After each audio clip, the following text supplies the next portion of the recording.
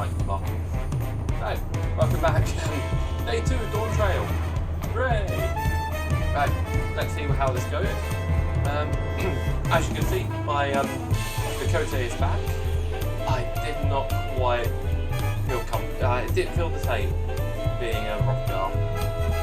As much as I wanted to be a Rockgar since the very beginning when I first started playing the game, and knowing that female Rockgar was on the way for 2.5, almost 3 years on the way,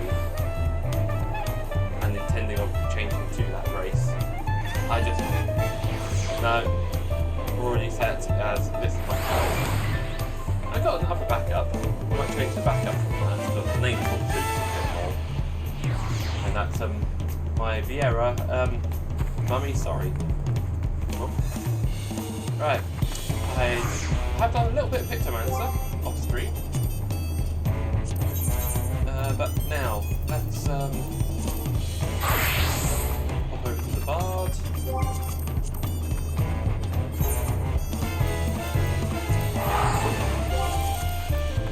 Let's head over to I believe I need to go. I can't remember what it is in the main box.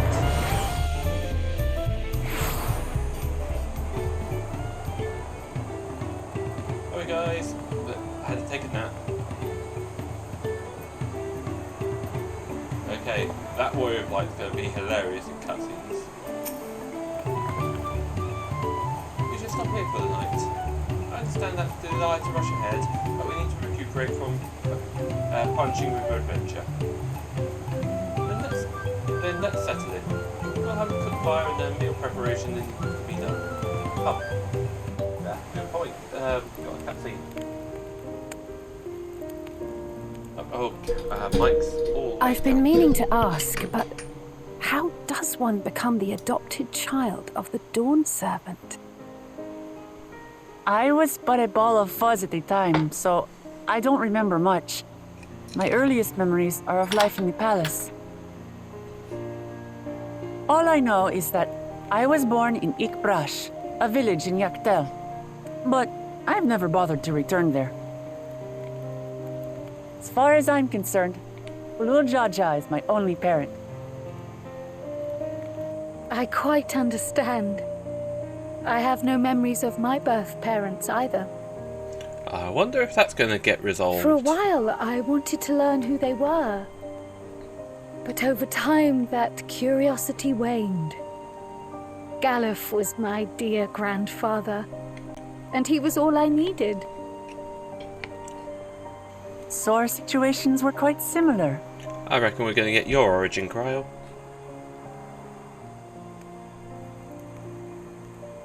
Even though Papa already had a trueborn son, he raised me and Kona with no less love. One time, I'd wandered off alone into the forest and gotten lost. Before I became a meal for some beast, Papa dropped everything and came to my rescue. I was scared and sobbing and ready for a scolding, but the head of resolve praised me for surviving the ordeal. I did get my lecture from the head of reason, though. He went on and on about the dangers of the jungle and all the horrible ways I could have died. Growing up, Papa was kind and patient, but a tyrant when it came to training. Now, of course, I realize he was preparing me for my duties as a promise. For all the good it did. There's so much I failed to learn about my own country. Whether it's alpacas or Ihihana, I hardly know anything. Obviously, that is the true purpose of this journey. I've lived such a sheltered life, yet convinced myself I understood Tural and its people.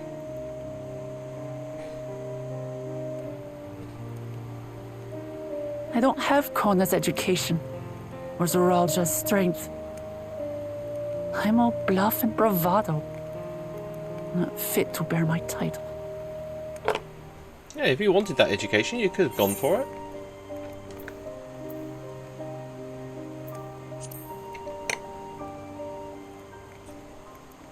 So why do you do all this then? Why? Because my father built a nation where everyone can live in peace. And I want to keep it that way.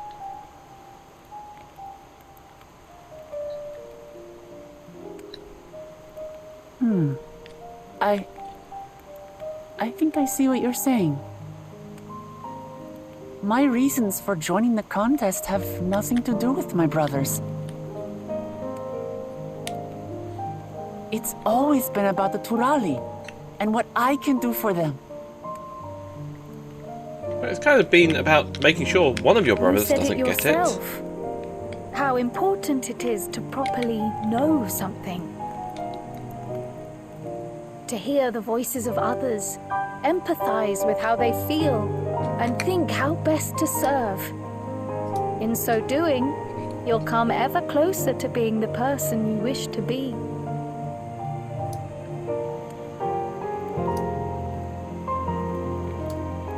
I'm sorry, everyone. I've been a fool. From this moment on, I'll stop trying to be the promise I'm not. I won't feign strength to hide my weaknesses. Step by step, I'll learn all there is to know and love about Tulihyolal and my fellow Turali.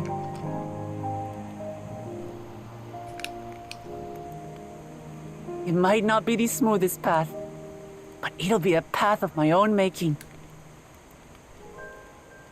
I will find a city of gold for all of us, along with the answers you seek about your grandfather, Kryl. I swear.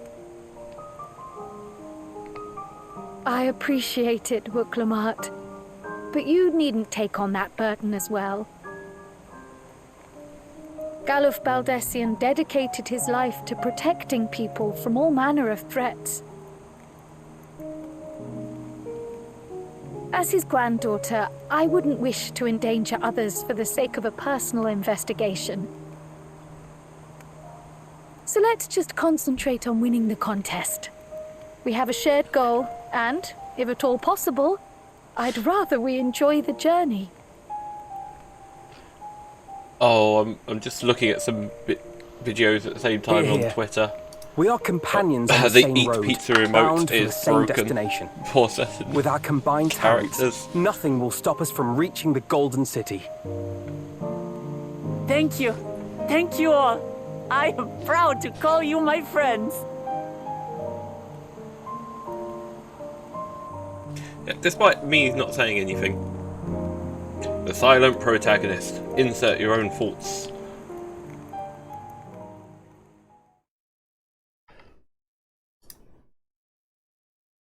Meanwhile, in the second province's camp, catch up with Pancred de Noriange. Thank you. Thank you all. I am proud to call you my friends. Oh, they just They round the seem to be corner. enjoying themselves. Are you sure you don't want to go and say a word to your sister? Nay, there is no need for that. But what of you two? Wuklamat's allies are your comrades. It must feel strange to be rivals. Helping you has made us rivals, aye. But we're not about to break into fisticuffs over it. Unless, of course, it is a matter of winning or losing the contest. Then I'll have no qualms about putting Alizé on her rear. They've had disagreements. Despite our long history, never have I been given the chance to test myself against our companions. Yes, The you thought have. stirreth within me a most unexpected sense of We've forgotten competition. Heavensward.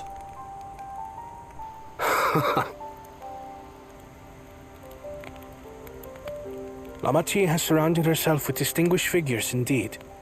One of the Studium's finest graduates, the head of the students of Baldessian. And then there's Eorzea's vaunted champion. If she's half the hero you say, then the odds are stacked against us. Not that I've any intention of bowing out.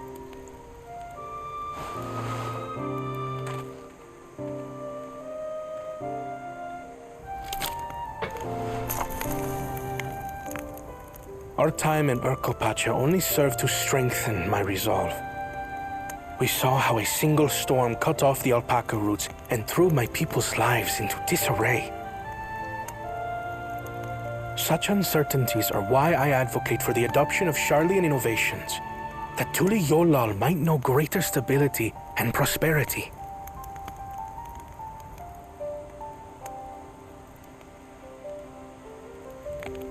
Our nation can change for the better. And I will be the man to change it.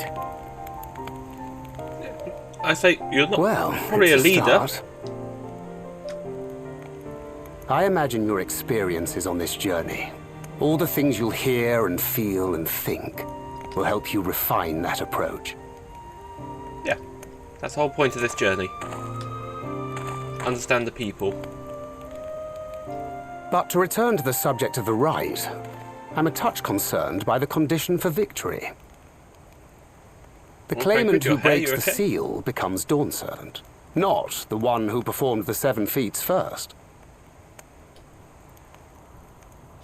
The would-be victor need only possess the 7 keystones.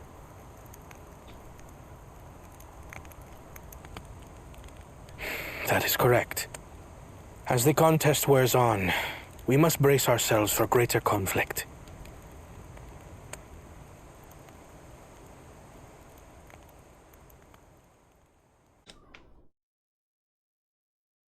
Meanwhile, with the first promise, so we are actually catching up with all the contestants and what they think of each other. Oh, he's a little bit further ahead. Your rivals still lag behind. The second and third promise may have recruited competent lackeys, but none compared to you. How can they hope to compete with the resilient son? The only child ever sired by a two-head. Only the ignorant or foolish could fail to see that you were born to be Dawn's servant. Such titles mean nothing.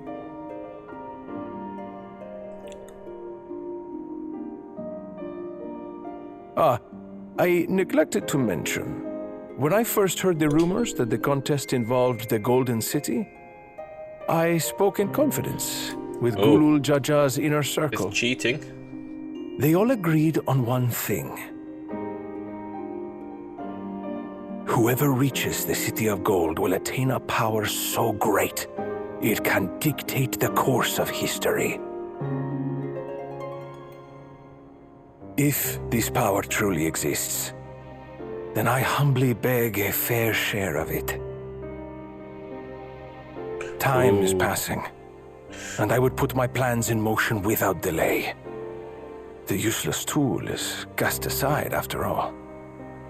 And just so there is no misunderstanding, you consent to this course, no matter who is made to suffer. Ooh. In battle, everyone bleeds. The Dawn's promise is no exception.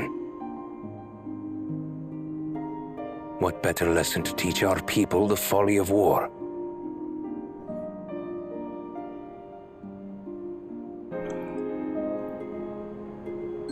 Okay, this story would not play out as nicely if they didn't do the graphics update, because we've had Memolja and all that in From a Realm Reborn, but they've never looked so good.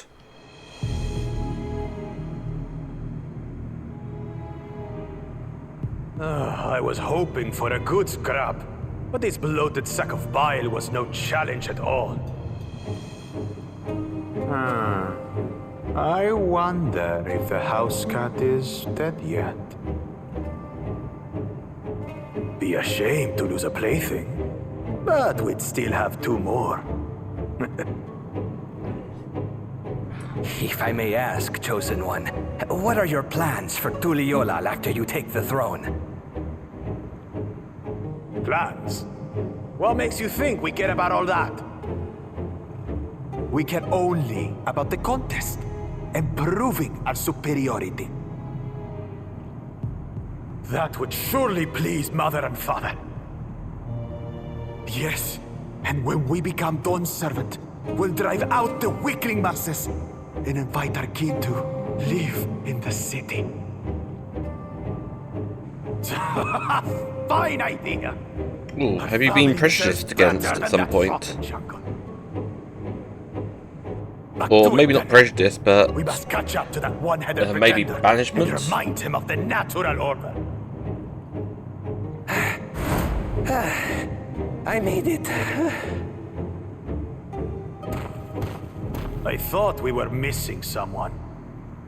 Where have you been? Oh, I feared I was done for when I fell from the boat. Yet somehow I made it.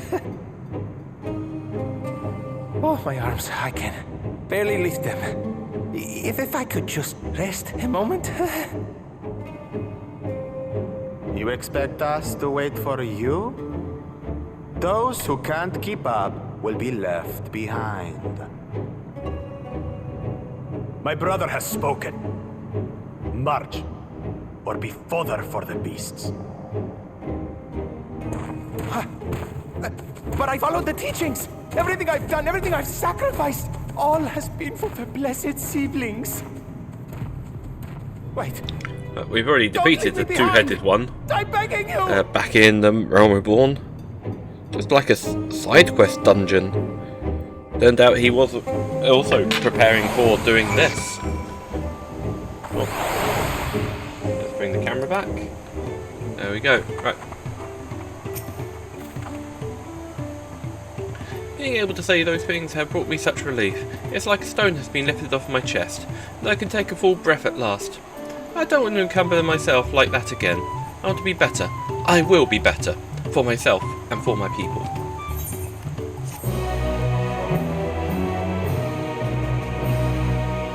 You may now want to...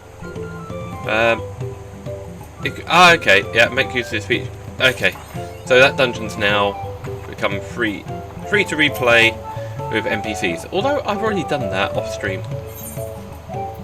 Oh. Ooh, okay, new weapon. The mobile settlement in Earthenshire is not far from here, but be warned, the road will be taking the favoured hunting ground for bandits. With the stairs currently impassable, there will be fewer travellers, meaning the big brigands will be desperate for victims to ambush. Although considering present company, I suppose my concern is unwarranted. Bandits on the road? What has the old giant Landsguard been doing? Seems it's up to me to restore order to the area. And off she goes again. For now, we'll head west and aim for the banks of the second river.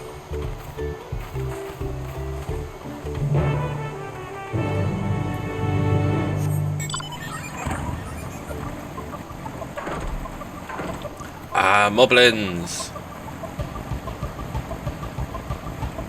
I have fully explored the region. We look at the Aether Currents here.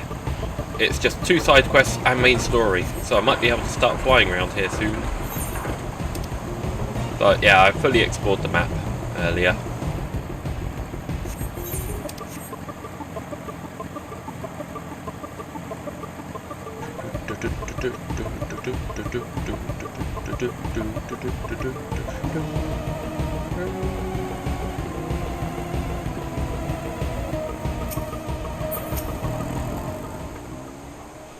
Oh, someone's flying over there.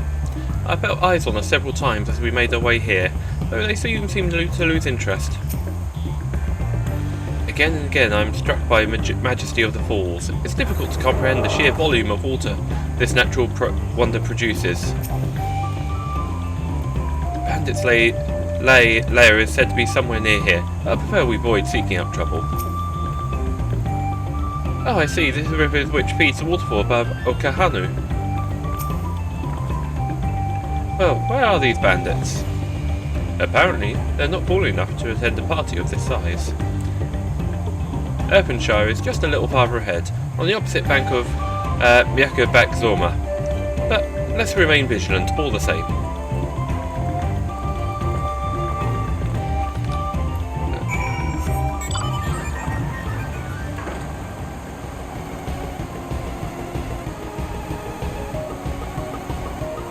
Someone standing randomly in the water there.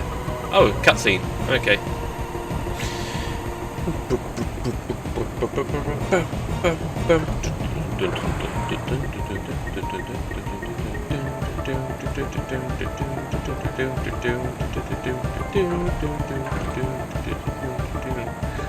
Too bad there's no Buster Sword in this game, although it would be a Dark Knight only weapon because of the size of it. They've already got a, you know, giant sword wielding class. But the Buster Sword is also a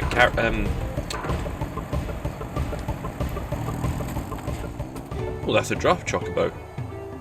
The 2-person one. I really want one of those. There's like 3 ways of getting one. 2 of them cost money. And one of them costs money for someone else. This is it. The village where the lay of pots from Turiel saga took place. Earthenshire, Aldershire, might the similarity be a cultural inclination, I wonder. The settlement themselves couldn't be more different though. This shire appears custom built to resemble pots, while the other is repurposed town.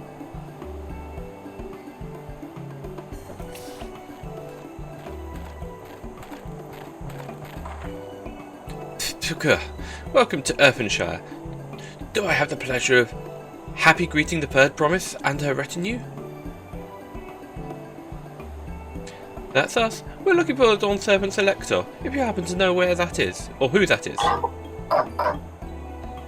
You're exchanging tongue flaps with her right now.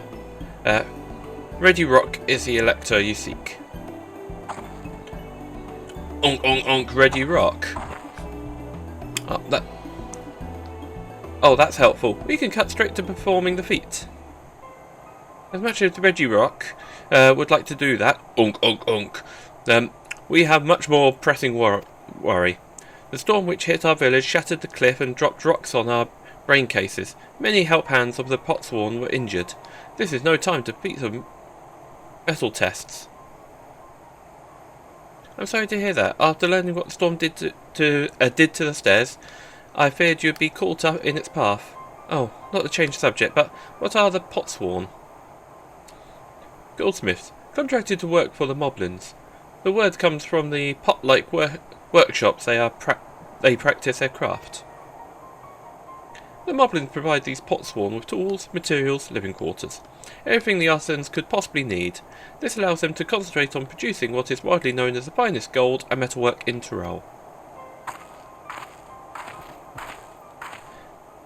This is unacceptable. I was promised no distractions.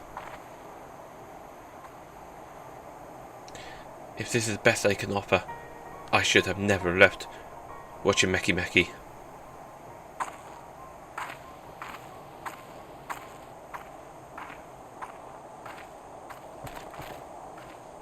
You see, the Potsworn desert us. Without enough healthy help hands, we are failing to uphold our side of the Pot Pact. Should all our Potsworn leave, Earthenshire will grind to a halt. We have to do something, and do it soon. Then let us stand in for the injured helpers. That will give me the chance to learn more about your people and your village, and it brings us closer to beginning the feat. Then all the better. This isn't strictly part of the contest, so don't feel obligated to join in. Take a rest while you can. I could use a nap.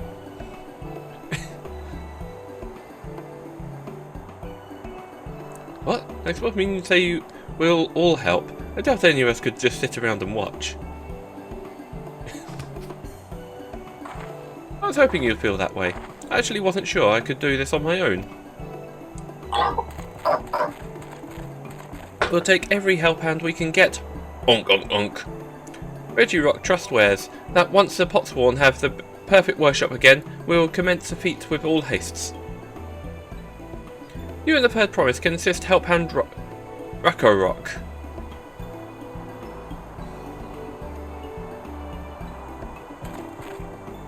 The other 4 follow Ready Rock. There are other help hands in need of hand helping.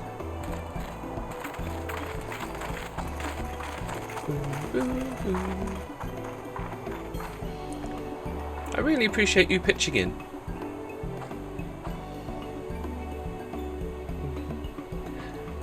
I meant what I said at many fires. There'll be no more feigning strength, no more playing at being an invincible promise. If there's one thing I've learned on this journey, it's how practiced you are at aiding those in need. And I mean to make the most of having such an incredible mentor at my side. Now, let's find the Rakarok fellow and see what we can do for him.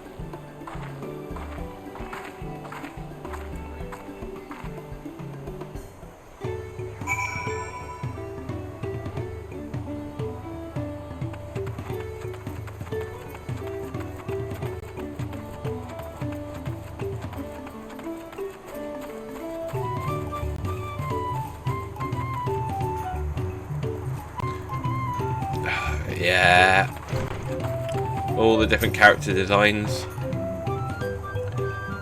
I think I found our help hand. Let's go solve this problem for the moblins, then we'll see about completing their feat.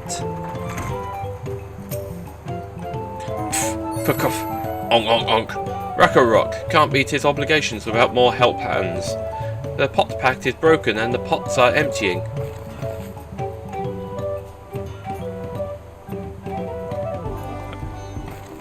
You come to aid Rakarok? Onk onk onk. Rakarok accepts a hand-lending with joyous smiles.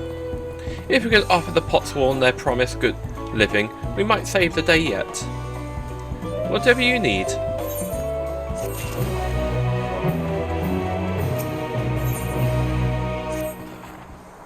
Pufbaka. What Rakarok needs is new help hands to create good living for Potsworn Ka. The help hands assigned to Kahi will hurt during the rock rain, so Rakarok took over. But he knows nothing of Kahi. What does Kahi want? What does Kahi need? Help hands do not bother the Potsworn with straight tasks. Our job is to observe the anticipated, to prepare things with Guessthink. Please, Guessthink with Rakarok. Find out what Kaif is lacking so we can provide it. You can count on us. Find out what people want. Oh, I just need to talk to Wuklamat. This will probably be a talky one. This is where Kahi works, is it? Let's take a peek inside then.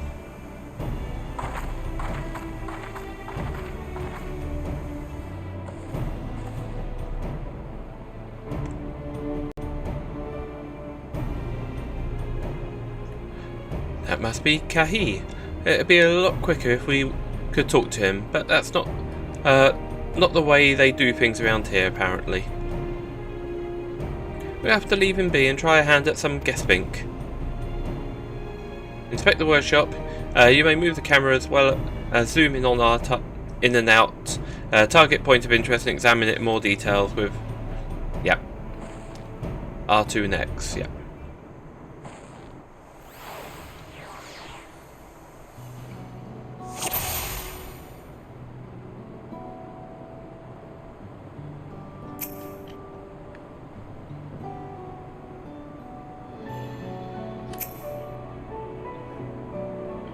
It must be boiling sitting so close to the furnace, and there's no airflow, so to speak.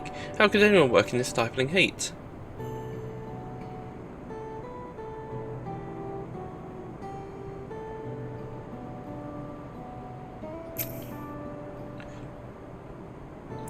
Well, he has no shortage of crafting materials, there must be something else he's missing.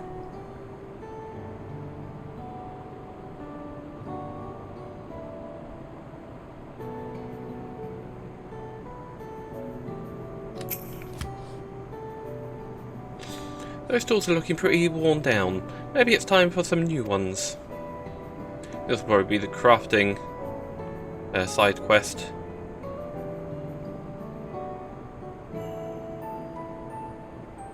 Like the crafting tribal society quest. It's no longer beast tribes. It became tribal societies. Now it's then became just tribal. then tribal societies.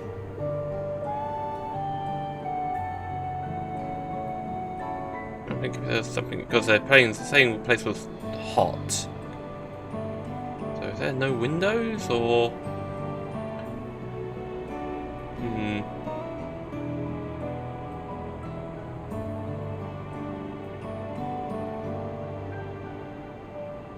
A way to get ventilation. Oh, untouched metal. Oh, untouched meal. Oh, he's barely touched his meal. That dish is meant to be eaten hot, or it loses its savour. Did it say savour?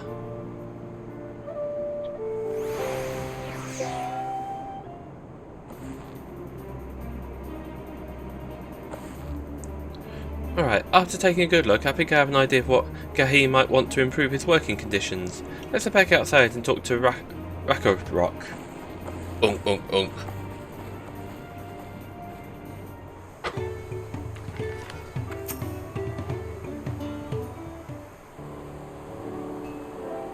Cool. You made your observation.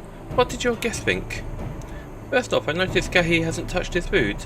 An empty belly can't be good for his concentration. Maybe the cooking isn't to his liking. But our food is very mouth-pleasing. Why wouldn't he want to eat it? But Rakarok is sure of nothing when it comes to Gahi's tastes. I can help you with that. My brother Coroner is also Histaro, and while everyone has their personal preferences, there are some they tend to share. Like the aversion of piping hot dishes. If it was brought to him like that, Gahi probably wouldn't have been able to eat until it cooled down, and by the time it came back to it, he might have found it cold and unappetizing. The simplest solution is to serve dishes that taste good no matter the temperature. Rakarok never would have thought of that. Would the third promise mind explaining these things to our cook? Not at all. I think that was the only reason Gahi couldn't concentrating. The Histaro homeland is hot and dry, but even Gahi seemed to be suffering in front of that furnace. Is there any way you could cool down the workshop? Oh, we could try a drafty shade. They make a lovely breeze. Do you think where we can get one of those? You can gather them from the shoals of no return. There are many old boats, those abandoned by those who gave up with their search for the Golden City. So we salvage them from the wrecks. Could you handle that for us, Lexmorph?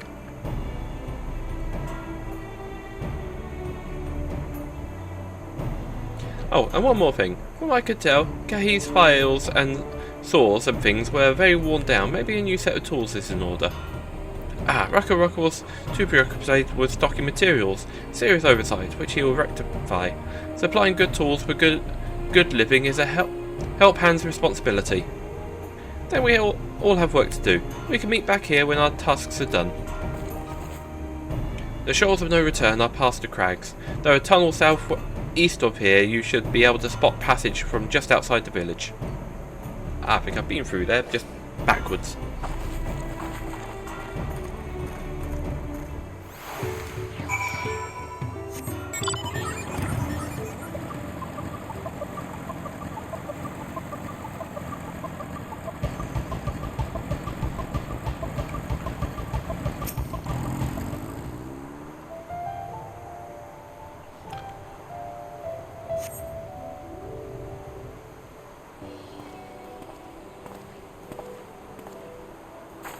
You're Lexmorph, aren't you? What brings you out here?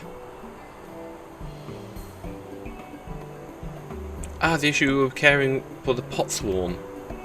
When they approached me with the same problem, I suggested they commission artisans in Charlin instead.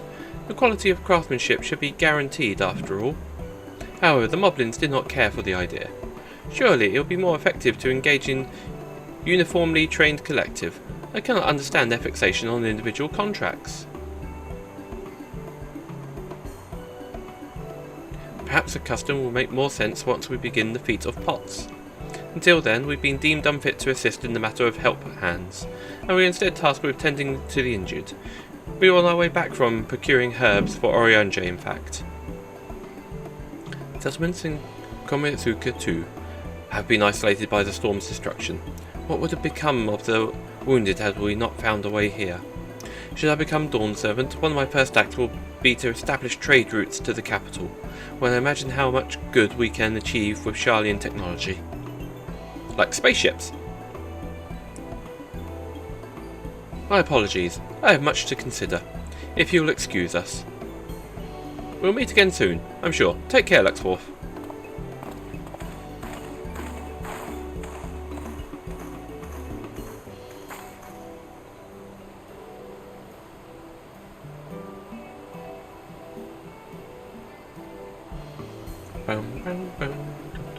Spot a tunnel opening. Head through the passage of the shoals of no return and recover the drafty shade.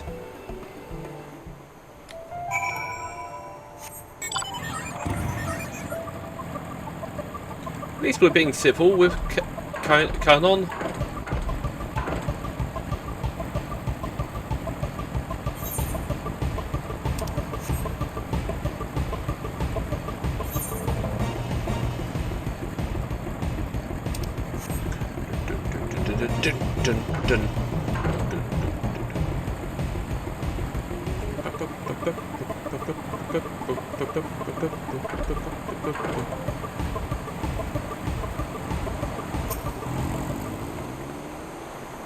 Fiery orange crystal.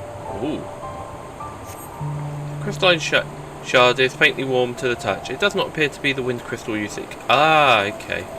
Drafty shards, not shade. Ah, pale blue. Bright green. That's probably what I need.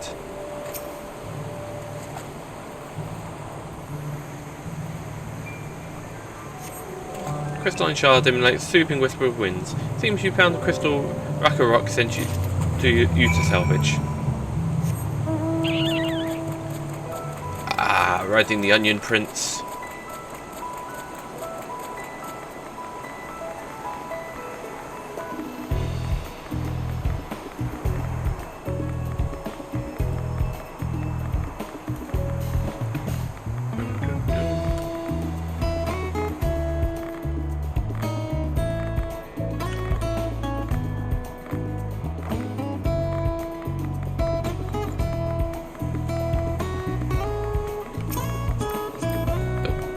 Level 92 Viper. Oh wow, he's really already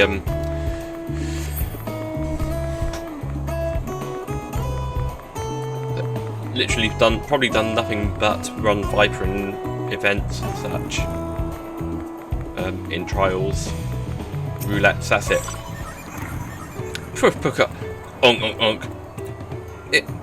Is that a cool breeze Rakarok feels?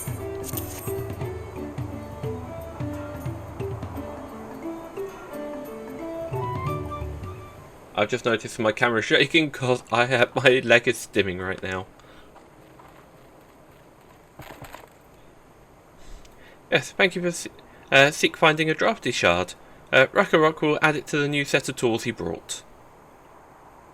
And I come bearing good food tidings. The cook has prepared a feast for most of the discerning Histosauro, and it's on its way even as we speak.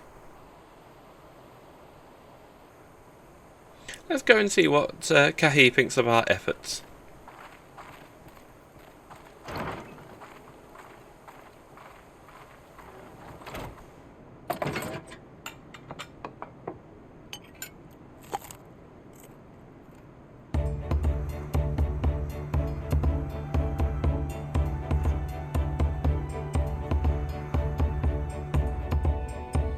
I was wondering what occasion called for me to receive so many visitors.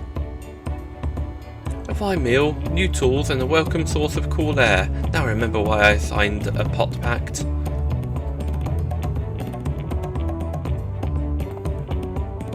I am grateful for your kind consideration. Allow me a moment or two, and I'll reciprocate with a piece of worthy of a potsworn.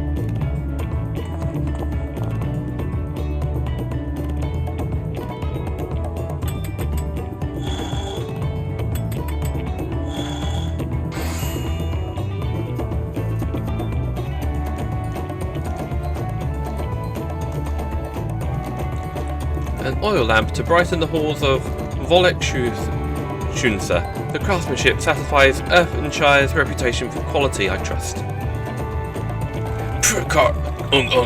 Such luster, such brilliance, truly a gift fit for the Dawn Servant. I'm glad you like it. Considering the time I've wasted till now, Now, I hope continuing crafting at this improved pace. I have a contract to fulfill, after all.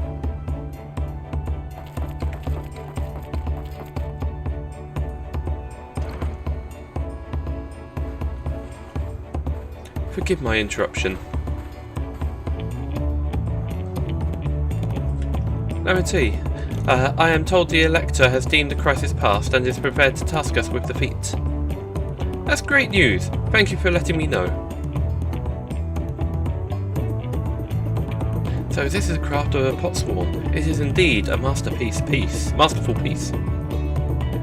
Thank you for your words, O praise, second promise. I drew inspiration from Cosimo Uka's natural beauty and sought to capture it in my work. I wondered why the Moblins did not simply build a workshop in the city, and now I have my answer. Even Charlie and Goldsmiths could not easily replicate such an exquisite artistry.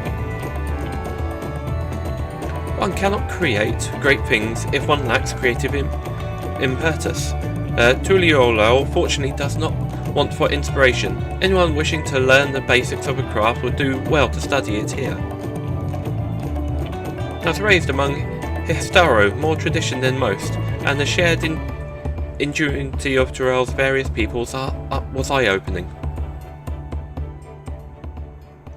You lived in a traditional Histaro. I have few fond memories of nomadic life. Are we going to get an echo? No? Okay. Well, he's definitely that's why he wants to improve, because he does not like how he was raised before being, you know, adopted. Onk, onk, onk. Racco Rock is very grateful to you. I thank you all for both of your hard work and clever guessing. When it comes to help handing, knowing the potsworn really is important. Well, that's the truth for pretty much everyone you meet. It's a lesson I've had drummed into me several times already on this journey.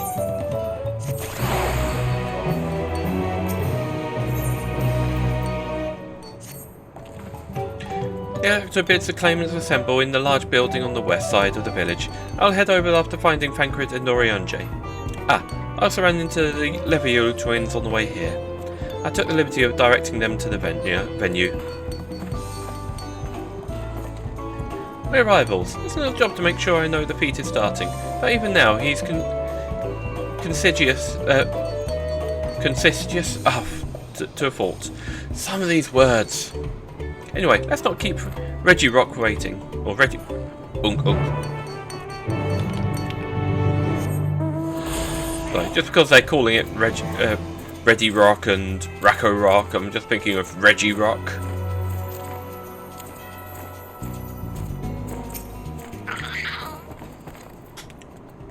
Puka. Reggie Rock, thanks for assisting help hand Racco Rock. Unk. She will announce the feat once the other claimants have arrived, so please be patient a little while longer.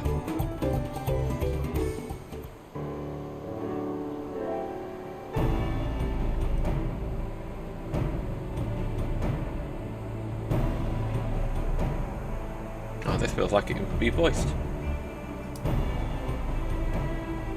Oh, no, it's not. Okay.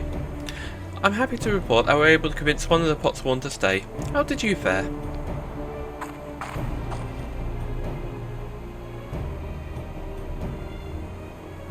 So you managed to do the same. Splendid. Unk.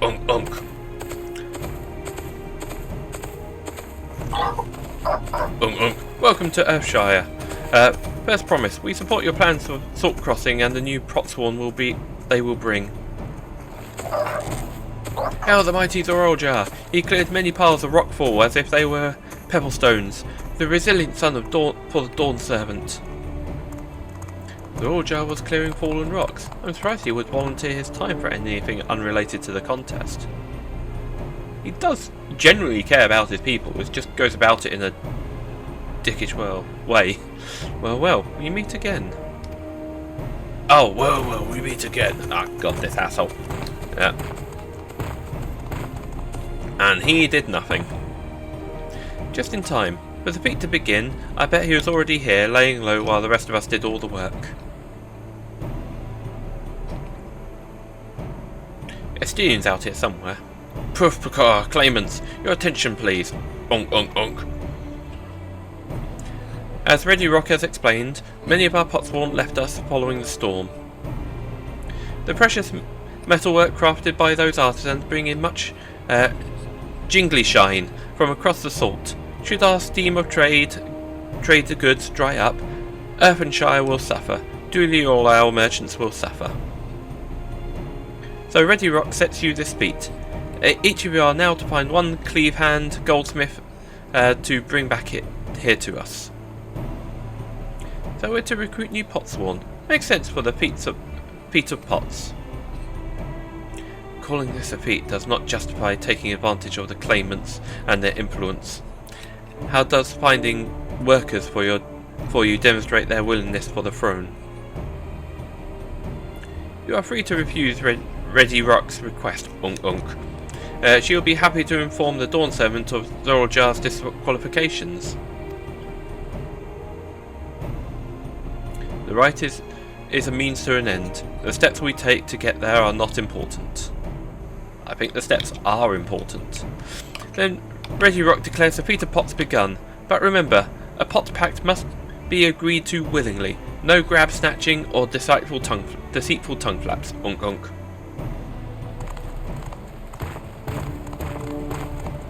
We'll probably get the first son on board, I bet, eventually. The Elector said nothing of taking a willing artisan from a rival,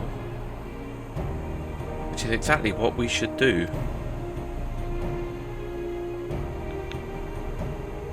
Yeah, a fine suggestion, brother.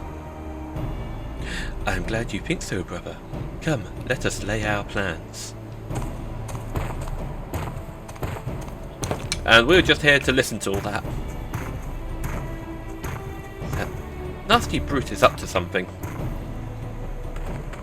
Aye, he may seek to delay us again as he did on the river. We can but remain vigilant while we plot our course. What do you think, Wuklemat? Have you any candidates in mind to satisfy this feat? We do. I know some artisans among my supporters, but they're all in their twilight years. I couldn't ask them to give up their comforts of Tuliolal to live in this remote village, no matter how beautiful the scenery. Meanwhile, Kona probably has 100 young craftspeople to choose from. No, that I'm comparing us to understand. That's just statement of fact.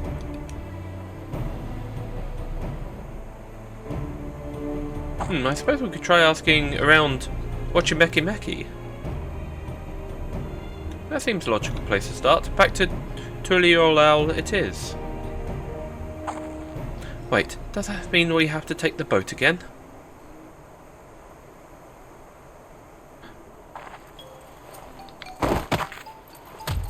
No, I can't do it. I can't stomach another boat ride.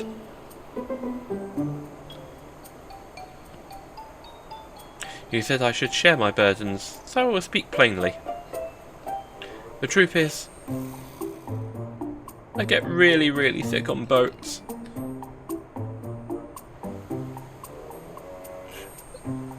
We wouldn't have guessed. Wuklemat, this is hardly news. But it was brave of you to admit it. In any case, we won't be fighting for the currents this time. Heading downriver will be much smoother. It will? Are you sure?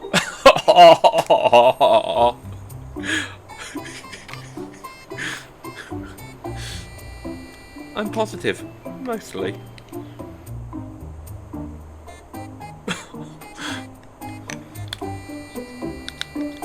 Oh, that's so freaking adorable. And yet she's meant to be like queen of the country. Or that's her ambition. Ugh, I need a moment. Upriver or downriver. Ikumatu is too rough for me.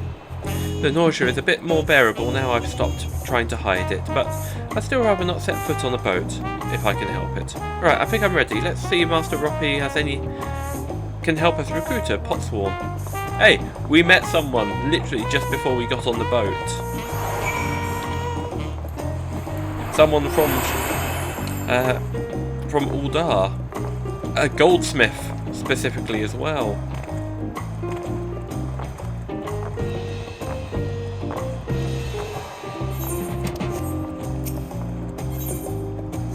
Oh, you got food.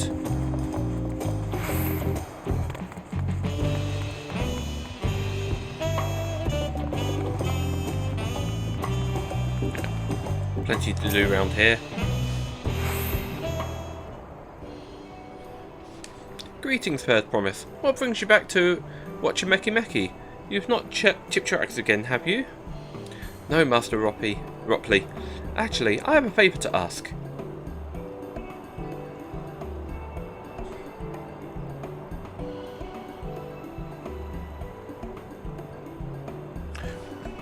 I should center myself a bit more. So, what do you think? Do you know any craftsmen who might be interested? Filching, my artisans for the moblings, eh?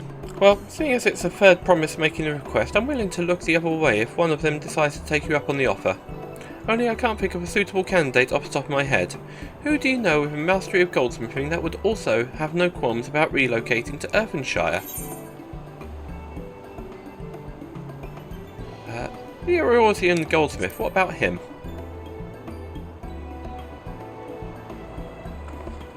You mean Forgentane? He did say he was employed at some fancy jewellery store across the Salt, and considering the distance he's already come, I'd like to think he wouldn't mind moving a little up the river. That said, he's only just got himself a new job. Is it too soon to ask him to sign the Pot Pact? There's no harm in making the offer. Once he hears how well the Potsworn are treated, he may even jump at the chance.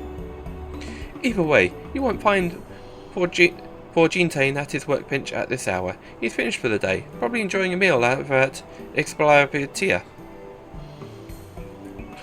And then maybe we should go and talk to him. Just you and me, since he knows us. Wouldn't want him to feel intimidated by having to deal with a crowd of new faces. The two of us can handle this. Take a rest at the cabins if you like.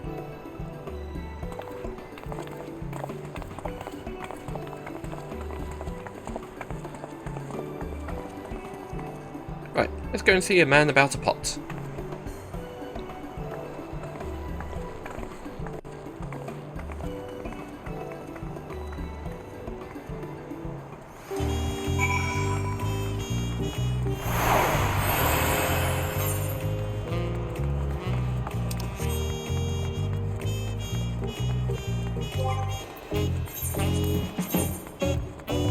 Oh, look, what is that? Beginners. Ah, okay.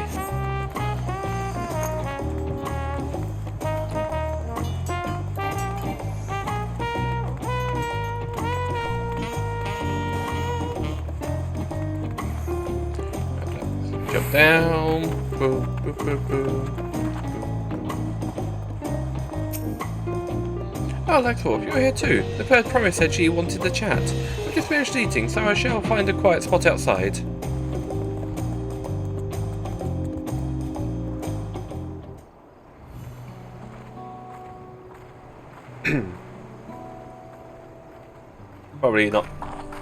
Probably no voice acting on this one. Hard to tell now, with the quality of the cutscenes being better. The last time we talked on this beach, you were in a miserable state. Ah, yes, I was, wasn't I? A lost soul, until the two of you came along and helped me rediscover my purpose. My new place of employment has been most welcoming, and for the first time in a long time, I feel content with my lot in life. That's wonderful. So what is that you wish to discuss? Well, it's hard to ask this right after you settled in, but I'm looking for someone to become a Potsworn. Ah, I've heard of new colleagues mention the term, but that's when an artisan signs a contract to work for the Moblins, isn't it? But you're not a Moblin. I'm not sure I understand. It's for a feat in the Rite of Succession. I need to bring a new potspawn to Earthenshire. So, that is the way of it. We've barely met, and after pushing you to work at Watchameki, I'm now demanding you throw that away and sign the pot pact instead. It's a selfish request, I know. I have something to tell you, Third Promise. The other day, I completed necessary procedures for immigration. I'm pleased to say I'm now an official subject of Tuliyolau. I've since endeavoured to learn what I can for my new nation, of my new nation, beginning with the Rite of Succession and its claimants, including you, of course. Now, you will recall it was my father's example which led me to pursue goldsmithing. He was at East End when Garlean forces laid siege to the settlement, and in the ensuing chaos, he was slain. War took him from me in an instant, the man I loved and admired. I never wished such a loss again. And so much as I am indebted to you for turning my life around, it is as a fellow peace-loving Tuliolaulian that I want you to win the throne. If I can help you achieve that by signing a pot pact, then I shall gladly do so. Bonjintain, thank you. I shall return to Master Ropley and inform him of my decision. Allow me, I'm the reason you're leaving, so I should be the one to deliver the news.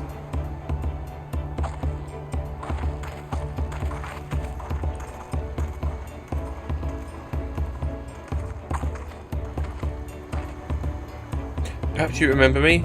Brookivo, owner of Zikbar's Tier. I'd like to have a word with you if you don't mind. You're Wooklimat's ally from across the salt, right? And a hero of some renown too.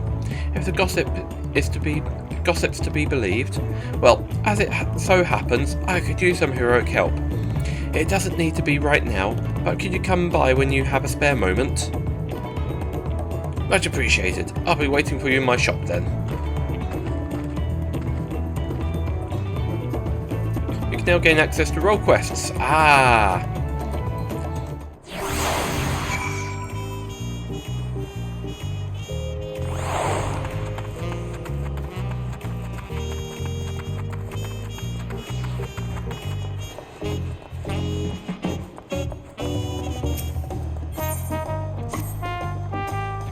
I was wondering when you'd be along. Not a moment too soon, either. I've got an urgent job that needs doing, and there's no one else I'd entrust with it. Of course, you'll be wanting to know the details. It's a long story, so why don't you grab a seat over there? I'll join you shortly.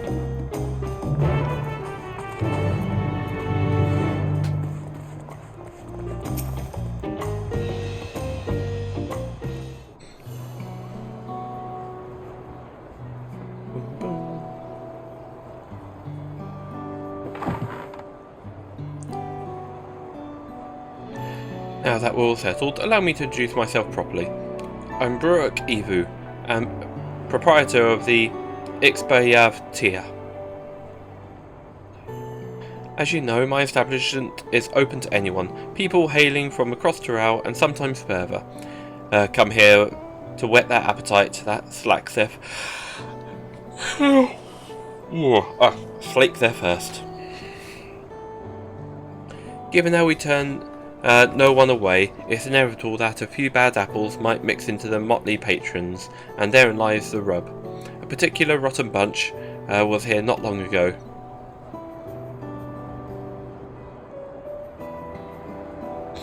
Sitting just over there, in fact, and having conversation most foul.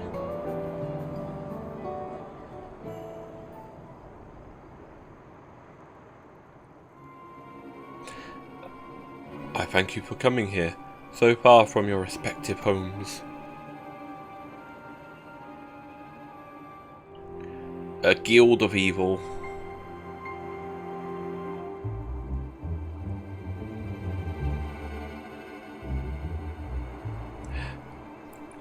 As this is the first time we've all been gathered in one place, perhaps formal introductions are in order. I am... Oh. welcome, welcome. What will you be having? Could we have a moment, please? We are in the middle of something very important.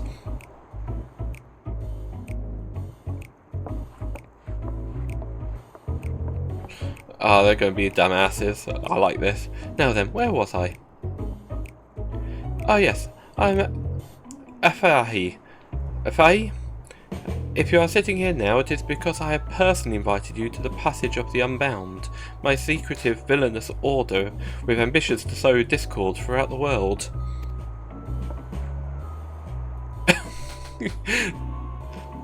Villains do not often call themselves such. Nor does a secret order have their meetings in places where all eyes can see. What do you know? Your snide remarks only ruin my carefully constructed atmosphere. If I had time to think of a subtle slogan, you would understand that words are everything. But I digress. I invited you all here for one reason, to throw the world into a mire of chaos, and then watch as the nations crumble. What else would we call ourselves if not villainous? My only interest is to punish all who dared to mock and belittle me. So long as I can achieve that, you can call me whatever you like. The rich, the powerful, the mighty, all shall be crushed under the weight of my ire.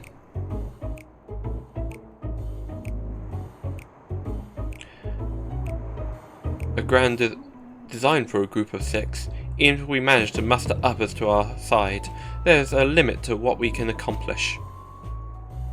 I regret to say you are right. At present we are bound by and powerless. That is why, in order to raise our fists against our oppressors, we must find the strength to shatter our shackles. And in so by doing, we shall become unbound, like the bird soaring up above. We shall take flight and spread our wicked wings, staining the azure skies black.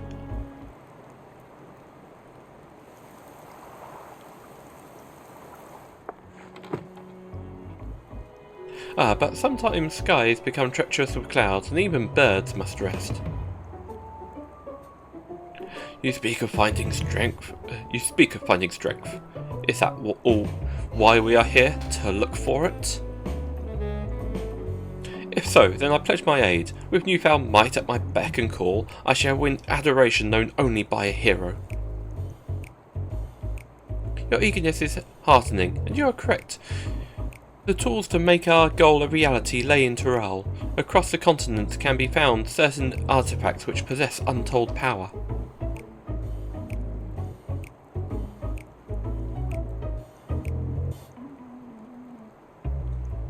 There's one that hasn't spoken. This one, yeah. Do you say artifacts? Oh ho ho, I sense an adventurous hunt for instruments of devious devilly ahead. My imagination is overflowing with images of new forms my trickery might take. I dare say the world is not ready. Yes, well, I get to the heart of the matter. The objects are held by the disparate tribes which make their homes in Tural continent, where they have been passed down through generations as sacred treasures. Whatever stories these people have attached to their so-called treasures matters not. Each contain essence of fearsome beasts called Tural Vidral, and with them in our possession, none shall be able to stand against us. We shall take the objects for ourselves, bring them across the sea, and use them to undermine nations far and wide. The means by which you each choose to do so, I leave in your hands. I only ask that you do not disappoint.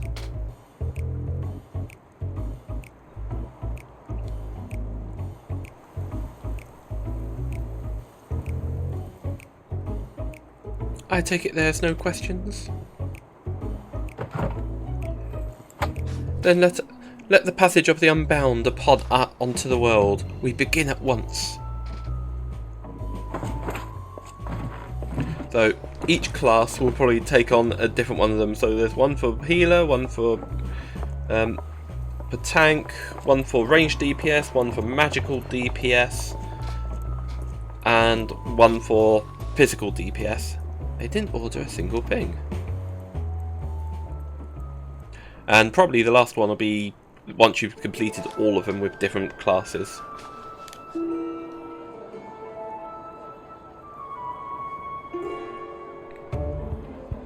That's the long and short of it. What do you think? They might lack discretion, but they seem formidable nonetheless. They left without ordering any of us. Villainous indeed. Ordering anything. Villainous indeed.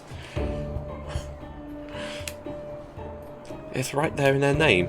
They're unbound by manners and respect, and they won't be welcome back here anytime soon. You, on the other hand, can stay as long as you like.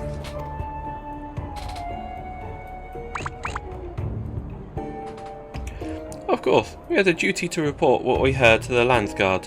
We did, but it didn't make a damn difference, because soon as we learned these unwelcome guests had teeth. Not long ago, our individuals from a remote tribe came here seeking help recovering a stolen relic. Then another came with the same story. Then another, and so on. By the time that we realised the passage of the Unbound was a real threat, they had one and all made their way across the sea with their ill-gotten gains. Each tribe has sent one of their own to recover what was lost, but being in strange lands, they're at a disadvantage.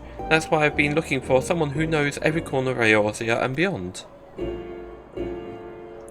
Now I know you've business in Tyrol, or else you wouldn't be here in the first place. But if you could take the time to hear Ralmagin out, you'll be doing a service to many who could really use a helping hand. Ooh, and kebabs in the background behind her. I could do with a good kebab. No. Roasted meat and vegetables. Oh. Is it roast? Yeah, roasted or grilled, most likely.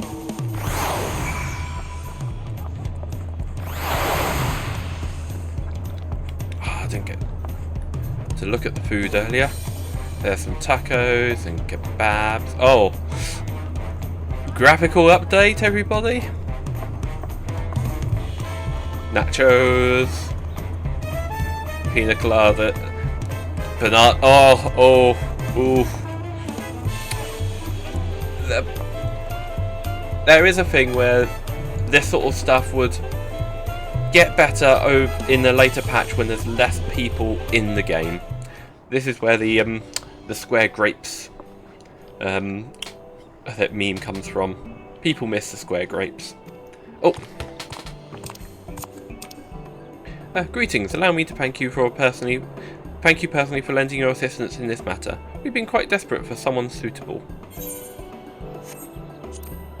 Oh. At the risk of becoming a daily nuisance, I must ask: have there been any developments you might share? A nuisance? Why perish the fault? You've just come in time. In fact, none other than the vaunted Lexworth has agreed to aid in the search. Finally, a fortunate turn. So long as our sacred treasures are in the wicked hands, our home shall know no peace. To say nothing to the danger they possess to other nations, if these thieves really do intend to stir up chaos across the seas, then you had better depart on the next ship.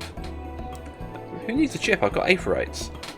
But before you do, it might be proper to introduce you to those who had come to Tuliyola in search of aid.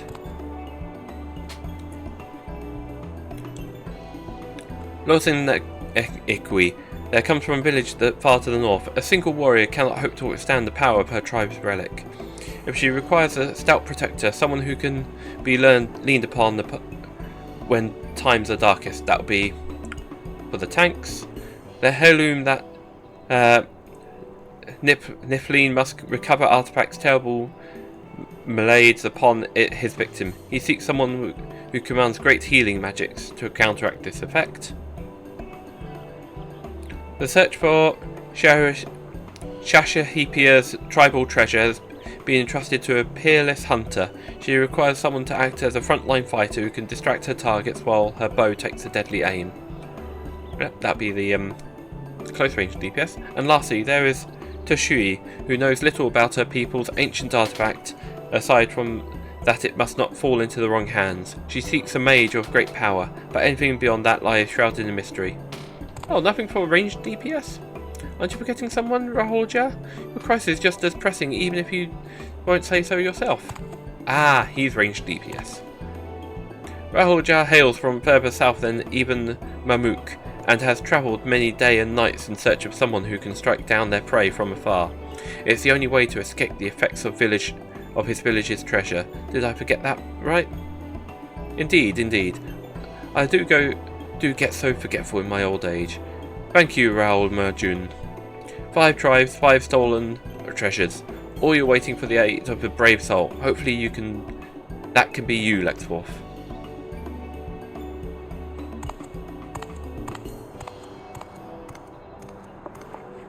Of course, I'll share all that I know of the matter. You only need ask. And know that I will not hold it against you should you choose to assist only those of whom your talents are best suited. As long as you do what you can, the people of Tyrell and maybe even further will be in your debt.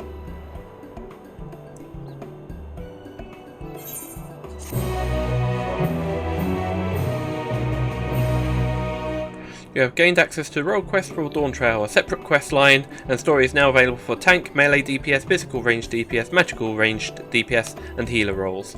Speak with the people of Tyrell gathered in Explorastier and assist them when recovering their stolen treasure.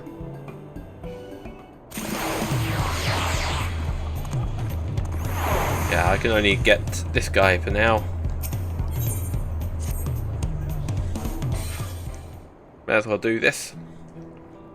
See if I can get the next level up.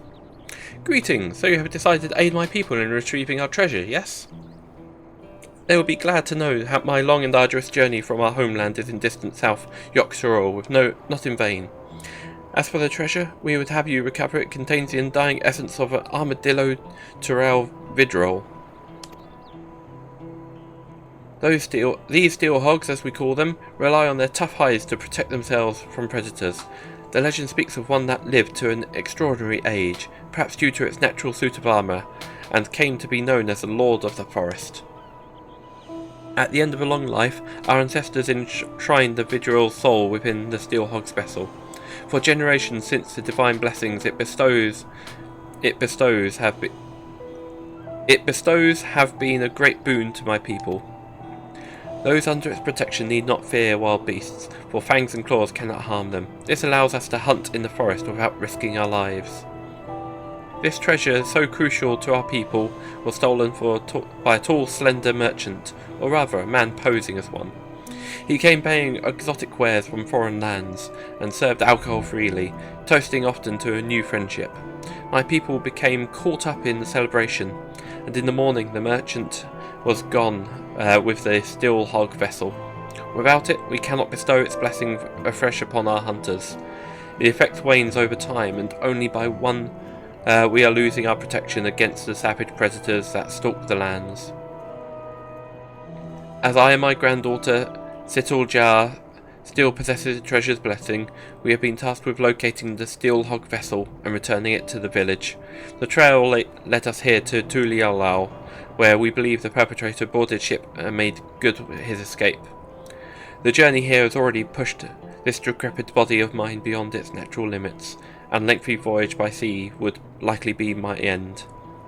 Although I urge Situl Jar not to make the crossing alone, she was determined to give chase. Given that you hail from across the ocean, your knowledge of those lands will prove invaluable to her. Not only that, but our quarry may still use Steelhog vessel to his own ends.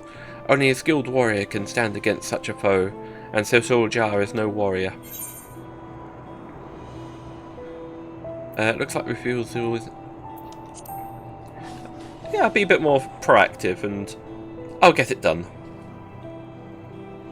I am truly grateful. My granddaughter first port is to call is this place called Alamigo.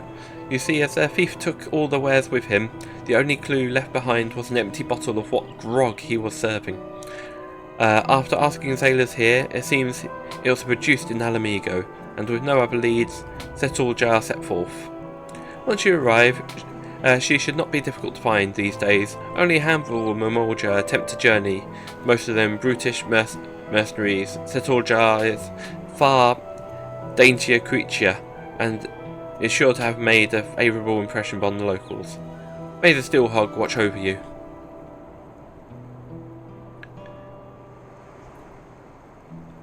Okay, off to Ralga's Reach. Off to Stormblood. So each person is probably in a different region.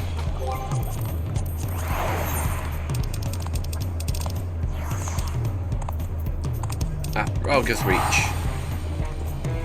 Ooh, expensive. 1,000 gil.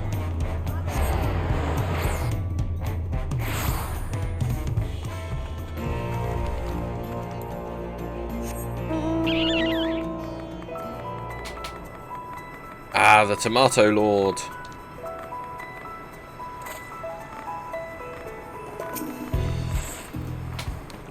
A Mamorja, you say? As it happened, she came over while I was cleaning the cannons. She showed me an empty arak bottle and said it was looking for the bloke it had belonged to. Thing is, the brand found all over Alamigo, so I wasn't able to narrow down her search.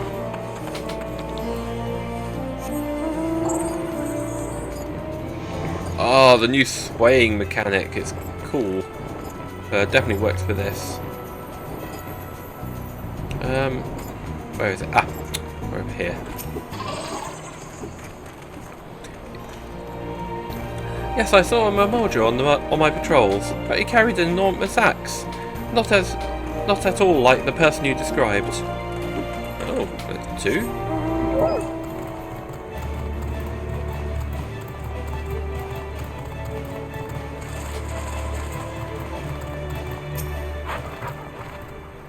Yes, I met the Mamorja girl you're after. She was looking for a tall, thin man, some sort of thief apparently.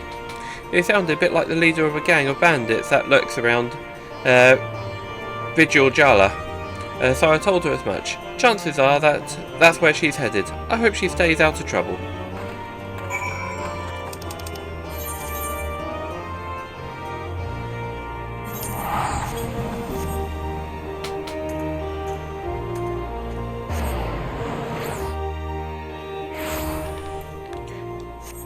Having it spread in the for older regions of the game, it makes sense. Keep these regions sort of valid, so they're not forgotten. Do we have a child one?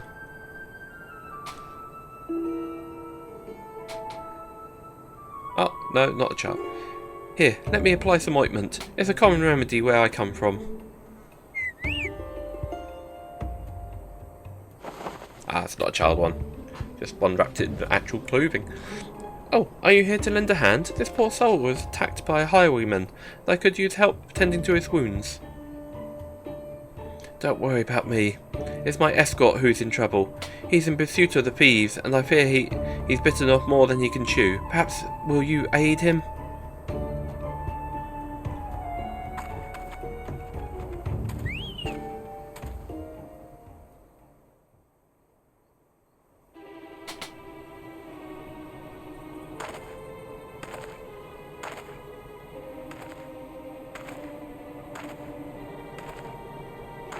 Oh, it's this lot.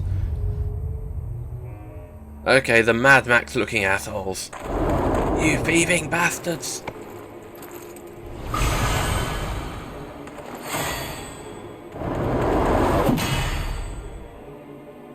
Do I get to snipe him? What? But how?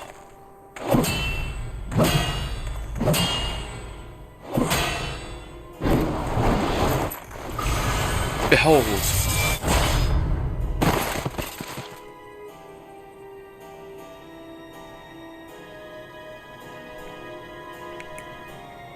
Ah, nothing like a bit of divine intervention to tip the scales of my favour.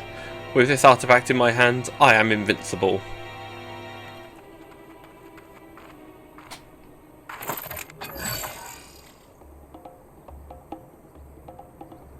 Another one, eh? Not that it matters. Kakulja, it's time for you earned your coin.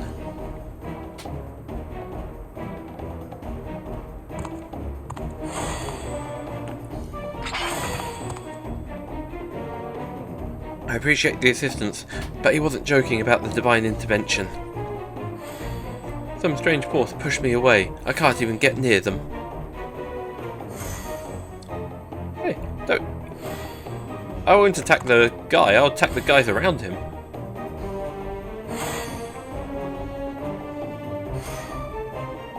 The Steelhog vessel, return it at once, and the stolen goods.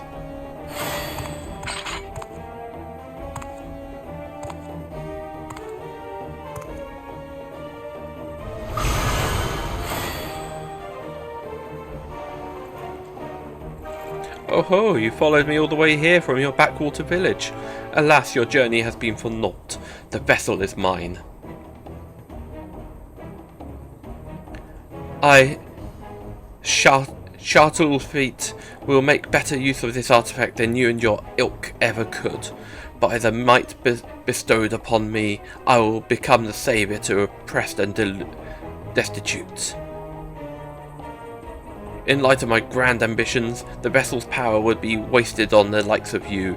If you cannot hunt without it, might I suggest a change of diet? I hear the acorns are delicious at this time of year.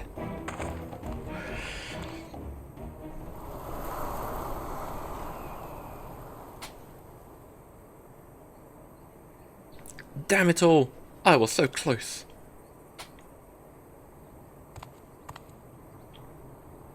But now is not the time for regrets. These two are in need of a healer. I'll see them safely to Ralga's reach. Would you mind meeting us there? Once their injuries have been treated, we'd like to tell the resistant soldiers what happened.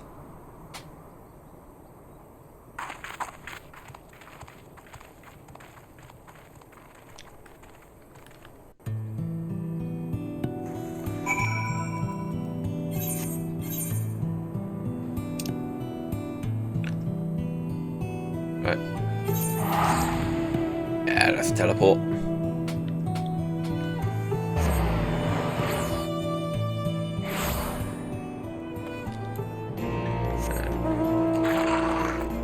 Oh yeah, this freaking bug thing, it's so weird.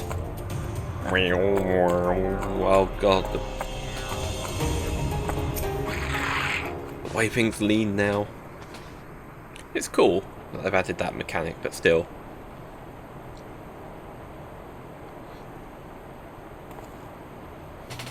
Well, I'm glad we made it safely without any more troubles. Those bandits wouldn't dare step foot in this place. Oh, how rude of me. I never asked your name, or how you chanced to cross us for that matter. You came all the way from Tuliolao at my grandfather's behest? I can't tell you how grateful I am. As for the highwaymen, they possess the steel hog vessel, a treasure from my village. Not only does it grant protection from harm, it also produces a potent blast when the barrier is dispelled. As long as our enemies have the vessel, attacks at close quarters will be extremely risky. Although, as we say in my village, cracks form in even the mightiest of shields, knowing this, we are careful not to rely too heavily on its power. But now the Steelhog vessel has been stolen. This self-same power is being turned against innocent people such as yourselves. I only hope you can forgive me for allowing this to happen. There's nothing to forgive. If anything, we thank you for coming to our aid. That Shelterfit and his lackeys have a lot to answer for. Indeed, we'll give the resistance our testimonies, and with any luck, the information will go some way to clapping those bandits in irons. I'll go with you. The soldiers here need to be warned about the vessel. No, leave that to us. We'll relay what you've told us, word for word. After all, you'll need to move quickly to have any chance of getting your artifact back. When you catch those robbers, give them one from me. Oh. Accidentally pressed the button. How about you, Lexworth? I hope you're counting you to be there whatever else comes next. Aha, I knew it. I sense you're eager to get started, but I need time to plan our next move. Bandits aren't known for being found easily. I was surprised to see a fellow Mamorja among them. I can't imagine what that Cackle Jar would want for Shoutlefeet of all people.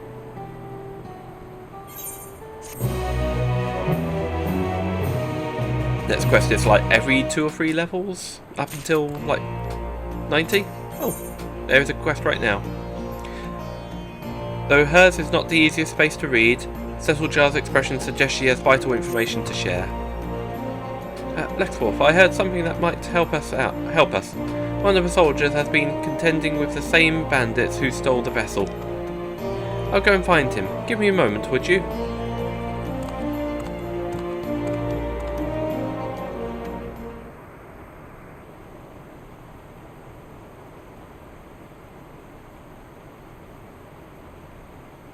Sorry to keep you waiting.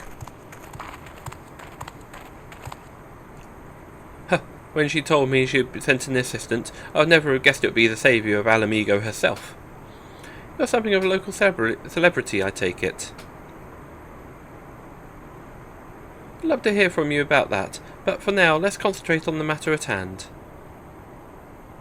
Yes, quite. The bandits you've been chasing are behind a spate of recent incidents in Alamigo.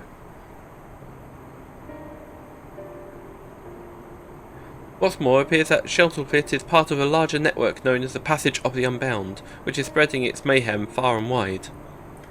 In particular, they've been carrying out raids on trade caravans, heading here from Gridania.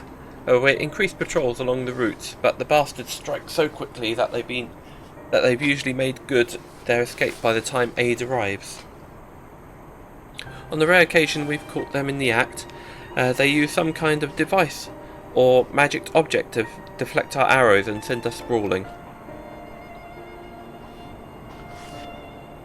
That's a Steelhog vessel. It was stolen from my village, you see. I'm sorry for all the trouble it's caused. The one who took it is Shoutlefeet. Said something about using its power to help the oppressed and destitute.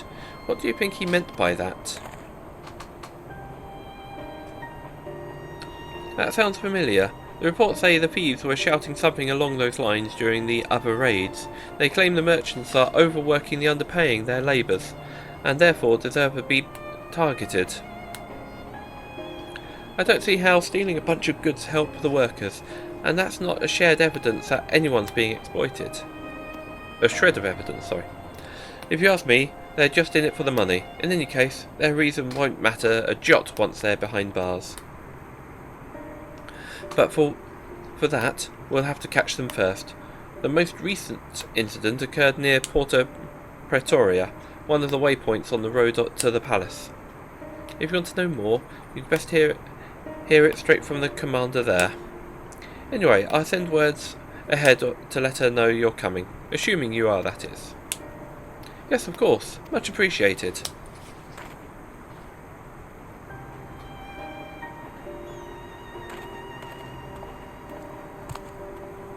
It sounds like a promising lead. The soldiers here were good enough to explain the lie of the land here, so I shouldn't have any trouble making the journey by myself.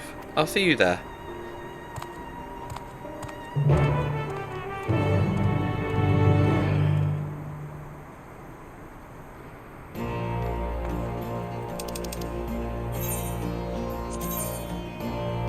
Oh, there we go. Okay, here. A war camp, the preparatory camp, essentially.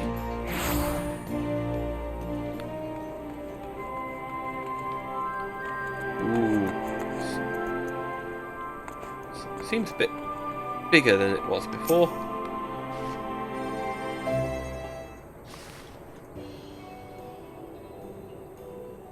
Good, you're both here. My colleagues at the Reach have told me everything.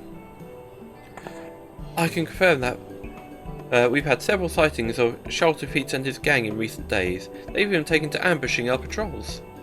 Whereas most brigades would flee from armed and armoured soldiers, this lot seems to take pressure in goading us into attacking.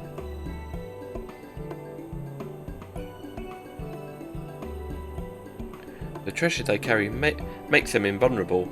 It can also emit a devastating blast, but that's only effective at short range. Shelterfit wants to draw your soldiers into close quarters because they stand no chance.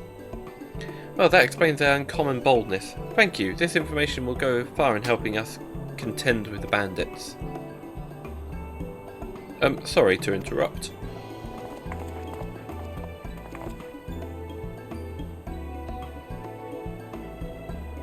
Are you Shuttlefeet?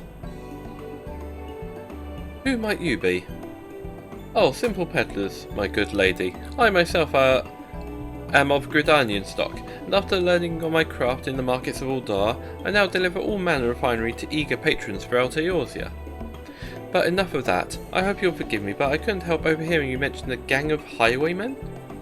We've heard similar tales from other traders passing through, and it seems some stretches of road are more dangerous than others. In fact, the bandits are most often seen at a specific location not far from here. If you like, we could take you there ourselves. Please, by all means. Wait, Lexforth can take care of herself, but I can't allow any more civilians than necessarily into an area believed to be teeming with bandits. It seems I've no choice but ask you to go without me. Sorry, but if those highwaymen did turn up, I won't be much good in a fight. While you head off to investigate, I'll see that there's any more information to be had here. Okay, we get a story arc, catch up with Aranvel and Fordola at some point. Previous characters, great storyline to them. Then it's settled. I shall leave newfound friends in your capable hands. What? So, if you say so.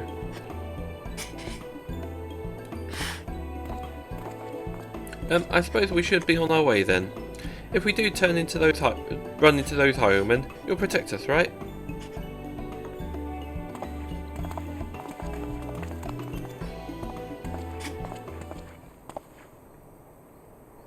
Ah, there we go. One's headed out your way. Now you know what to do. What? Unacceptable. Either you do this without my help, or I'll find someone who can. Show some backbone for once.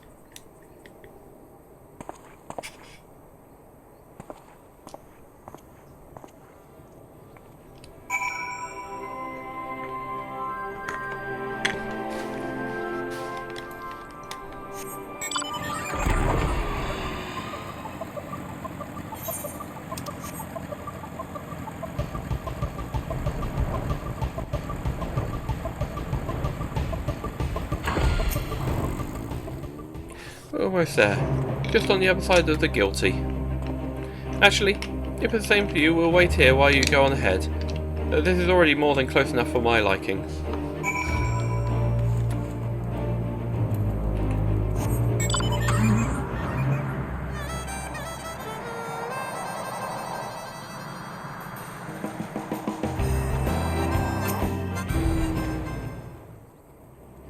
Hang on. Just because.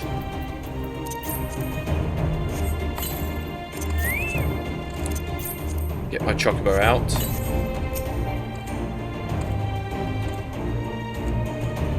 And now it's out for an hour.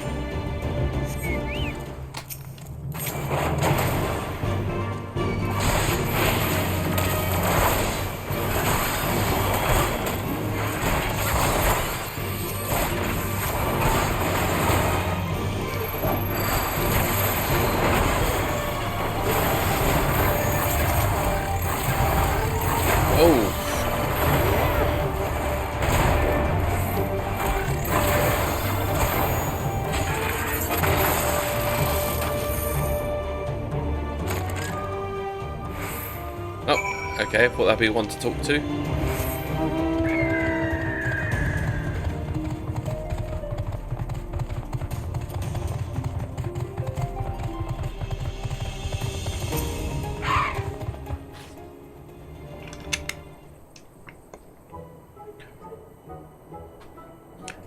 Took care of... You beat them?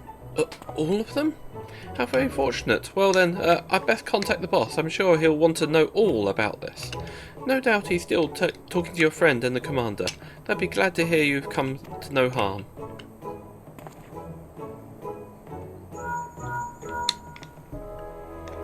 You'll never guess what, boss. She trounced a lot of them. Ah, yes, understood. Not quite sure why, but he said they'll be here in a jiffy.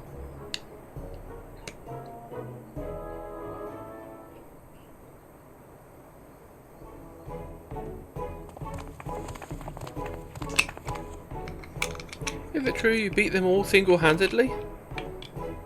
Well, I had my chocobo. Gods be good, I'm glad you're on our side. Anyway, I'll take it from here. My, very impressive. And how jolly convenient for those villains to appear exactly where we thought they would be. But above all, I'm glad no one else was hurt. Well, no one important, that is. I'm relieved to see that everyone's safe. It must have taken a lot of courage to bring Lexforth here, knowing that danger could be lurking around every corner.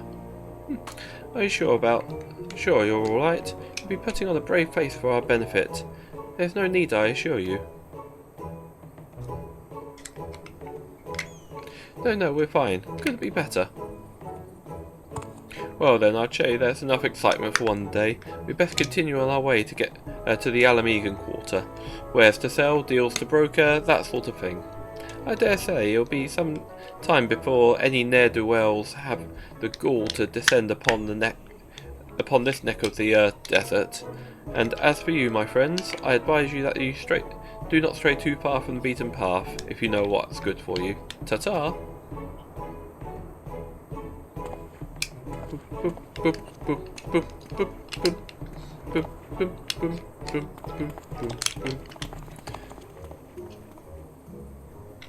There's nothing left for us to do here, so let's head back to Porta Pretoria. Ah.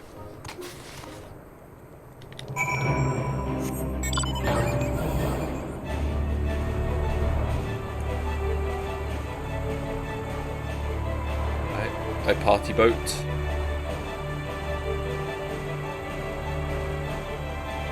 Next one will be what, 84, 85?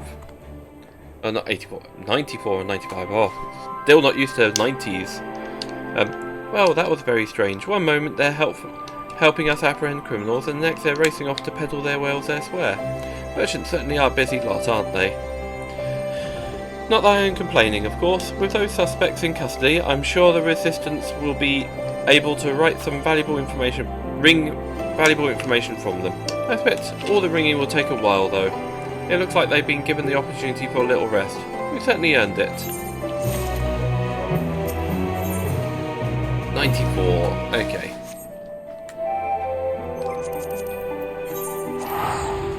Right, let's head back to the main city. To Tuliyolau. Can never pronounce it properly.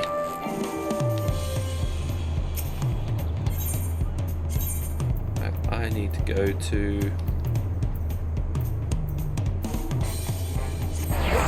Watchamekibecky with Auntie's tacos. Big fat tacos.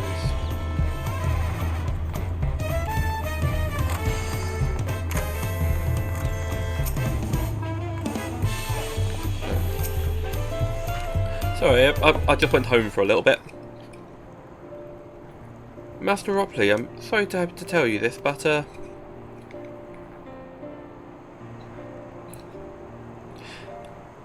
Argentine has agreed to sign the Pot Pact, yes? While it is a shame to lose a capable goldsmith, to have one of your own handpicked to serve the third promise is a great honour for Watchamekibecky. I appreciate your understanding.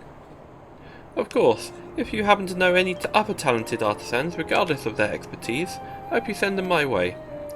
You could even be yourself if you're so inclined. I've got some level 90... I've got one level 90 crafter. I'll keep that in mind. Though my time here was brief, I will not forget your kindness. Master Ropley, I am blessed to have your workshops be my first home in Tuliyolau. Come back to us if the moblins cut you loose. You'll always have a job at Watchamekibecky. I expect you'll be wanting to leave the Earth Shrine as soon as possible. I'll go and pack my things.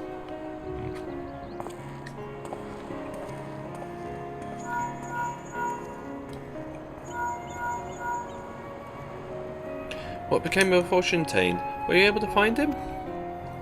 We did, and he's agreed to become a potsworn. We'll leave when he's ready, but you still have a little time. Splendid. We shall meet you anon. I had plenty of reasons to win the contest, but now I have one more. Fortunatain's putting his faith in me, and I won't let him down.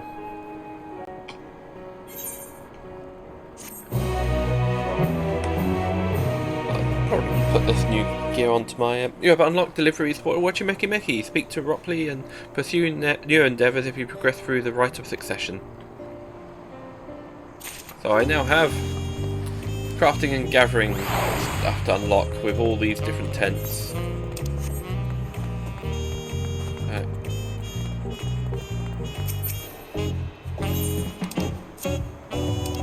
My father's first.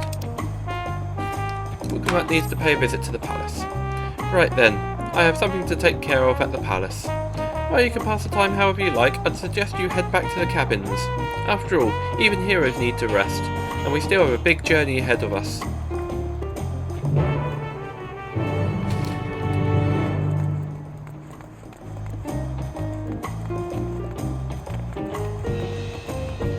Oh, the Aether crystals over here.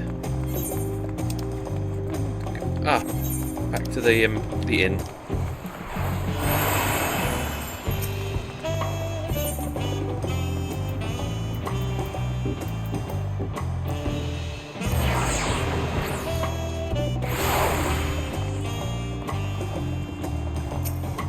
Okay, there's a lot of reasons to come here, so... Welcome back, madam. You've had the Landsguard messenger most anxiously waiting for your return. Next forth to the third promised entourage. I've been all over the city looking for you. The Dawn Servant summons you to the palace. You are to present yourself to the gate guard stationed outside Sunperch at your earliest convenience. Oh, and one more thing. You are not to mention this visit to Wilkamat. Ooh.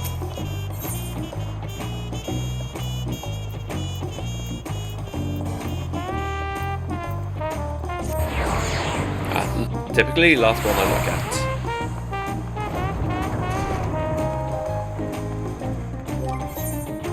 Let me change to my sage. Just make sure. Armory chest. Oh no.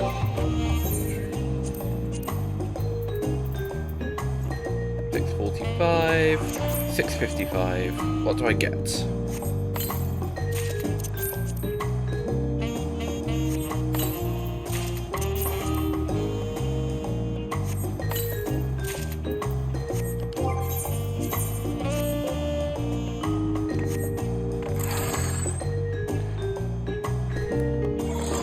Oh, this is a... Oh, the owls. Oh, that's kind of cool.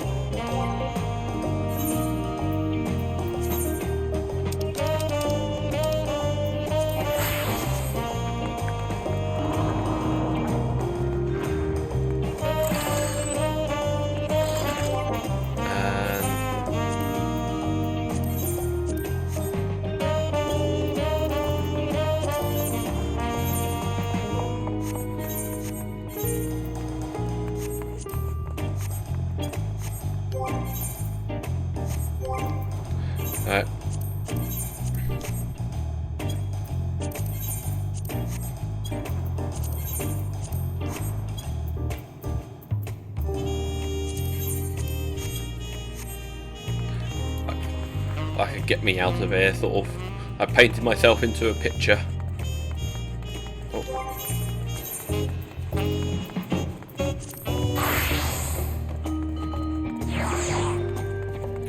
Yeah, fight time.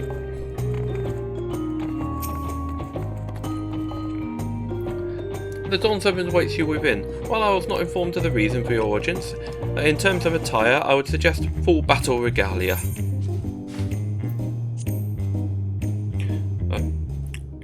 Get rid of the video. Feels like it's going to be a voiced scene.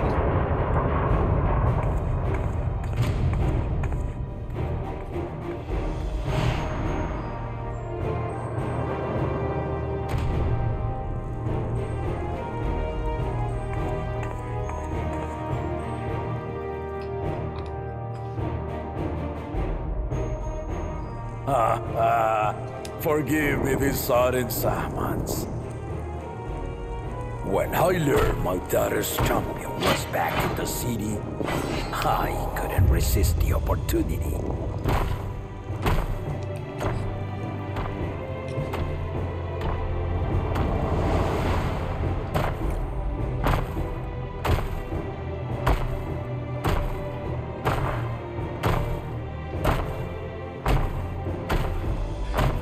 A bit like Xenos in this matter. Loves the fight, but nothing ill will towards you.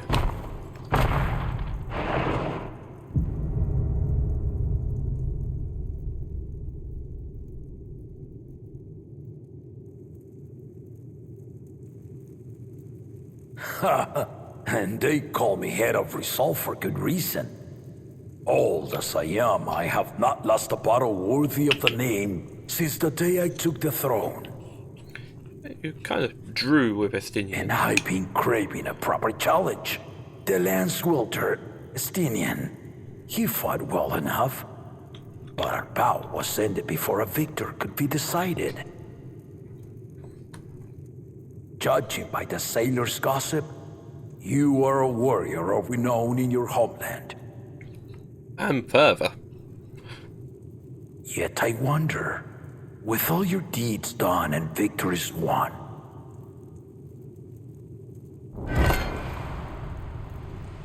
are you warrior enough to stand against me?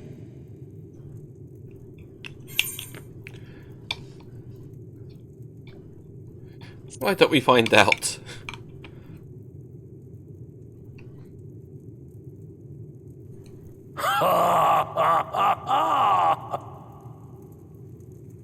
A spirited answer. Why not indeed?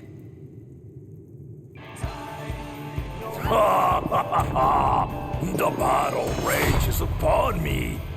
I'll stop short of killing you, of course, but expect no other mercies. Come, ready your arms, and show me the truth of the tales. Well, I couldn't deny Xenos, I can't deny you, but you're at least nicer than Xenos. Right, camera back.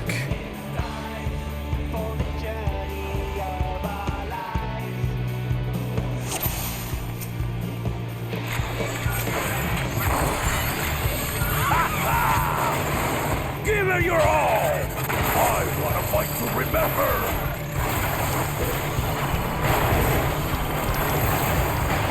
I do love the new lasers I've got. That's kind of cool. Let's test the waters.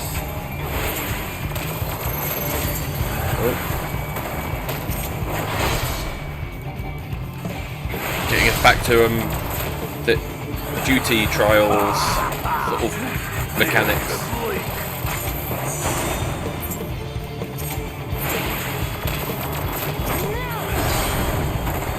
I thought it was something like that.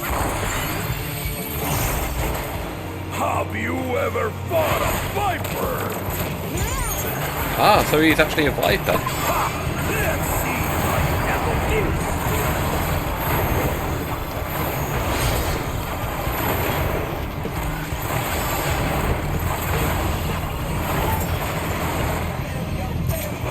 Oh.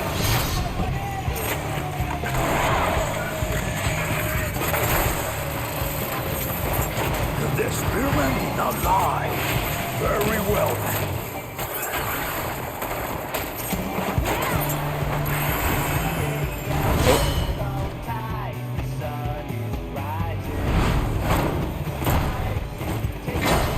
Resolve and listen.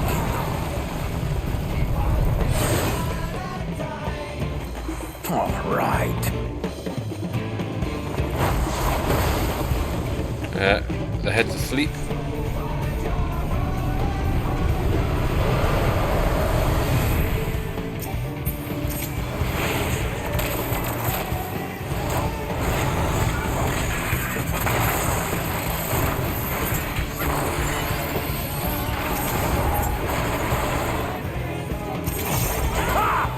Did you think you had my measure?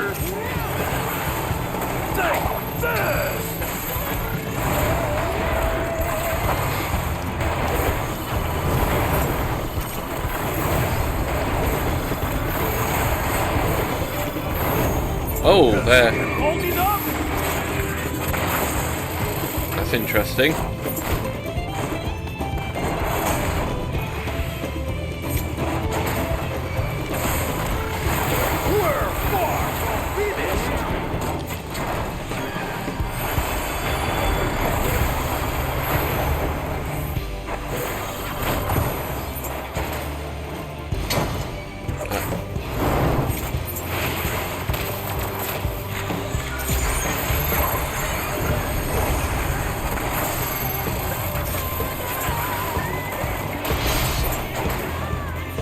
Ah, missed that telegraph.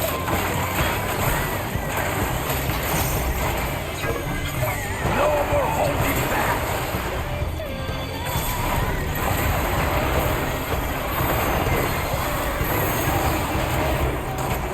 Let's stay alert.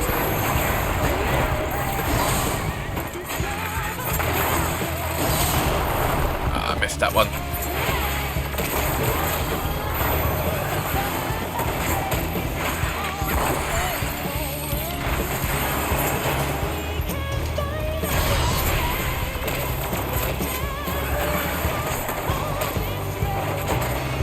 Heal up.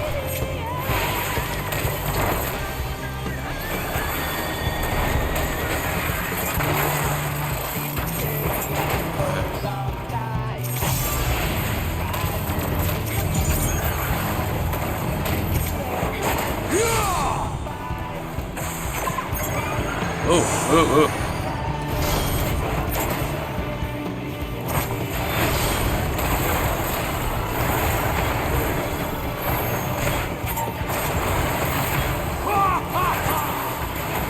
Proper boss mechanics.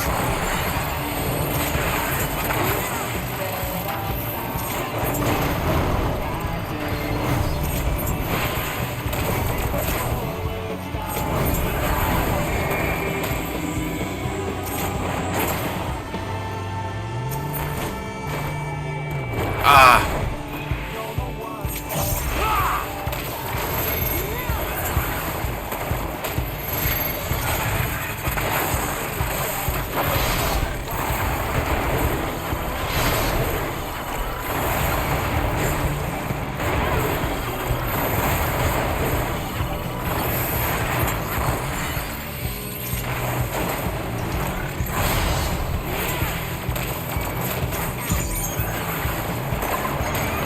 Go robots.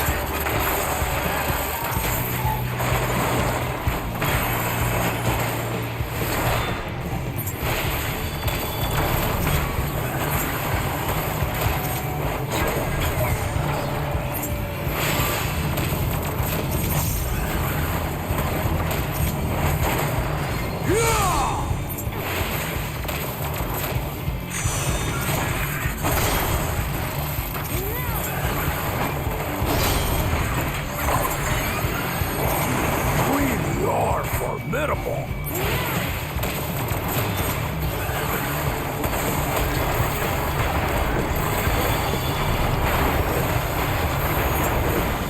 Oh, where's he going to place these guys?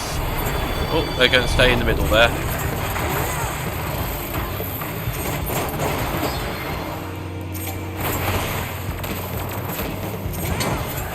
Now we'll see what you're truly made of.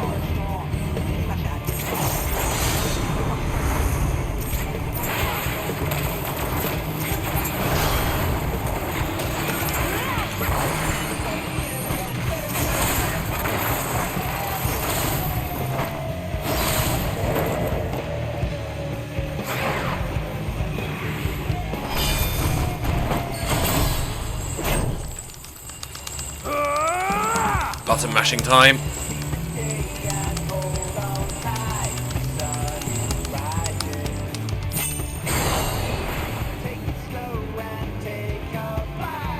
That will do. You've shown me more than enough.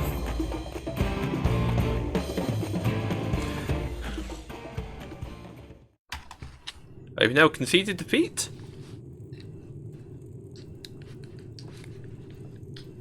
I brought my full strength to bear against opponents before, but you are the first to withstand it. Even with my head of reason asleep, I never expected you to give me so much trouble.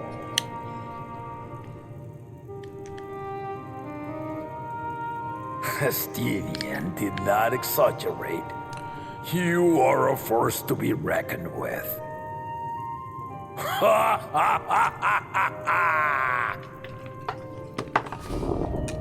Oh, now we're hungry.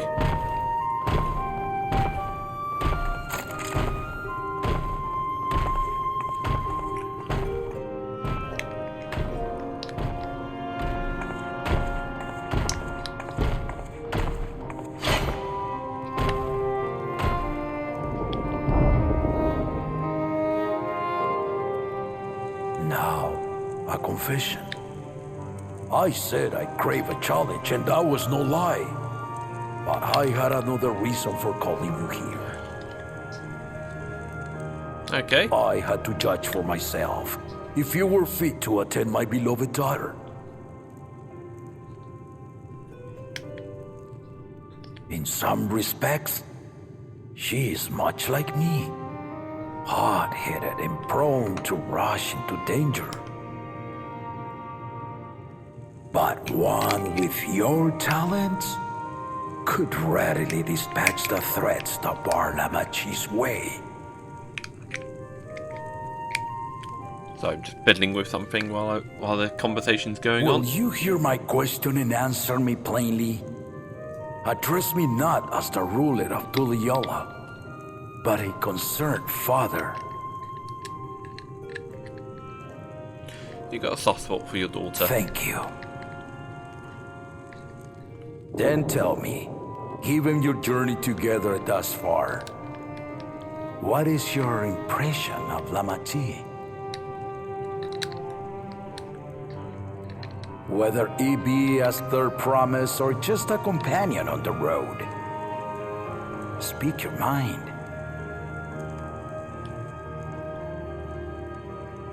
Well, do I get an option here? She is young, but has potential. Yeah. That's a reasonable assessment. She's learning and growing. A tactful response, but agreed. She is not ready for the throne. Not yet.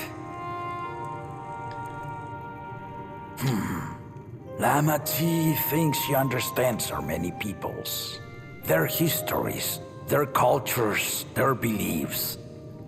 But she knows only what she's seen in the capital. And it's not only her who concerns me. Even this early in the contest, you must have realized.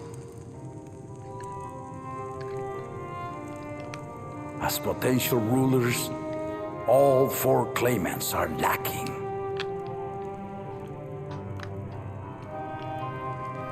This is why I elected to hold the right of succession. Not to choose a fitting candidate, but to cultivate one. Yep, that's exactly what I assumed. And if no one has impressed me by the end of it, then to no one will I yield my throne.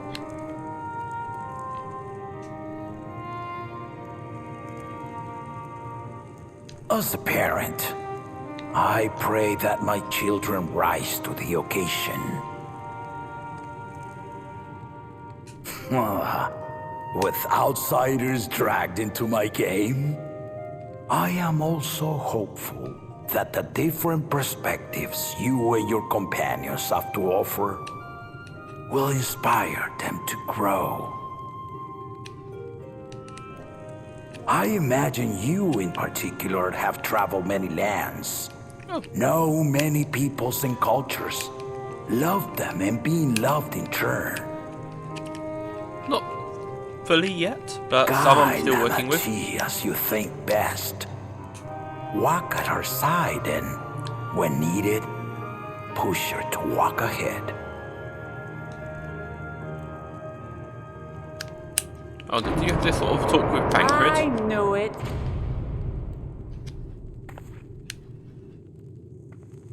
Oh, just realised it's been a full voice talk and my camera's been back. There I was, about to sit down for some of Namika's cooking, when I heard that Papa had sent for you.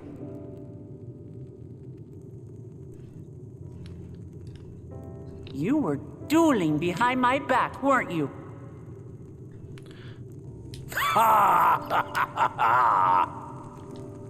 I see there is no point in denying it. You needn't worry, daughter. I took care not to inflict lasting injuries. You and your ally may return to the contest without disadvantage. No harm done. I swear, just as I was learning newfound respect for my father. Let's take our leave of this battle-mad oaf before he calls on the rest of my entourage. I'll go fight Erebel next. That would be great.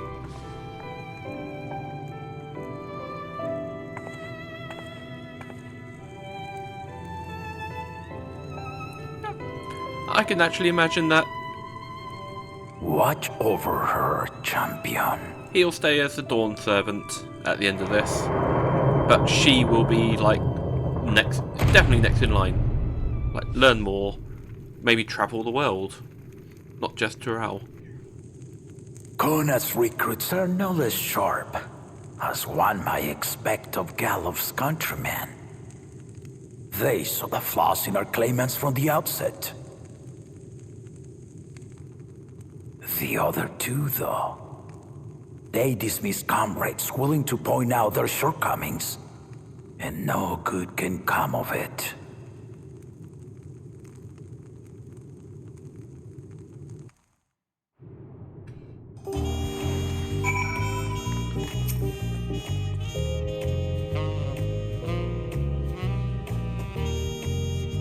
Okay, if he had his way... Oh, let's bring back... If he had his way, Papa would keep dueling until the day he dies. Even now, I know only 3 people who didn't need to be carried away after their bouts. Zolja, your lance-wielding friend Estinian, and yourself. You really do live up to your fearsome reputation. I'm curious though, did Papa want anything else of you?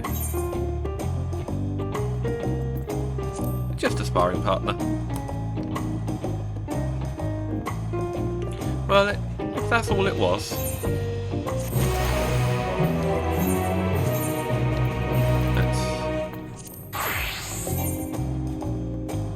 Oh yeah, inventory, open up these boots.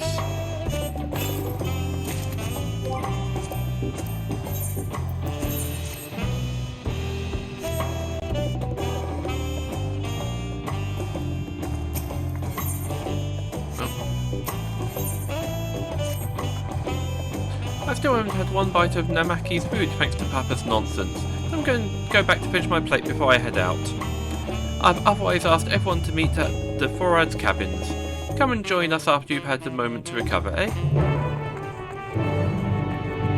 Can I just jump off? Yeah.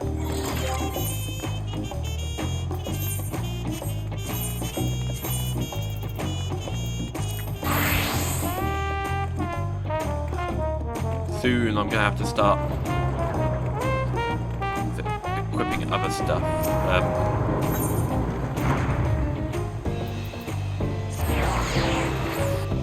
Grab a drink in a bit as well.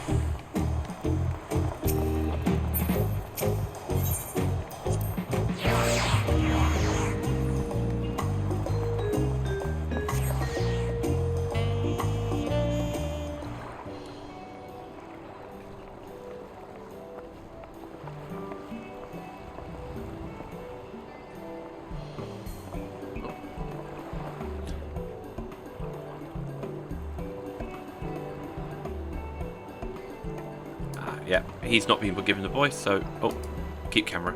Sorry to keep everyone waiting. Is that it? You're all set to go? I left Orizia prepared to travel in search of work, though I had few belongings to begin with. Bidding farewell to my fellow artisans took rather a lot of time, however. Again, I appreciate you making the commitment, poor Juntain.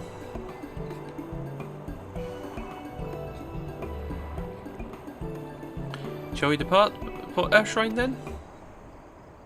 A word before you go.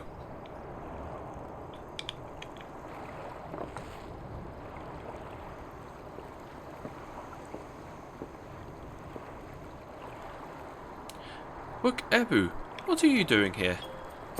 I spend my days correcting manners, and here I am perpetuating the grave offence of delaying the third promise's departure. Please take up your axe and rip my flesh onto taku meat. Must your demands be so gruesome? Besides, I told you that kind of thing doesn't bother me. Alright then, I won't let it bother me either. What was all that about? I'd come to the city to purchase supplies when I spotted your entourage getting ready to leave. You seek the City of Gold, if I'm not mistaken. That's right. It's the final step to the rite of succession. If you know anything about the subject, I'd love to hear it. Then allow me to be of service. As you know, legends of the Golden City have been passed down in Tyrol for thousands of years. Yet when it comes to describing the place itself, the stories do not always agree. Some portray it as a mixed one might expect a glittering metropolis of golden towers. Others suggest it's more unassuming and owes a name to a fabulous treasure hidden at its heart. Every telling, however, has a common thread. Those who go in search of the Golden City do not return.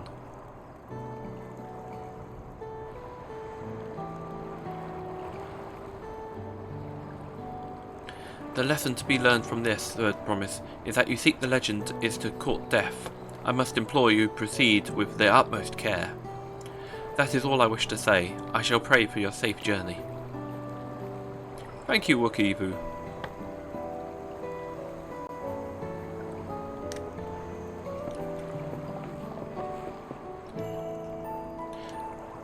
What are we to make of these cautionary tales? If every expedition has ended in tragedy, how did the Dawn Servant find the city and return without incident? It seems the legend originated with Yokhoi. Speaking with them remains our strongest lead, I feel. A lead we shall follow in time, but first, let us see Fontaine safely into the Moblin's care.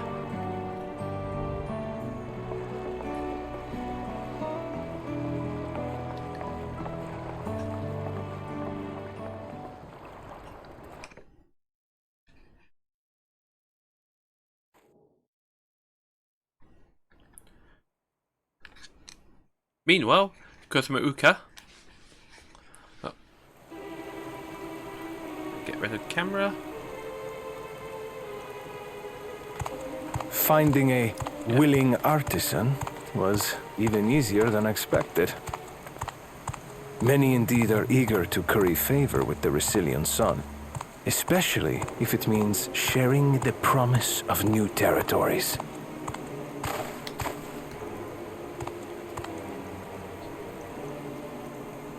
Those who prove useful will have all the land they desire.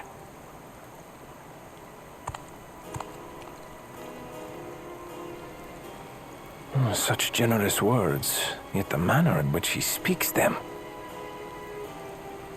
If neither wealth nor territory are of value, wherefore does he seek to bring the world to heel?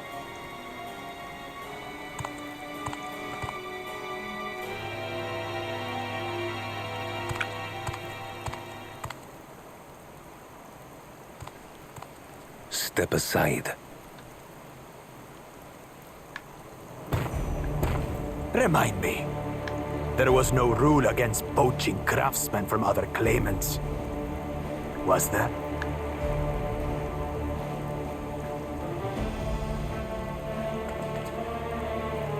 Do not be foolish, Bakul Jaja.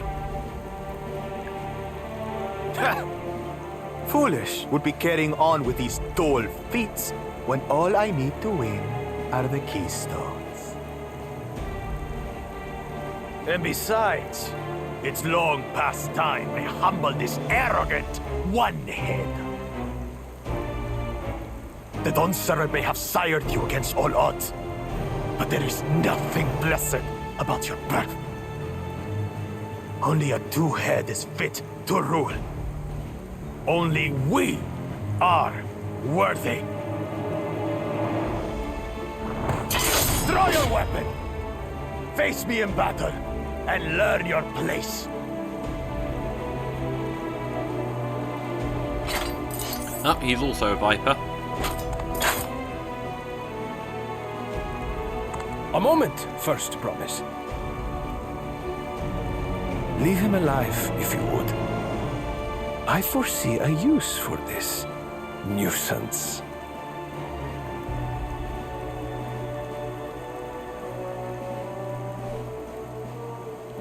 Too scared to make the first move?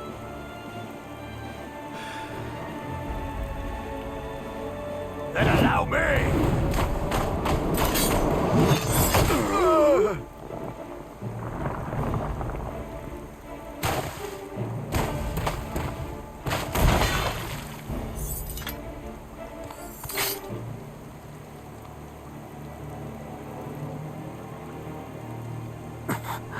But he's just a runt.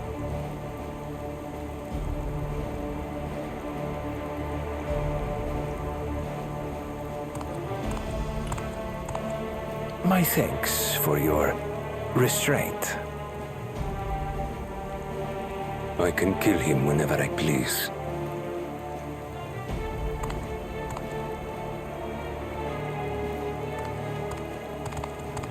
Probably not a good thing to show that you've killed another contestant.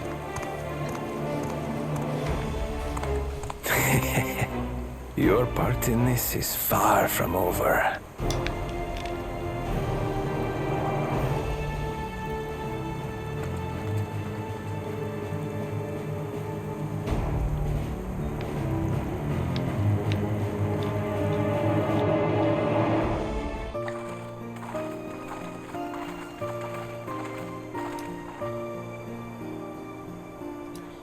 And bring back the camera. We're back and we've brought with us a willing potsworn. This is Fortuntane, a talented goldsmith who once worked at Esme's Aesthetics in Aldar. Onk, onk, onk. Wonderful, impressive. You are the first to return, third promise. And with an artisan from across the salt, no less. We welcome you and your unique skills to Earthshrine. Help Hand will show you to the workpot.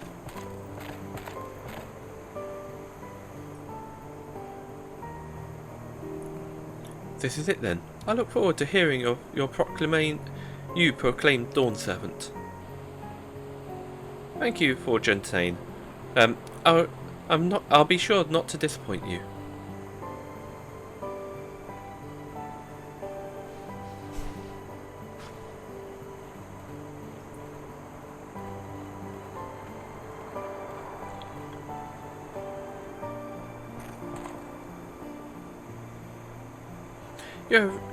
Reachment of the requirements of the Feats of Pots. Reggie Rock presents your keystone of joy smiles and well-wishing. Unk unk.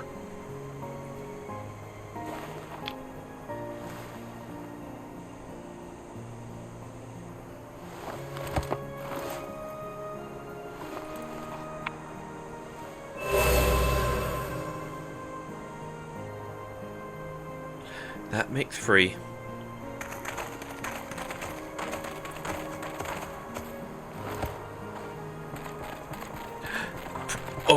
More Potsworn candidates? Come tell Reggie Rock your tales.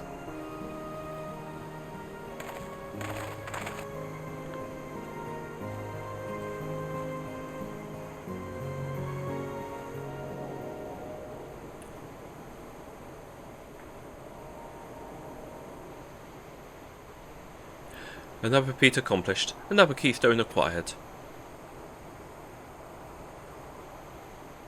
Oh ho, you are doing well, I expect nothing less of Zoral Jar's esteemed siblings. Your cleverness in particular is most admirable. Second promise. We must have you apply the Sharlayan knowledge you so cherish, and arm Tural with weapons of magitech design. In your role as the new Dawn Servant's chief advisor, of course.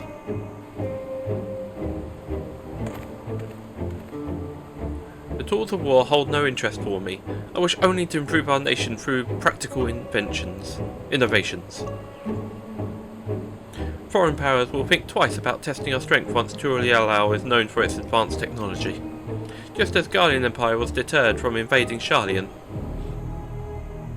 That may well be true, but how long will it take for Tural to progress to this advanced state? How many years? With a collective commitment to education and hard work, it should not take so very...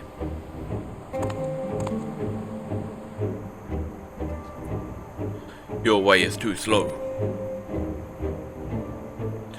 Easier to expand our territory and swallow Sharlayan whole.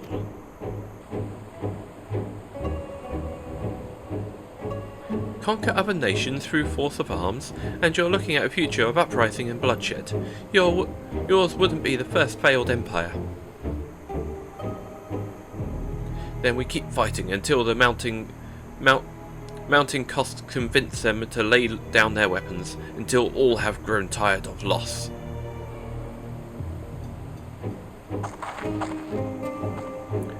How would such an outcome bring anyone joy? What you propose is a mockery of peace.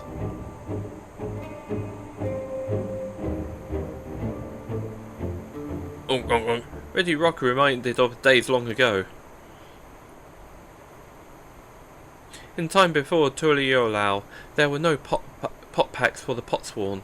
It was normal to grab snatch artisans and force them to work for moblins. Until the day Gulul Jar Jar arrived, the families of the grab-snatched pleaded with him, and so he came to Earthshire. Mobbies are not to war-make people. We feared death had come for us, but Gulul Jar Jar just wanted to talk.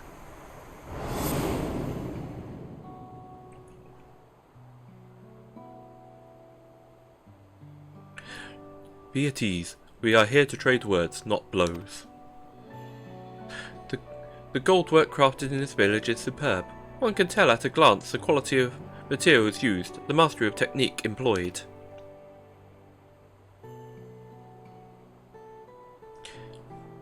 Yet it does not stir the heart. A goblet shaped by bound hands and broken spirit is devoid of lustre. Compare that now of the works of joyful artisan. She pours her very soul into her creations, and they shine like newly risen sun. Have you not seen this to be true? And so began the custom of good living. Happy potsworn makes good work, and good work makes mobbies happy. Gulul Jar Jar's words were wise. Joy smiles did indeed bring fine craft, and much jingle shine. So the head of reason was behind the forging of pot packs. Yes, reason and clever think changed Mobby's way of life.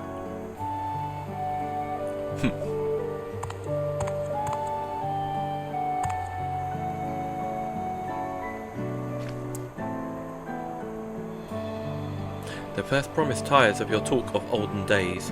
He would rather look at the future and the next feat.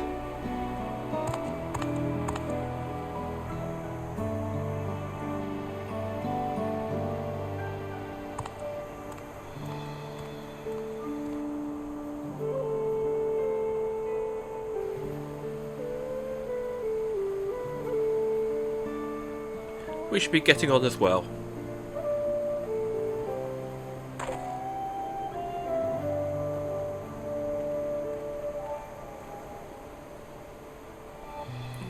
Gulul Jar Jar never did come back, did he?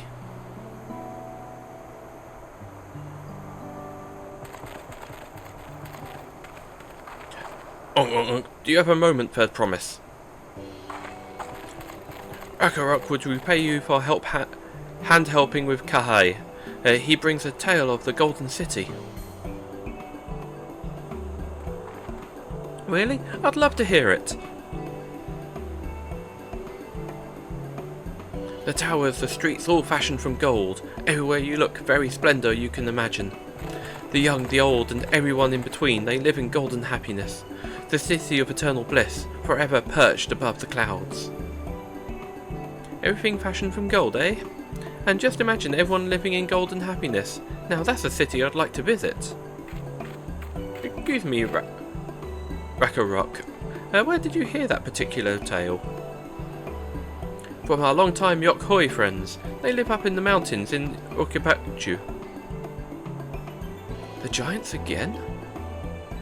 Seems everything is pointing their way. This feat and everything leading up to it has taught me much about the Moblin way of life. I'll be sad to leave Earth and Shine and your joyous smiles behind. Or joy smiles.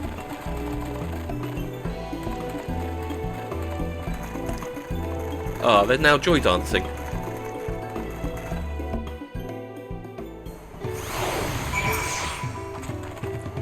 Right, we should go and see the giants next.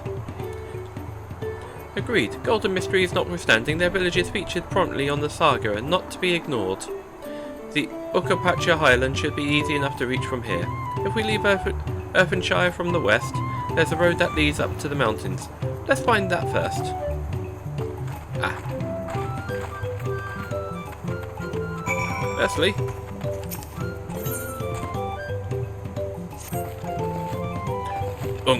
you are Lexworth, are you not?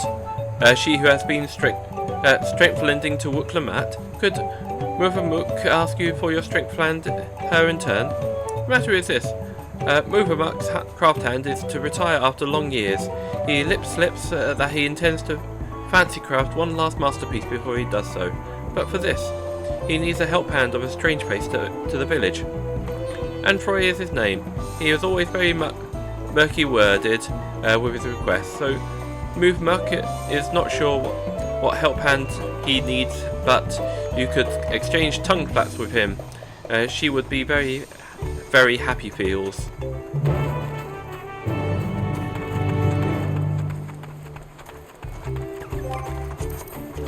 See who might be online.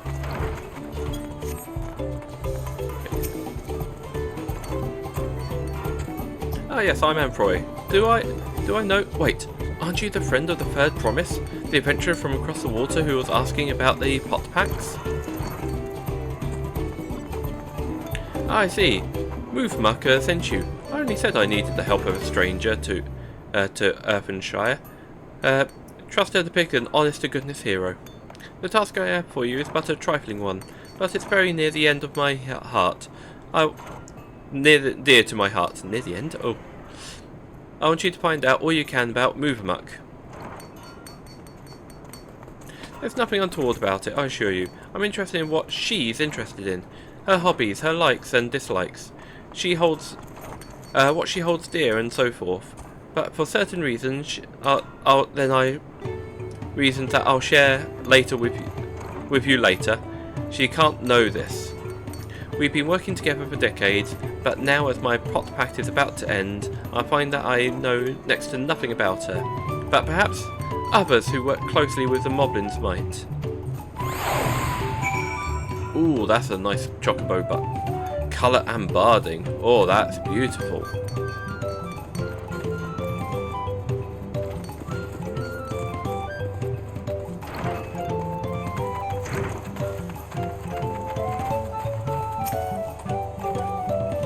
Muvamuk and Anfroy? Yes, I know the pair well. She's famously very protective of him, sometimes even rejecting his patron's orders outright. It's not that she thinks him unequal to the task, you understand? Quite the opposite. In fact, she knows how exciting his standards are, and how disconnected he would be if his work failed to meet them. So any time a patron attempts to have him lower his standards or design something differently to how he judges best, Muvamuk is always leaps to his defence. As for what she enjoys, well, her delight is Anfroy's creations has not dulled at all in the years. They've worked together. I should think she likes nothing more. So make her something.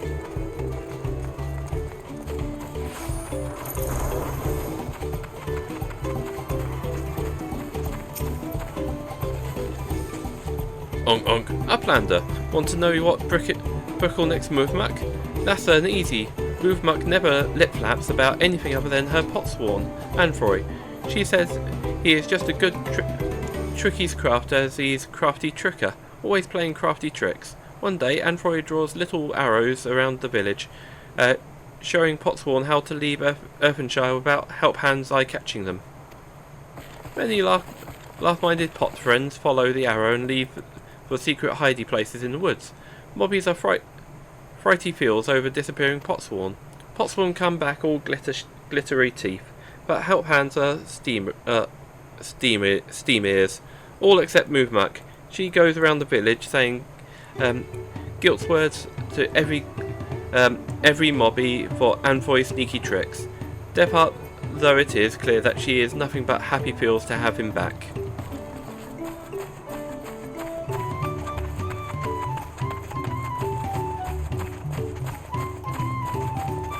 Oh, one of these is going to be a main, another full quest.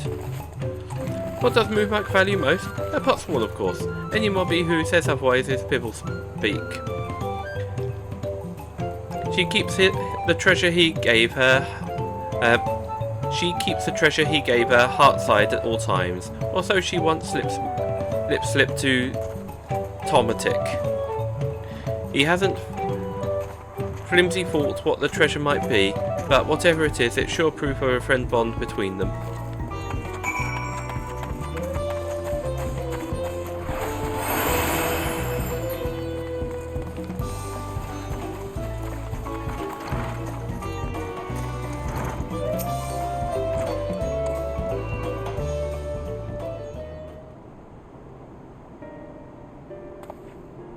Ah, you're back. So what did you find out?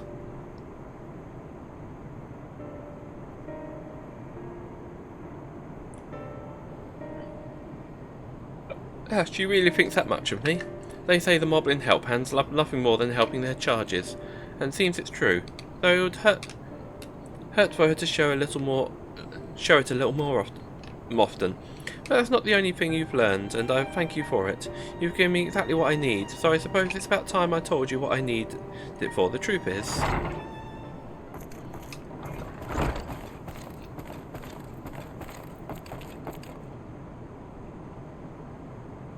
you. Is Alexor still hard at hand helping? Yes, she is, so I'll thank you for not bothering us. Do you remember that I specifically asked you to leave me be until my work was complete?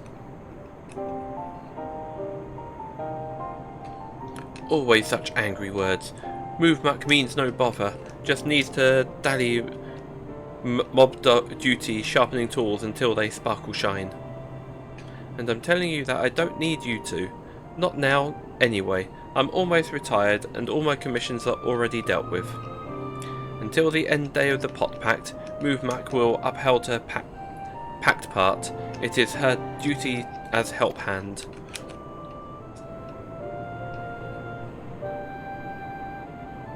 Why do you always have to be so? I'm sorry, Movmuck, but I'm going to have you put my foot down. I expressly forbid you from touching my tools until my work with Blackswarp is finished.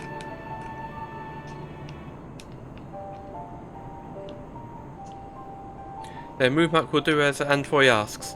Though it makes her shamefaced, she will hand turn to other duties. If Anfoy needs her, he has only to hail call.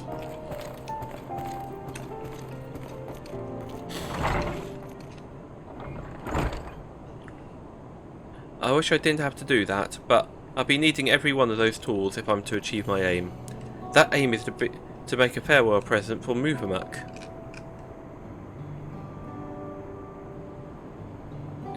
In all the years I've been working here, she's been my guardian angel,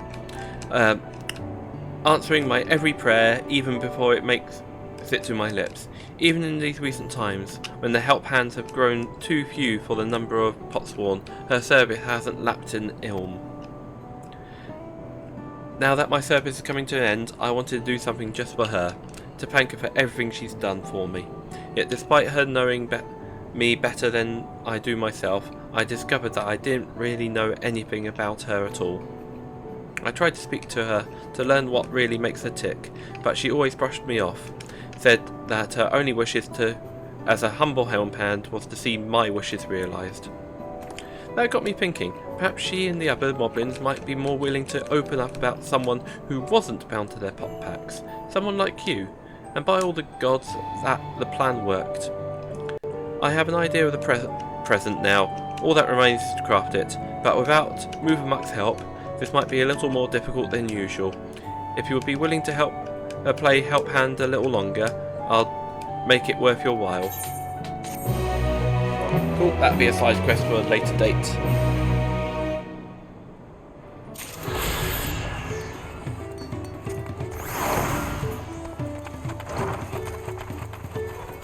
Right. Just to get there a little quicker. Ooh. A ring. Danger straits, danger straits. Venderbuck's Twinklecraft has gone missing. Venderbuck's asked all around the village, and some say that he went to pay a visit to the Imperious the Giant's prey place. That prey place is a danger place, full of friend-munching fiends. You are a fighter, are you not? Will your sword lend for Venderbuck to save her dear Twinklecrafter from certain doom?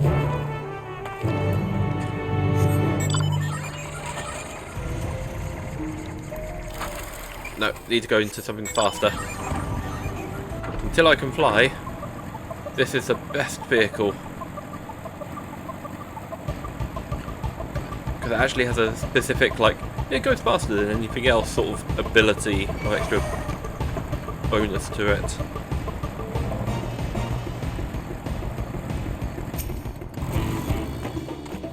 You're looking for a Twinklecrafter? That's me, most likely. I'm one of the Moblin's contracted artisans specialising in jewellery making. Venderbuck was concerned about my safety, you say? How kind of her to send me my own personal guard. I've ever been fascinated by the unique visual languages of Yokhoi, you see. I often visit the place, bask in the grand, imposing glory. Yet, I have never once taken a step beyond this point.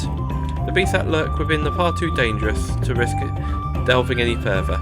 But with you at my side, I can finally make a detailed study of the rest of the ruins. Such as what remains of them, of course. 500 years have come and gone, but since the giants have returned their ancestral lands, they have not been kind to the creations they left behind. Yet some of the largest structures still remain. This impressive gate for one.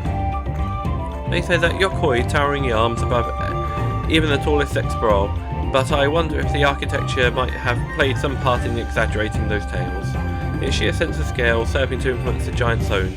But enough speculation. Let us press on. We have much to discover. Oh.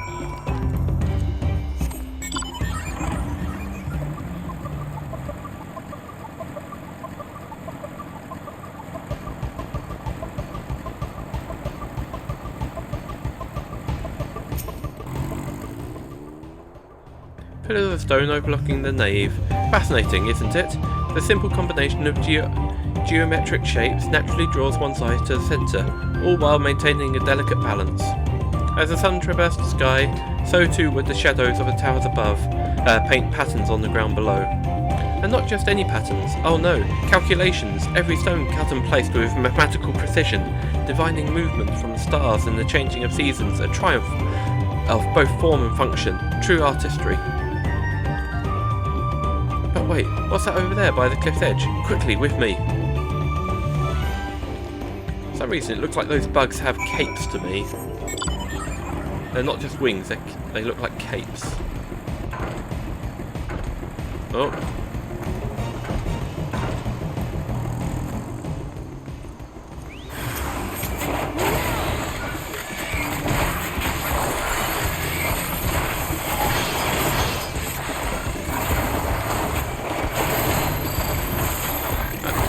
Lasers.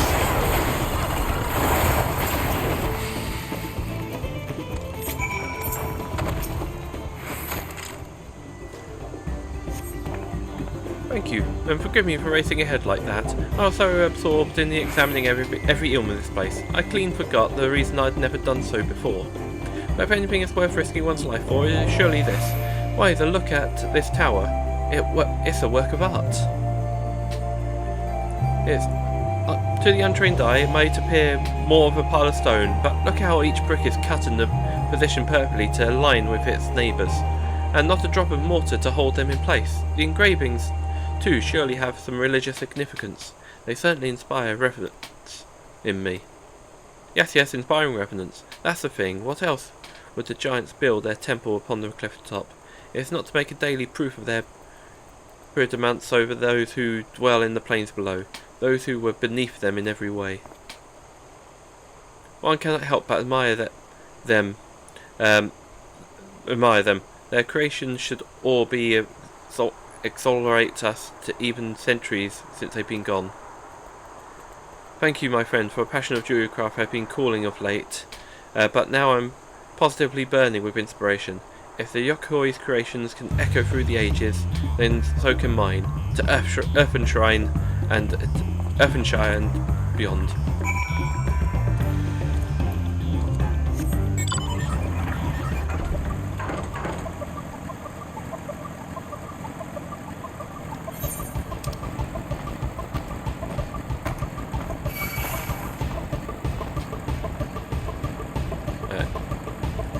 I'm surprised. They've changed up the formula a bit since Shadowbringers and Endwalk had the same sort of pattern. Well, kinda. You started in one area, then you unlock two more.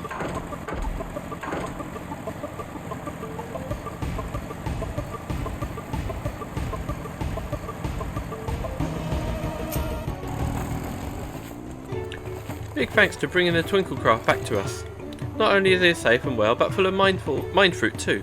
He says that he found it in the giant's prey place. This needs to be mind fruit is common among the potsworn. Some try to find it in history, some in nature, some even in firewater. It is our side of the pot pack to keep them well supplied with it. A duty that is a consistent source of brain pain. Oh, but the ideas they come up with when they have it, such fresh thinking. Venvok can't wait to see what our friends Twinklecraft Wranglecraft next. So that's item level 655. I've got 650.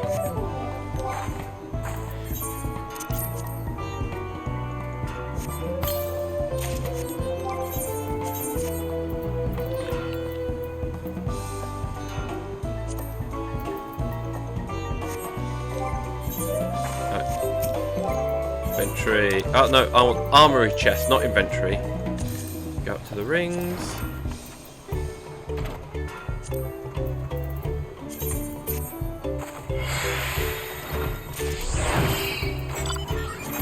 Let's take out the materia.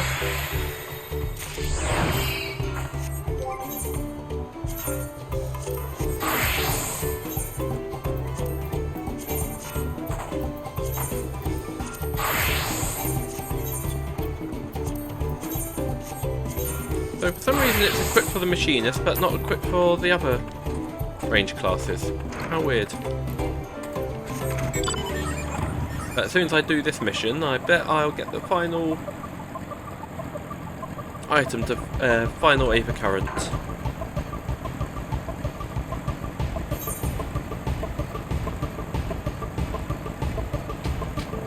Boom, boom. Oh wow, 10+1 already.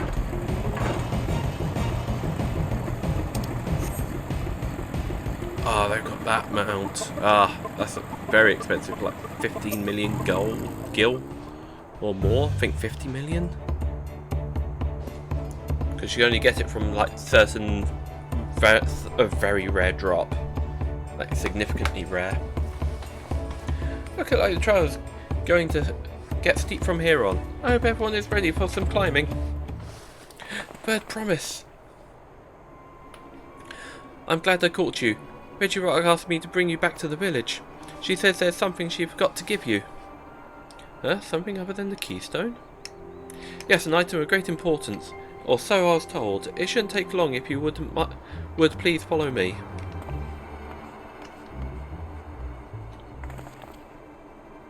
I wonder what that's all about. Well, no need for everyone to come. I'll be back in a little while.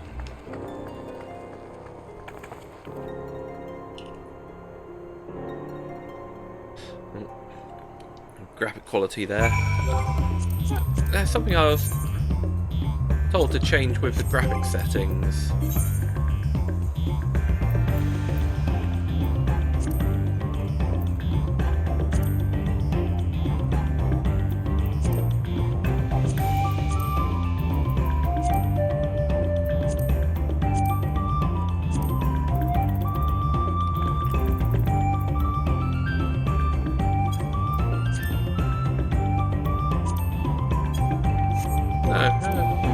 Maybe it's character? No, it must be a PC only setting. Oh, we need to wait.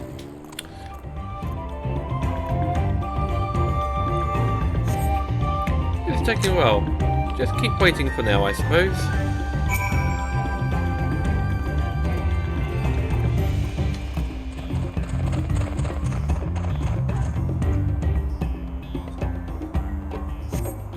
Perhaps there were complications. Well, let us wait a little longer.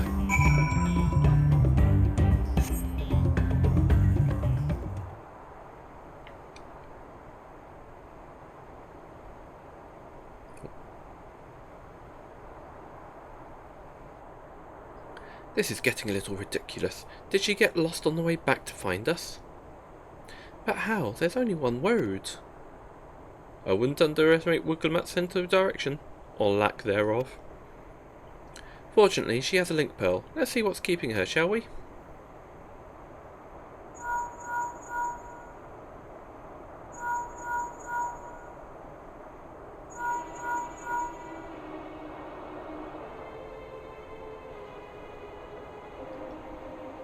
She's not responding. Perhaps we should return to Earthenshire. 'Twas Reggie Rock who had business with her, yes?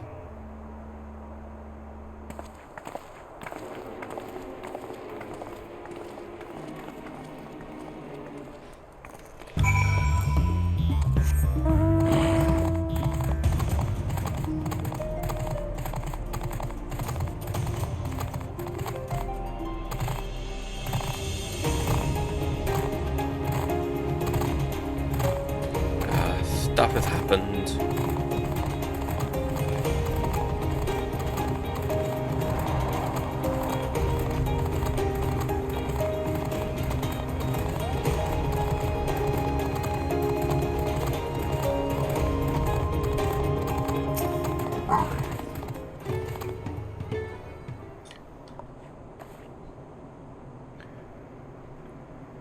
Back again so soon? We've come looking for Wigglemat. Did you not send someone to fetch her? Reggie Rock did nothing. Did not. Neither has she seen the third promise since you were last here. Then who was the man who came for her?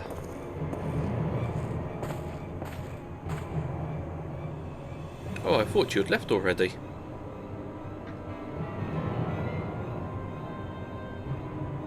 Where's Lamatia? She's not with you?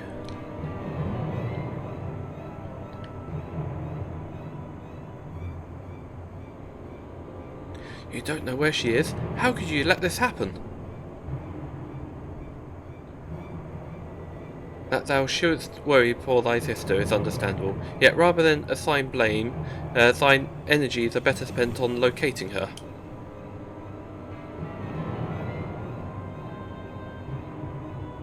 I will help your search. This is not how I'd wish the fellow claimant to lose their contest, my sister least of all. In that case, dividing our forces will allow us to cover more ground. Lexworth and I should work together at least, the better facilitate communication between our groups.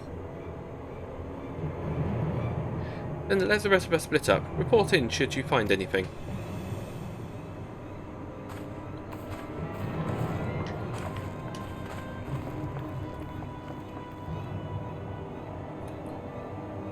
We'll be on our way as well.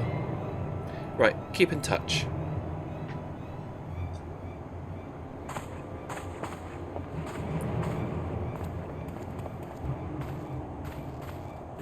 So 4 pairs. Come, we should begin our search.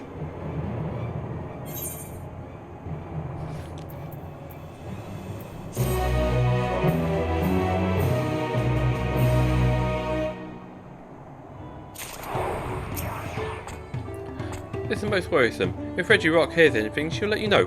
Unk, unk, unk. Ooh, hat. If Lamietta was returned to Erpenshrine from the west, then it should have passed through here, except Reggie Rock feared she didn't see her, in which case it's entirely possible that Lamietta never made it back to the village at all. The only way we can be certain is ask for sentries stationed in the opposite direction.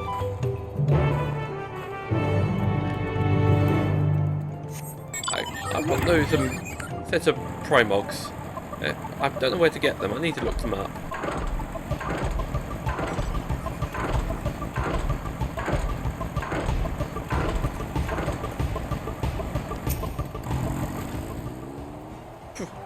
The third promise.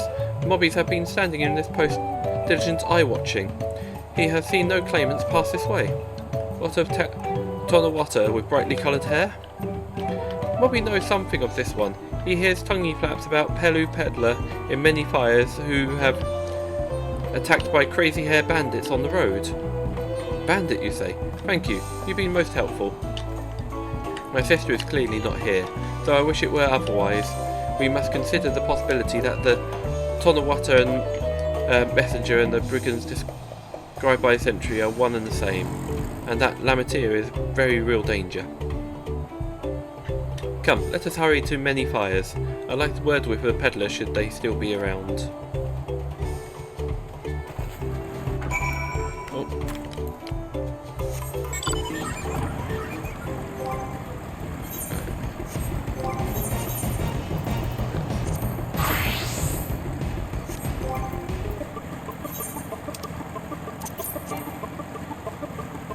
I can't open that, right.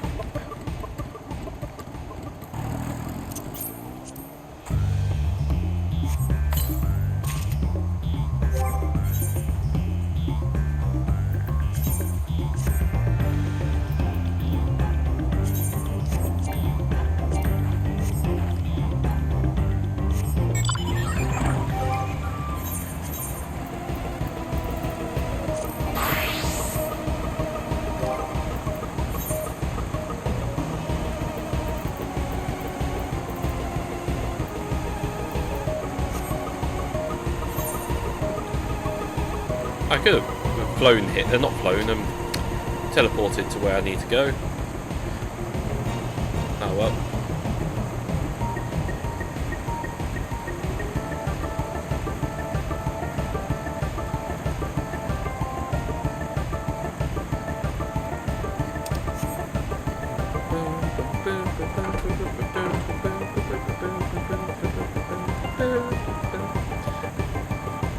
This music going because we're in a hurry.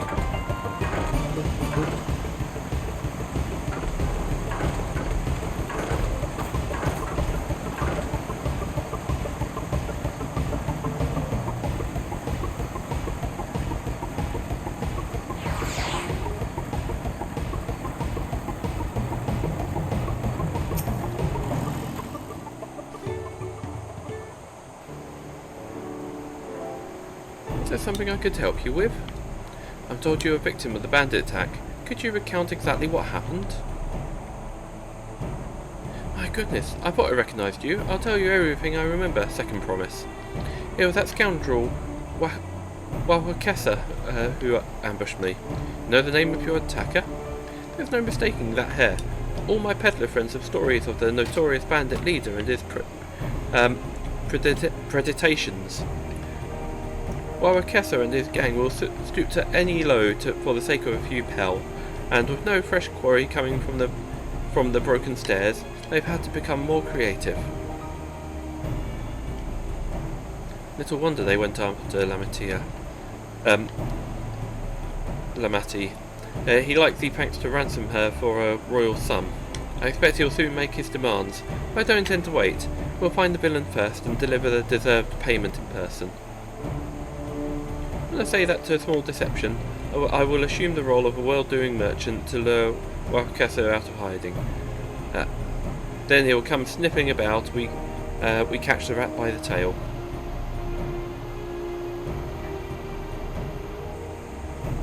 An excellent plan, and I have just the right garments for your disguise, at a specially discounted price, of course. Brushing with bandits hasn't dampened your mercantile spirits. I see. Very well, I accept your generous deal.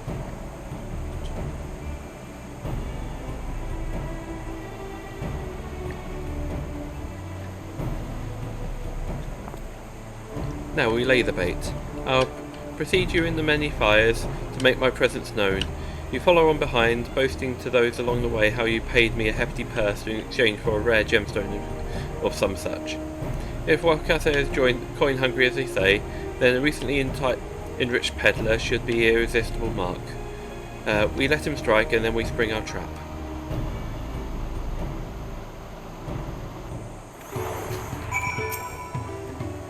Time to play our parts. It's the following quest.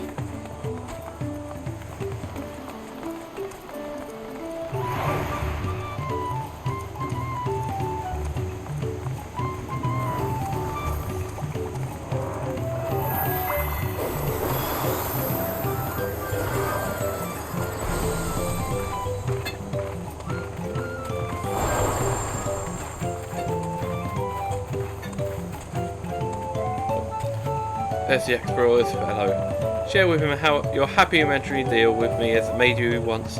You put an appropriate display and we continue to our next performance.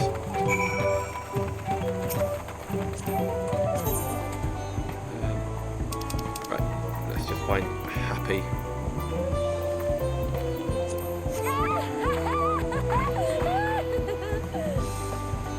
A rare gemstone from the Ishgard merchant, you say? I envy the profits you must have made from such a sale.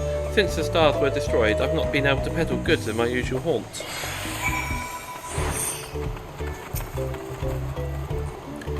A good start, but I will make certain Wakaso is aware of me. Let's continue.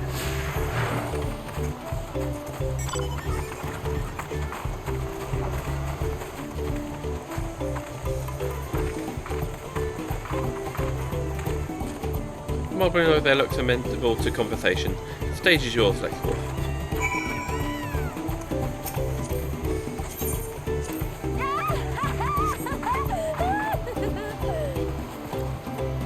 Poof! Cool, the Hesher has sold you sparkle stone for your collection.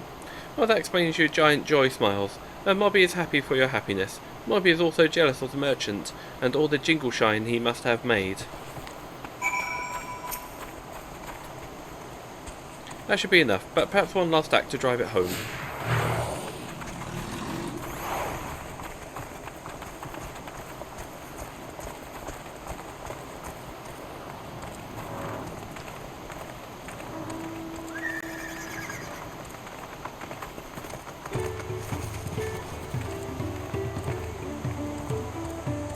Do you see the cheerful Pelu? Tell him to tell you a precious gemstone, and then all will be done, and this part of the charade.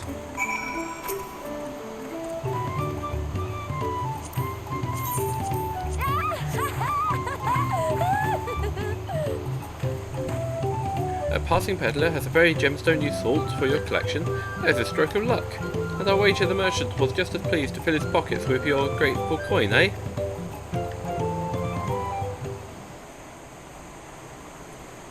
Well, I'm inspired to go and earn some pel of my own. Who knows, maybe opportunity will find me even if we found you.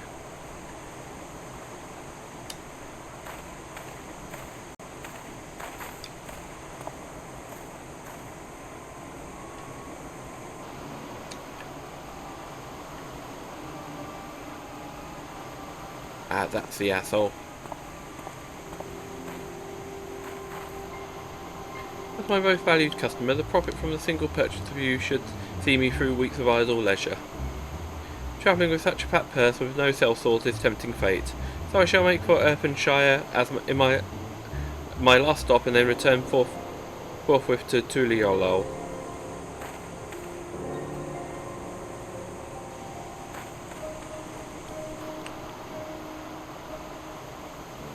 you see that? The rat has come for a nibble.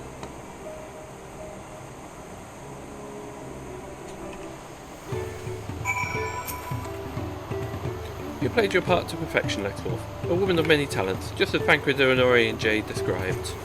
Now let's lure the Wakawase out of a spring our trap. Let us execute the final stage of the plan. I'll set out towards Urbanshire along with the unnamed, alone and unarmed. Better sell the active defenceless merchant assuming Wakawase is watching. He'll likely wait for some quite a stretch of the road before accosting me. I'm relying on you to follow closely behind, remaining hidden until the time comes to spring the trap on our bandit king. Just remember, we need him alive.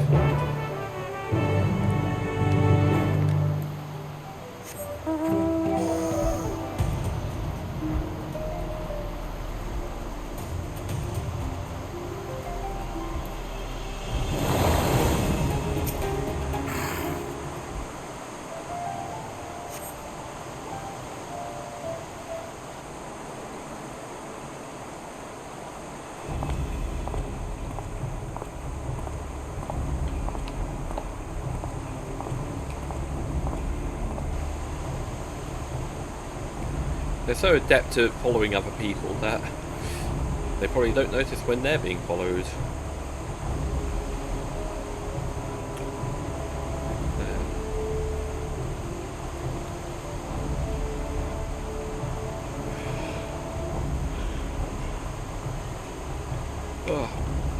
Yawnage. I need to go grab a drink in a sec.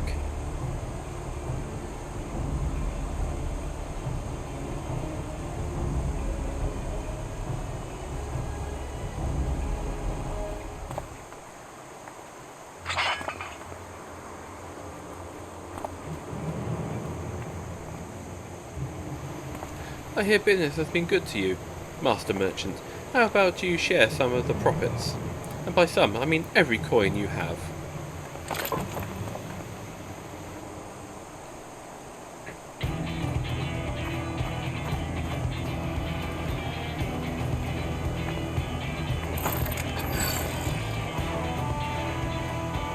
You're that gemstone collector. Oh, I see. See what this is. We've been tricked. Spit on your eye, men. Kill these Bidral.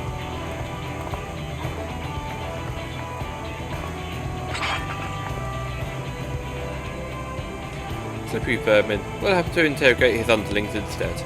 If you would be so kind, Lexforth, pray leave them capable of speech. So shoot their legs off. Cool.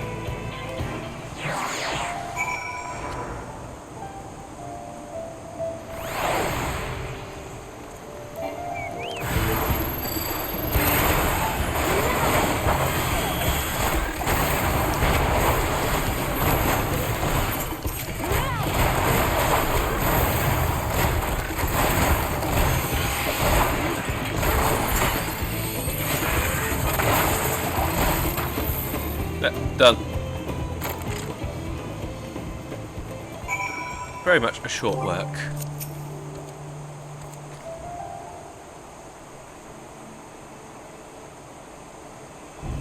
I was hoping to talk to your boss, but I suppose you three will have to do. Wait, that's the second promise. What do you want with us? Think I'm scared of a fancy title? I'll take your royal ears as trophy as soon as I get free of these ropes. I know Gang is behind my sister's abduction. Tell me, where is she?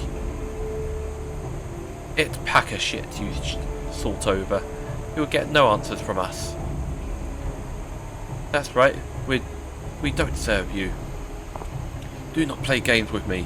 Where is Wuklamat?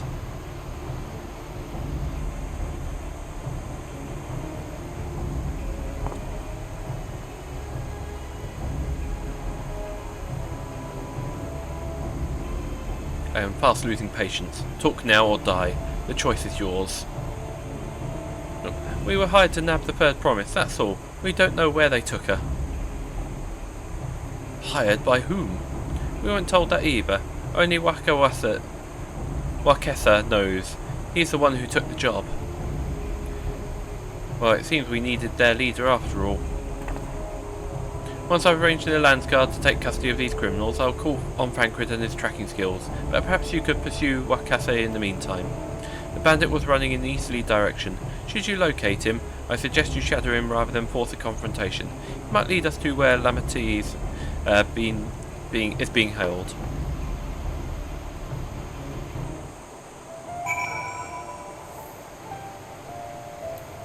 Oh.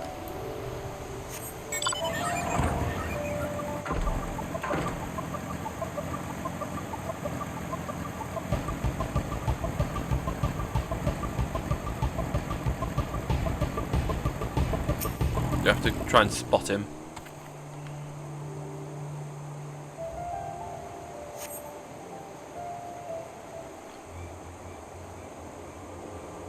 Oh, no, never mind.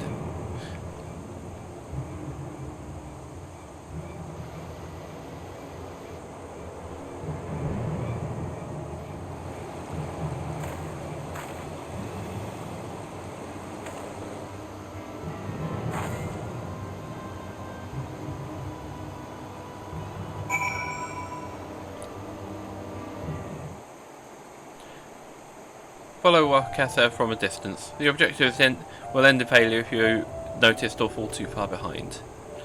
Should your quarry... Oh. I know that guy. Should your quarry begin displaying the effects shown in the picture, you will be discovered when he turns around. To avoid detection at these times, make use of cover such as rocks and trees. The objective is will end if you in failure if you follow too closely. Keep your quarry in sight and avoid stepping into the detection circle. Should you fail to complete the objective, you may try again by returning to the designated location. Okay.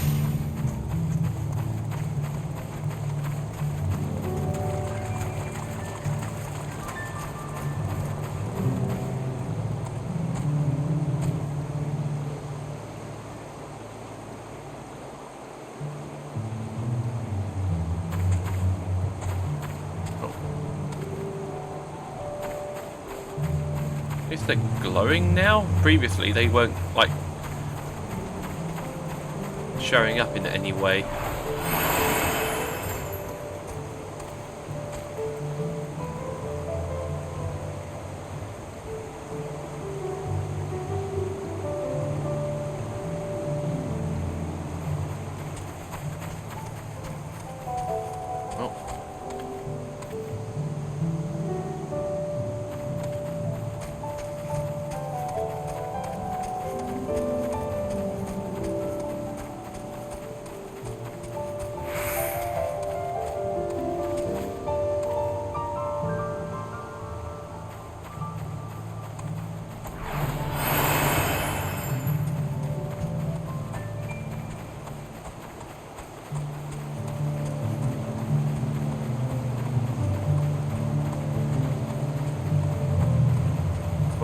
Turn around, maybe.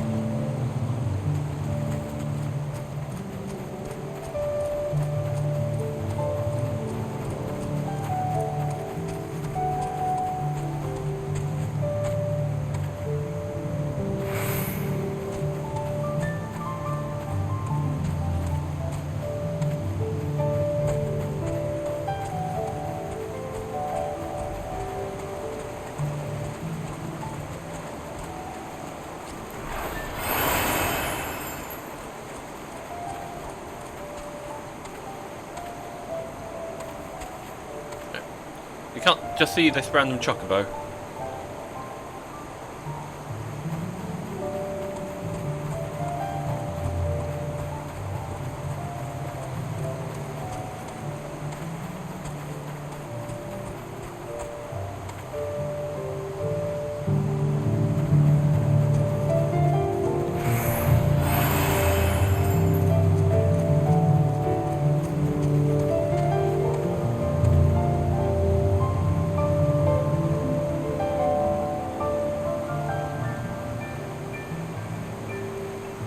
Okay.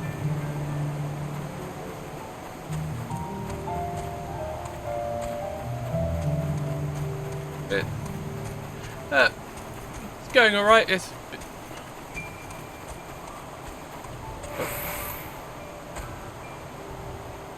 How's your day been?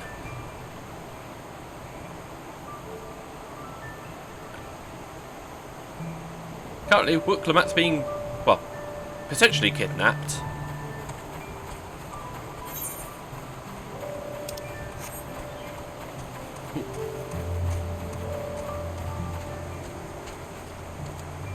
So we just have to trace the leader of the bandits. Yeah, too warm last night. Had difficulty sleeping. I was able to sleep on and off for a bit. Finally, my money. Give it to me now. The Landsguards have been hunting us already. Calm yourself. We had our own troubles finding a suitable hideaway.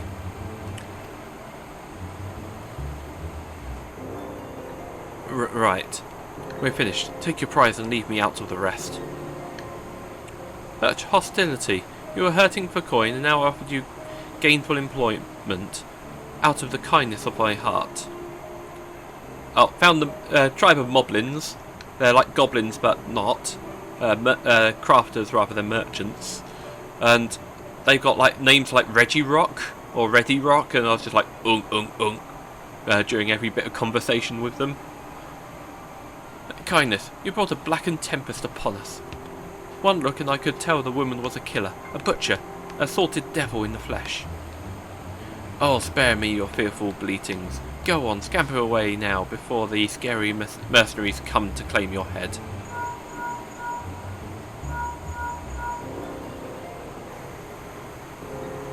Connor told me of the news. You found the abductor then? What's the situation? And you think the bandits were hired by this Hubigo? Alright, new strategy. Forget Wakessa and stay on the Mumulja's tail.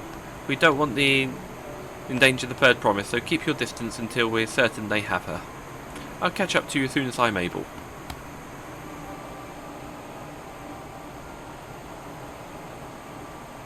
Another tracking.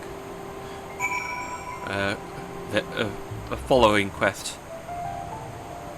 Follow the Hobbigo from a safe distance. The objective will end in failure if you are noticed or if you fall too far behind. Should you fail to complete, yeah, I had this exact thing earlier.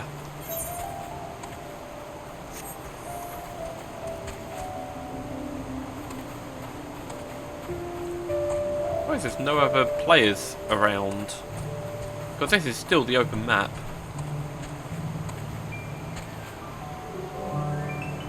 It's not instanced, I don't think.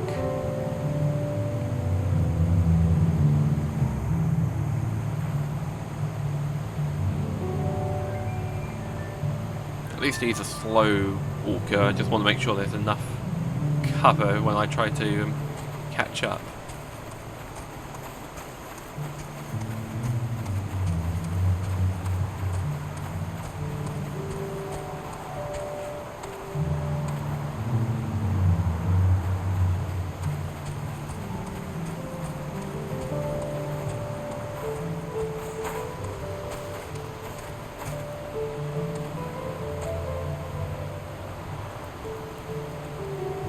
Too bad I can't see my chocobo. Oh. Bye. Typical timing.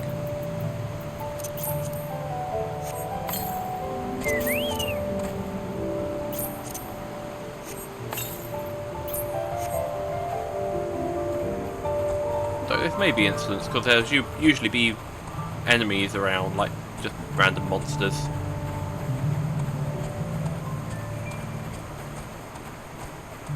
Yeah, the bit that everyone loved about Endwalker, trailing quests.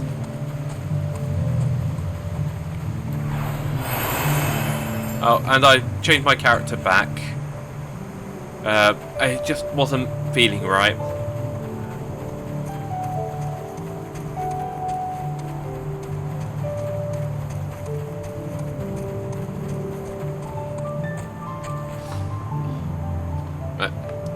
Unless it's a cutscene, I do need to go and grab a drink.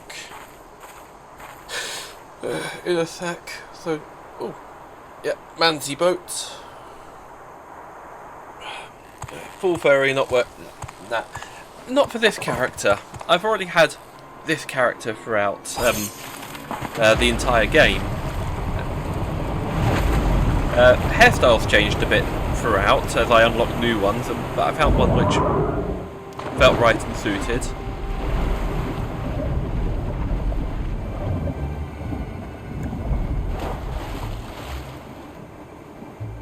That's a huge manatee.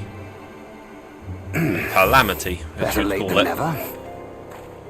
Oh, fully That voiced. Marmorja. He's the one who kidnapped Wook Lamart.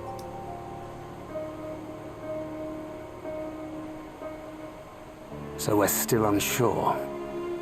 If we can follow him a bit longer, confirm his connection to the abductors.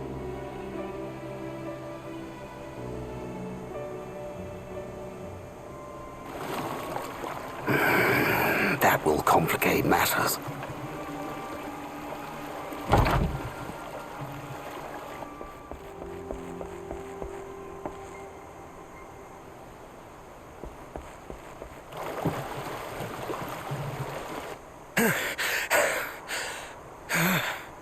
Confound it!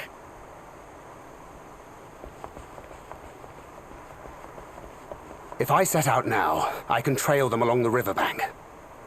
Go, do it. Do it! Even if it costs you the contest. What worth is the throne if I lose my sister to win it?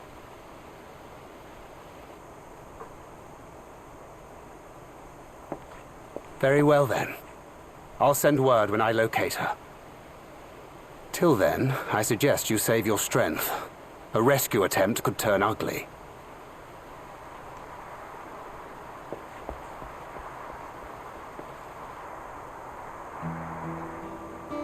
That Hubigo just now. I swear I've seen him with Bakul Jaja. Knowing the way that monster works, he probably hired bandits to kidnap her so he could steal her keystones. But even alone, my sister is more than a match for a gang of untrained ruffians.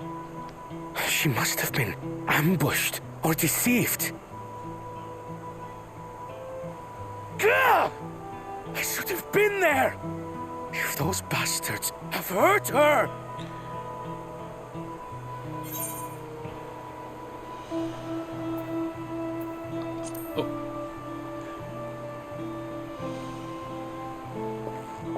And what exactly is that supposed to... Forgive me. Snapping at you won't get my sister back. I'm afraid I've always been like this when it comes to Lamachi. The thought of her being in danger sends me into a panic. Super But protective isn't older that brother. how families should be?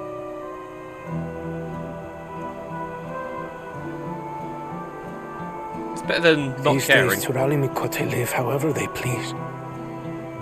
But the clan into which I was born kept to the nomadic traditions of our ancestors.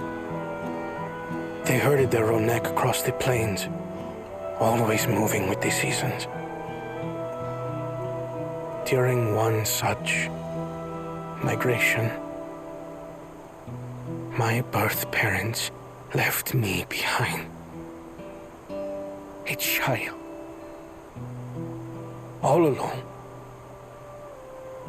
Without a single word of explanation. A chance encounter with a kind Pelu merchant was the only reason I survived. Taking pity on me, he taught me his trade that I might fend for myself. I became a stallkeeper in Tuliyolal's market. And that is where the Dawn servant found and adopted me. I had already been in the palace some time when Lamachi came to join us. Like me, she had been cast aside by her parents. I knew the pain of solitude and wanted to spare her that suffering. As this tiny child's new brother, I swore I would always be there for her.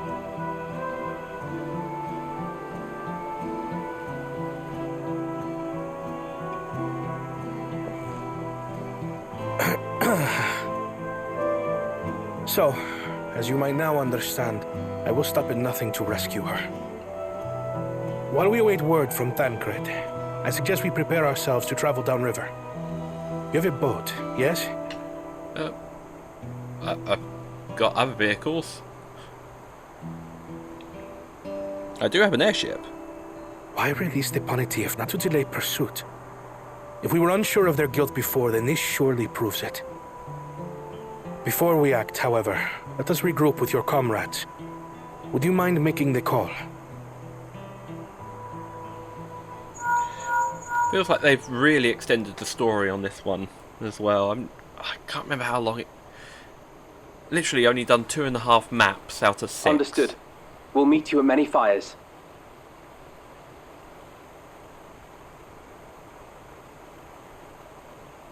One dungeon out of...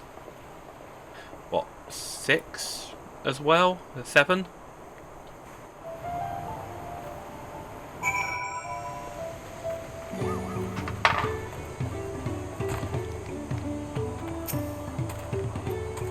I may have put rescuing Lamity ahead of my own progress, but do not take that to mean I have given up the contest. You understand how important she is to me, yet regardless of how close we were, I would have made the same choice. After all, I am incapable of saving my sister, while also winning the throne, then I am not fit to inherit our father's heavy mantle. Right. Back in a moment, I'm just going to grab a drink. Hey, I'm back. I've got myself a drink, and I've got myself a, oh, let's stop this music. A drink and a pot noodle, essentially. Or cup noodle. There we go. Let's continue with the story. We need to gather our forces. So, would this be the next dungeon, maybe?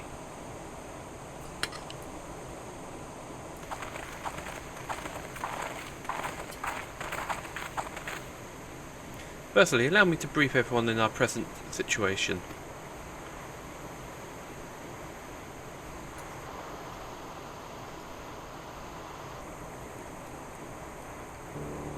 Thus, at the very least, we believe that Hobbigo knows where Lamity has been taken.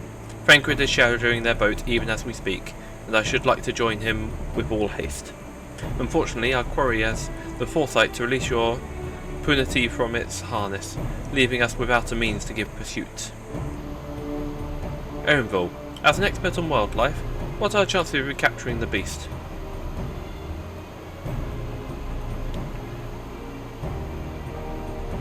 With the right mix of feed, it can be done.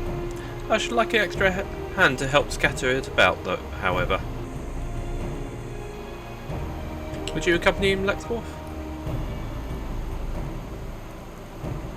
Meanwhile, the rest of us should work on getting the harness repaired.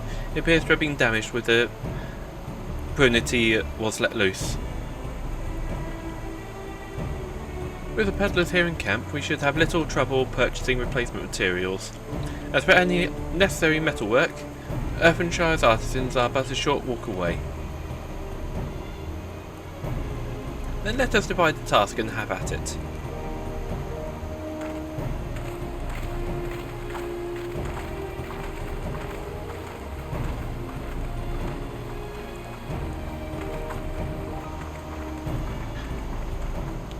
There's an unusually aggressive herd of wild Punity downriver, so our girl will have fled in the opposite direction. Come, we'll try the waters upriver.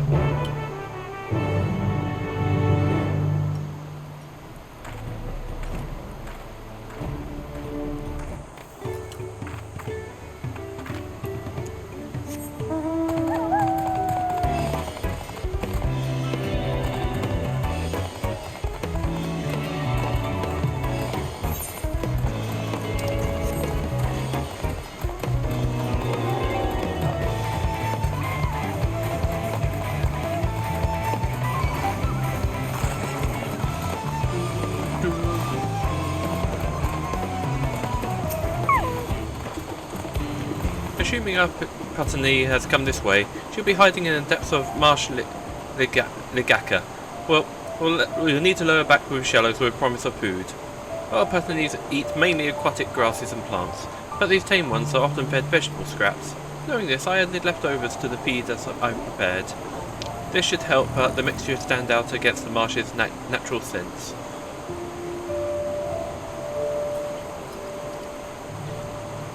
The gecko is crawling with predators, however, so I'll leave it to you to scatter feed a bit deeper in. I'll be waiting for you near the shallows for the rest of our Putney's enticing feast. Oh, got a oh, that's a very small Fenrir, but I've already got a Viper up to this level, to like 92, 93.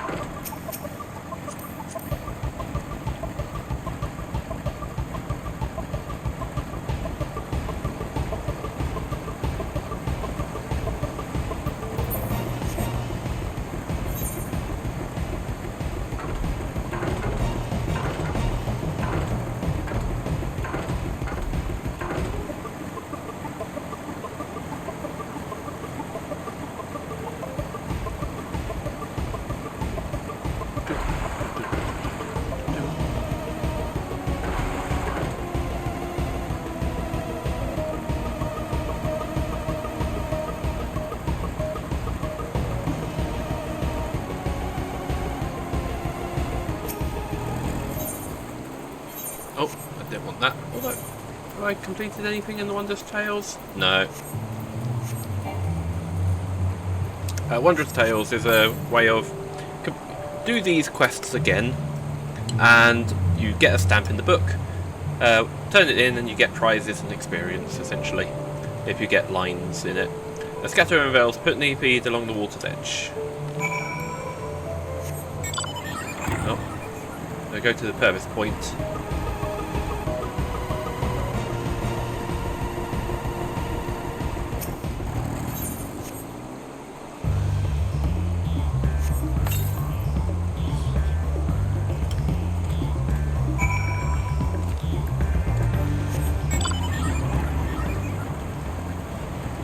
They've got a white draft chocobo, so 2-person one. Nice. Oh, that's a wedding one, I think. Also, I've just finished laying out the last of the bait. Step back to the side and leave the rest to me.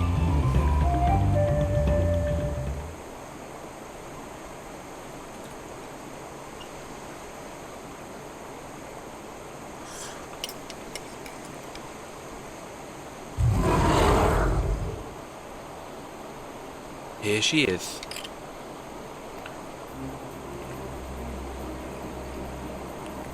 Shh, there's nothing to be afraid of. We just need your help one last time. You're hungry, I wager? Come on, come with me.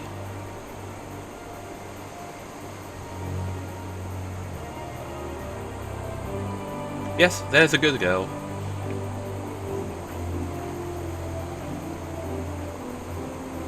They can fly, so why do we need them on the boats?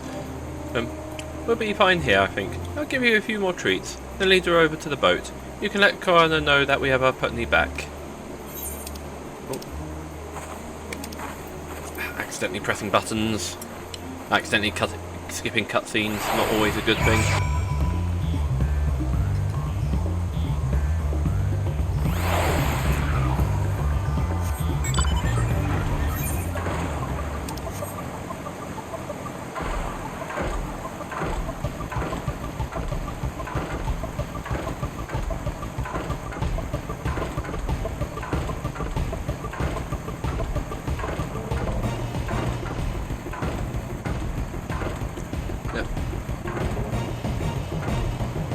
Trying to have a bit of fun while I go slow.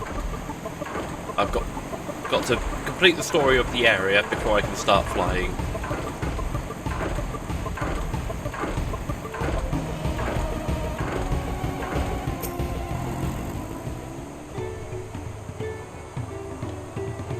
Renville has a Putney in hand then. Good, I expected nothing less from a certified gleaner. As for the harness, we were able to purchase all the parts we need. The Leveloo twins are over in Irvinshire right now, having the Potsworn make the repairs. I'm told it shouldn't take long. We'll be ready to embark on our rescue mission as soon as we hear from Thancred. Ah, there it is. Aether current. Frankrid must know something by now. I wonder if this will open up next map. So we're going off course first. You found her? Understood, thank you. I had but to invoke his name. Frankrid follows the Hoppy-Go's boat to the destination and confirmed that they are indeed holding my sister captive. They, of course, being Bakul Jaja and his minions. I swear I'll make them regret this. Namati is in Rich Leaf Tunnels. The moment the harness is prepared, we strap to the Putney and make our way back down to Ikluhamatu. Oh, someone had Twintania there.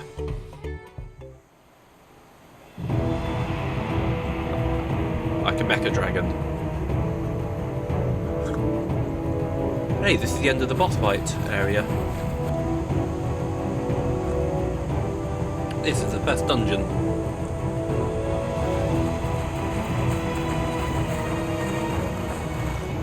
Fengred. Oh, cutscene. I noticed the camera's gone as well. Ahead. She's unharmed, but we best not dally.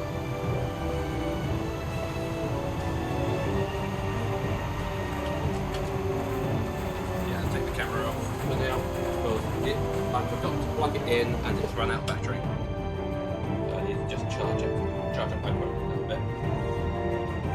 That's what I was using. Typical.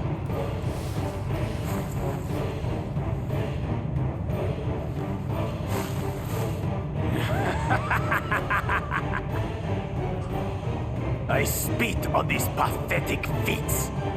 Far more satisfying to claim their baubles by force. Give it back! Fulgenton poured his everything into that stone. You've no right to touch it! Oh, was that the name of your artisan? How could you allow something so precious to be stolen? You thieving cheat! You're no true claimant! What does that make the foolish kitty who fell into my trap? If pitiful roars were all it took to claim the throne, you'd be first in line. Now, brother. You shouldn't tease her.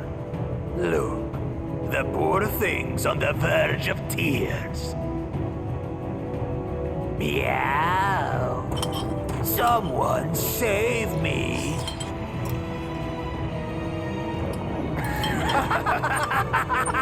I should really stop slurping while I'm like. Who did that? His scales are as thick as his skulls.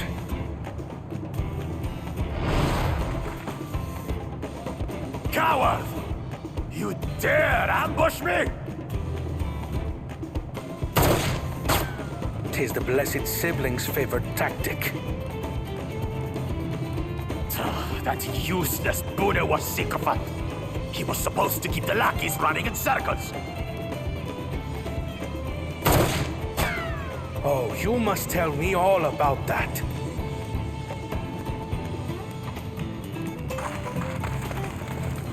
Careful now. You wouldn't want to hit her hostage.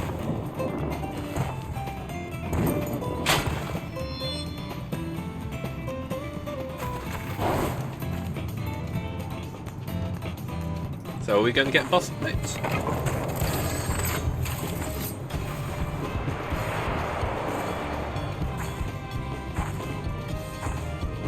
That one's not to be underestimated. They can do nothing while we have.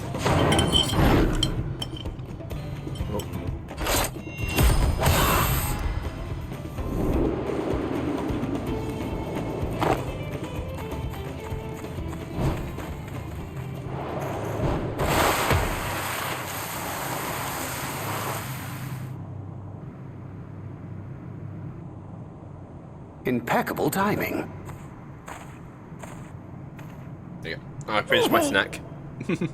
Amachi, are you all right? Aye, thanks to you.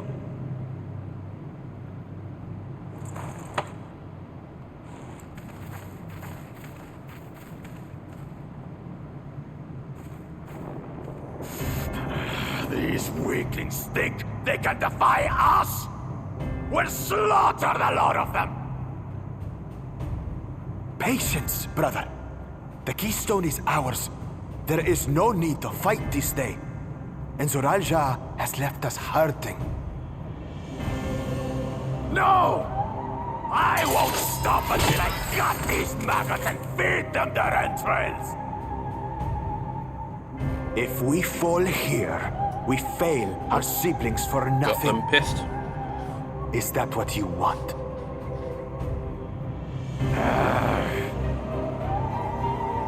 We'll take our keystone back. Brother. Break off! We retreat! Wait! Damn you, Bakul Jaja!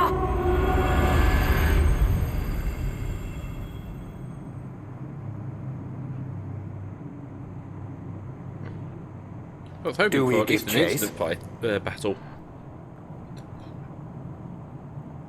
We head back. Namachi is safe. And that is what matters.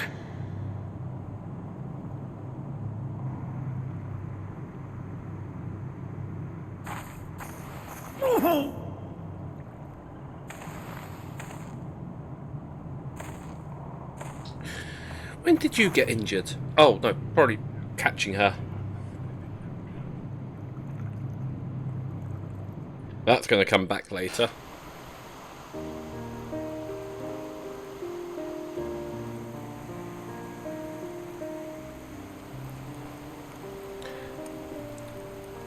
I am glad to see you unarmed, Namati. Thanks again for coming to my rescue, Kona. And for all of you too.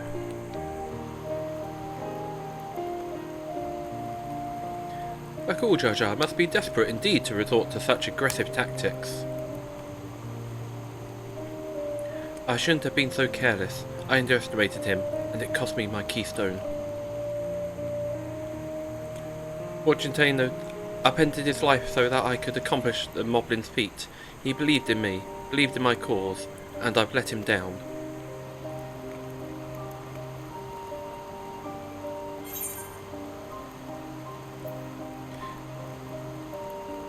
So we take back what was stolen.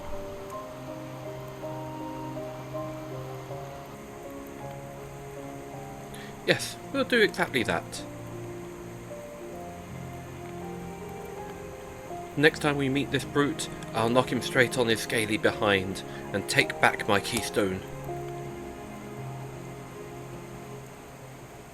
Speaking of vengeance, didn't Bakul Jaja curse some useless Bonawi sycophant when he caught sight of us?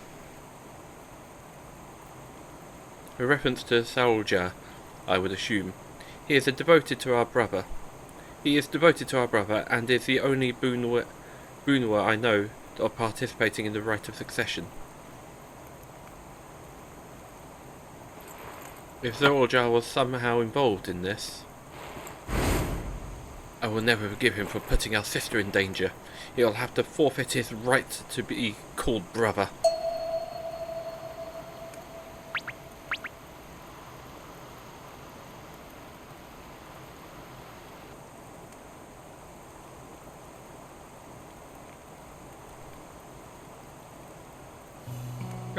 Bakul Jaja should face punishment, of course, but so must the bandits who had tyramented to Dr. Matil. I shall request that Father send a contingent of Landsguard to enforce the law in this region. I agree that measures need to be taken to keep travellers safe. But I wonder, what pushed these people towards the life of banditry in the first place? If we dig deeper, we might find a way to improve things for everyone.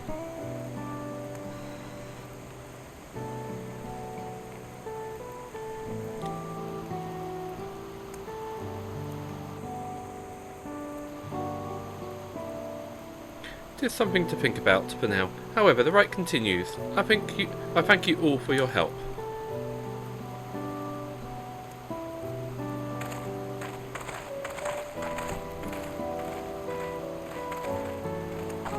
We should be moving on as well. Are you feeling fit to travel, Wuklemat?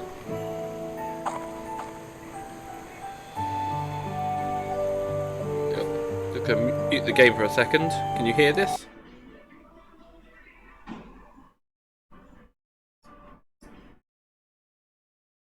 They're too far away now.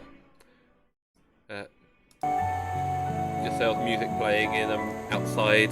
There we go. Our bedtimes are all gained a good head start. This time we're called back some lost ground. What's that outside? Yeah, that was outside. Yesterday there was a really loud car going past. Like the engine was so loud it was probably over what I was. It was over the game volume on the mixer. I really am sorry for what happened. From now on, I will let my guard down around suspicious strangers. And again, I do appreciate you all coming to save me.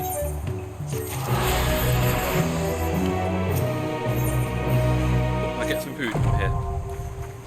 The road beckons, friend. Let's be on our way to Yokhoi. Then it's back to where the path through the mountains begins. You remember the spot where we were tricked into walking off with Bakasa? Just going to rub my face in it like that, eh? I wonder if he's raising my hackles on purpose. So, you know, trying to keep my anger directed at him instead of myself. Either way, we can't stand around here all day. We have a lot of lost time to make up for.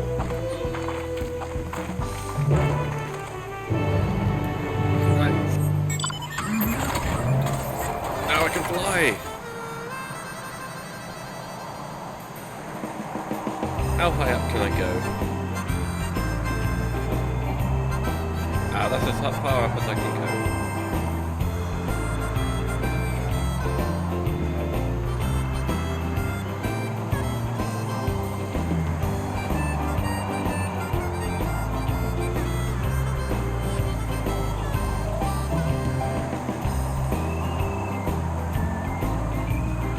At least there's more control than the Regalia in 15.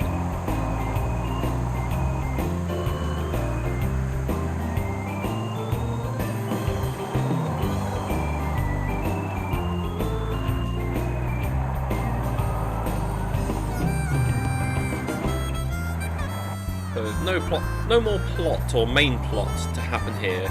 Might return for later, but this map's now technically complete.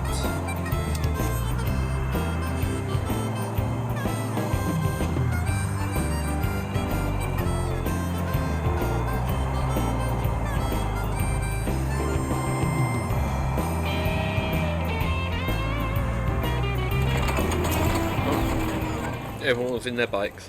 I couldn't leave without letting Regirock know what happened, so I stopped in Earthenshire to say a few words before moving.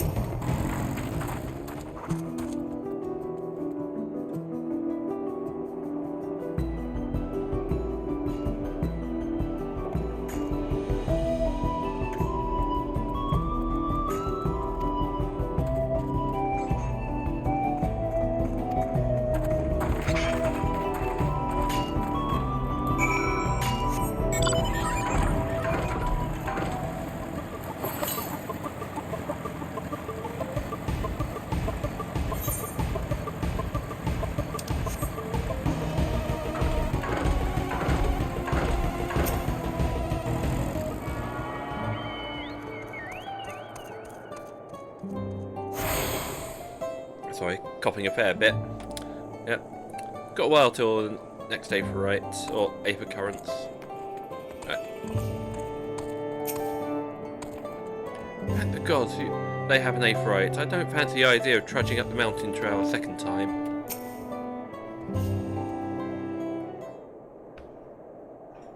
Phew, I think I was getting used to the air up here.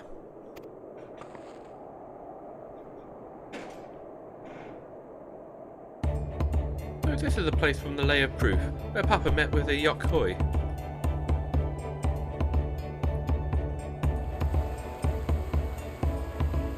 This must be them. I don't think I've ever actually seen one outside of a picture.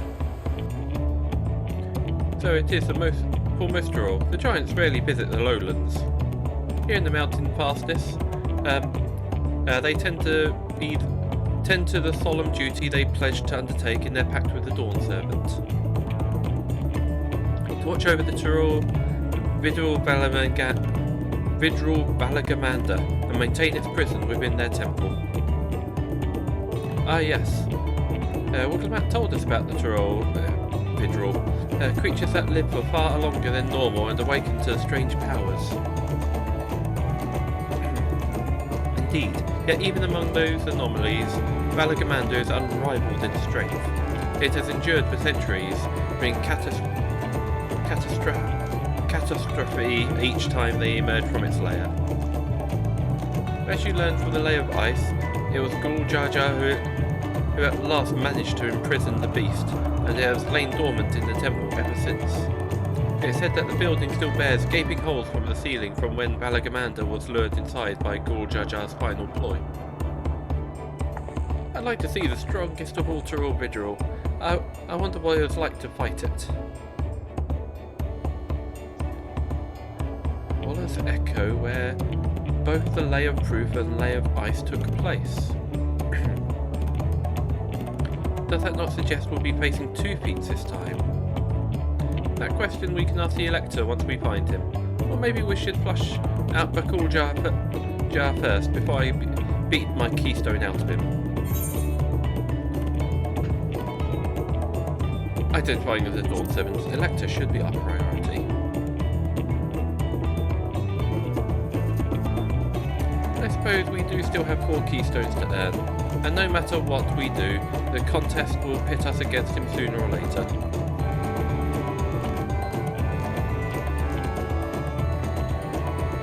Was that the 3rd one? Yeah, that was the 3rd one.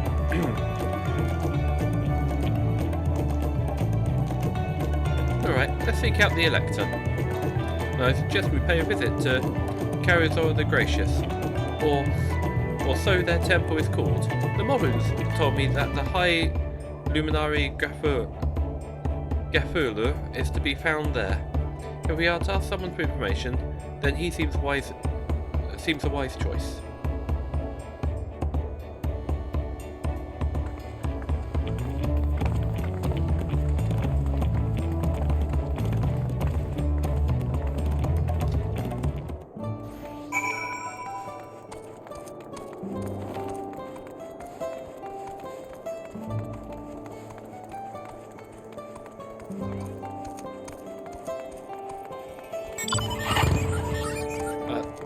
They've got that tractor as well.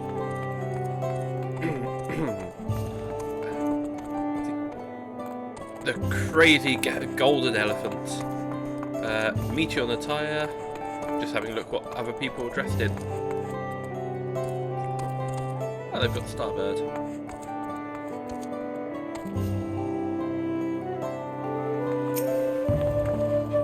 Let's see if I can convince the guards to let us through. I am Woodlamat, third promise of Tuliulau, and I seek your elector for a right of succession. May I speak with Gafola? The High Luminary has granted admittance to the claimants. You may enter. That was easier than expected. In we go then. Cutscene.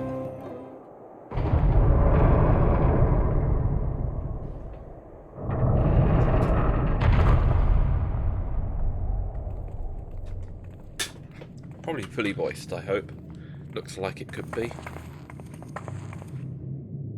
Oh, no. God, is that...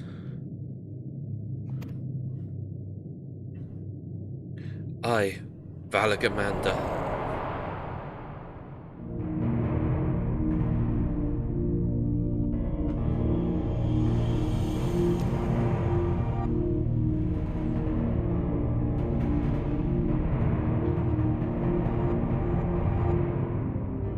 Welcome.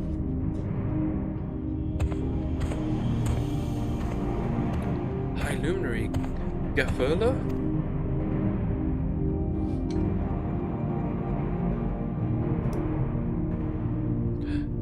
He is not here at present. I am Luminary Zumawowo. This is a sky ruin, Valagamander? It is. The Trail Vidriel, whose name has evoked terror since time immemorial. Even my people, once conquerors of all beneath the sun, were as brittle leaves before Valagamander's tempestuous power. When the Sky Ruin descended upon Ukapacha 8 decades ago, the casualties were staggering. Had Gulul Jaja and his companions not intervened, we would have been slaughtered to the last.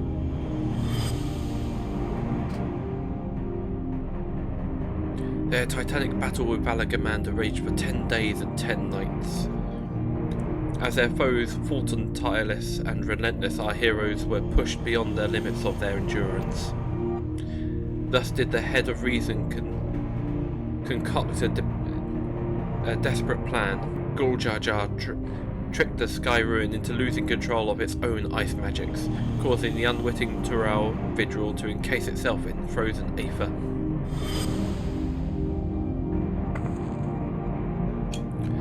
And it's been like this ever since. Nice work, Papa. But what happens if the ice ever melts? The same question looms in our minds, for the magic sustaining this prison grew weaker with each passing year. Valagamander commands power of fire and lightning and ice. Some believe that the violence of the recent storm was the result of those energies slipping free.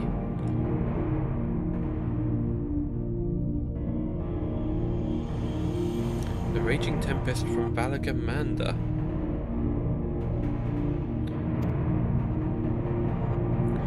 Setting future worries aside, you are come to attempt the feat of proof, yes? The High Luminary chosen elector of the Dawn Servant has left me with the instruction for all the aspiring claimants. You are to scour the Forbidden Mountains and find the waiting Gafurla. That is to be your challenge. Ah, so the search itself is the feat.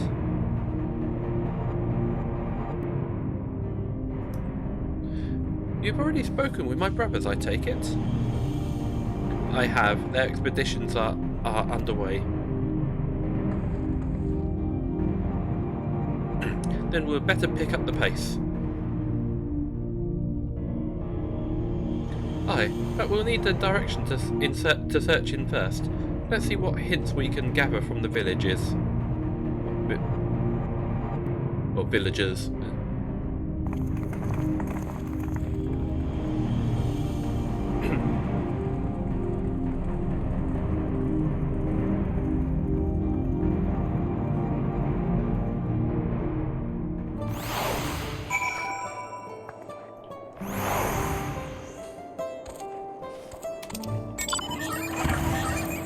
Hide that. Oh, okay, difficult to hide.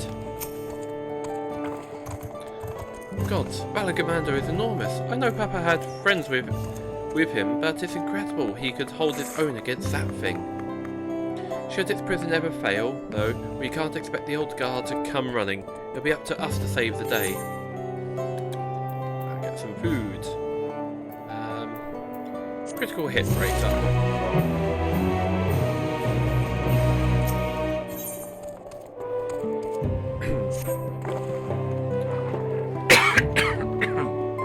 Move away from the mic and cough, but I don't think that's helping much. As we've just been informed, the fear of proof requires us to seek High Luminary Gafurla somewhere upon these mountains. However, if earlier feats are to any indication, we must assume the challenge precludes the Hokyoi from answering our questions in a straightforward manner. Thus, I would ask you to pay close attention while attempting to divine Gafula's whereabouts.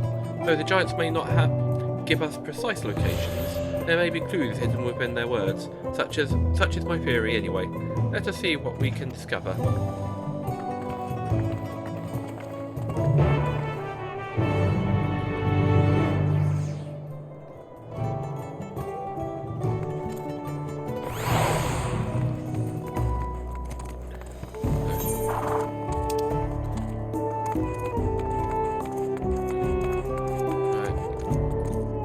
I'm actually going to take some time to explore.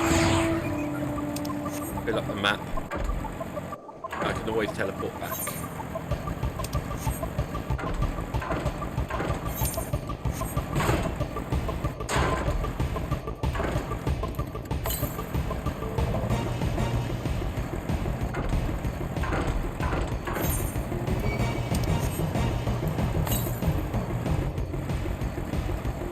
I could be up there. Oh.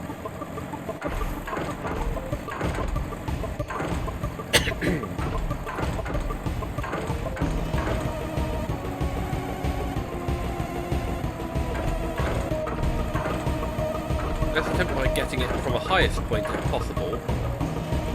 Ooh.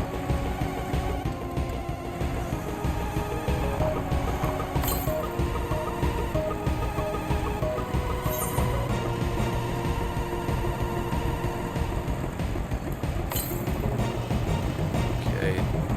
214 to the west. Okay, it's not up here.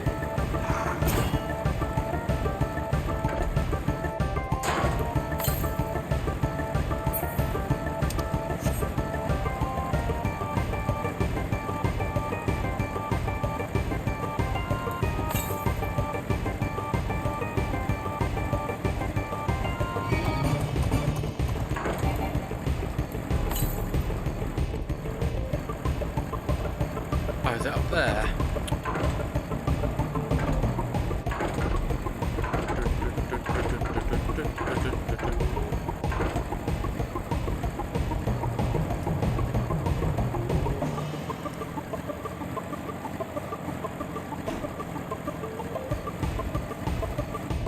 Hang on. Oh, that's a hunt.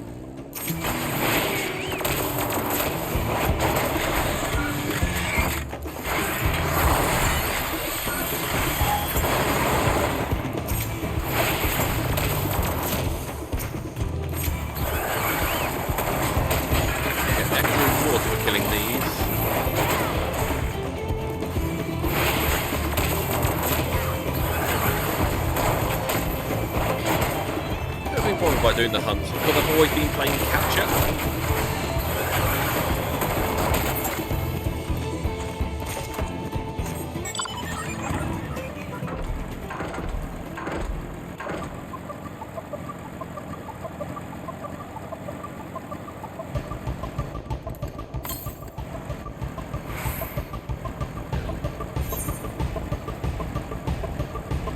Did I take a long way round? I shouldn't have. Come on.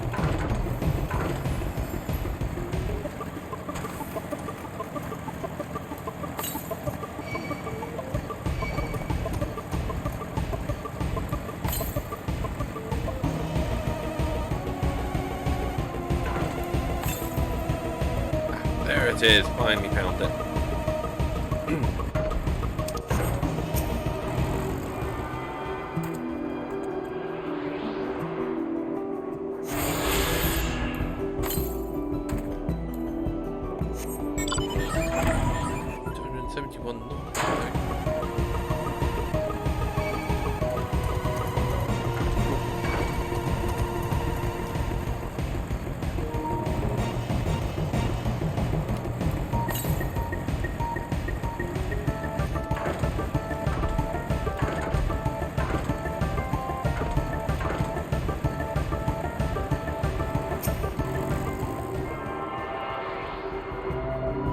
I'm at the Pelu Pelu village,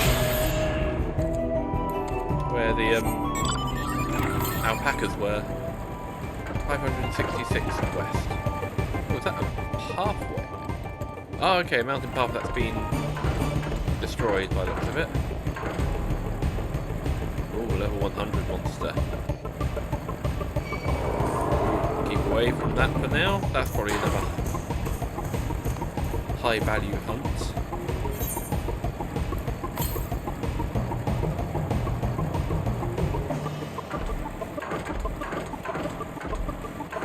Come on, there we go.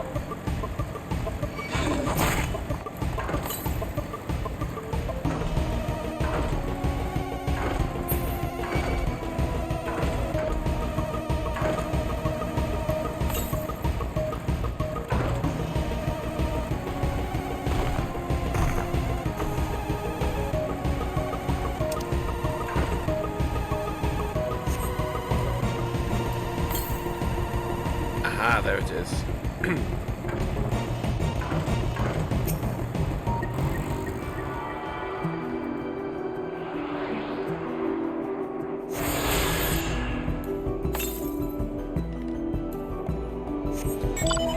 West again.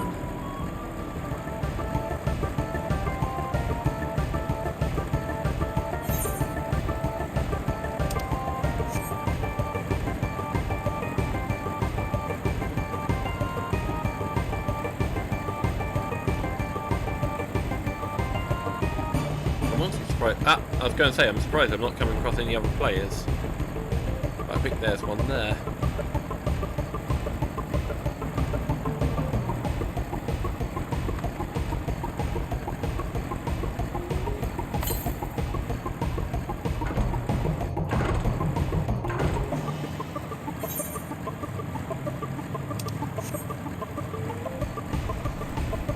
Yeah, I'm definitely ahead of the game. I'm seeing there's plenty of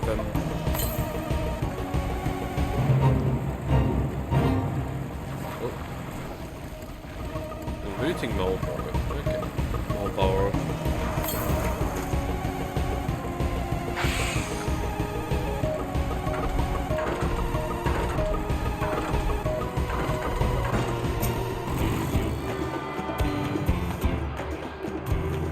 Oh, there's someone just in a bunny suit, just dancing at the gate. I assume this is where I need to go in the end.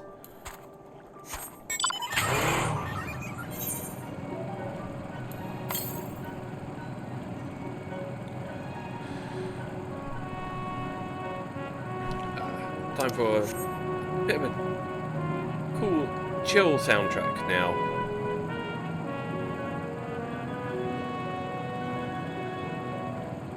Goes just as fast because it's another premium mount.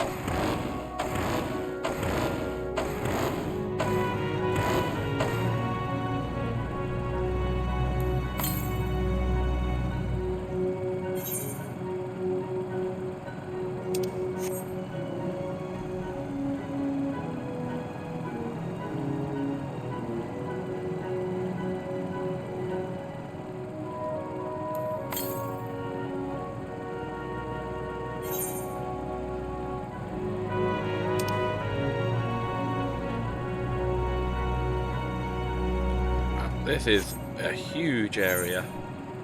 Oh, another gate to another area by the looks of it.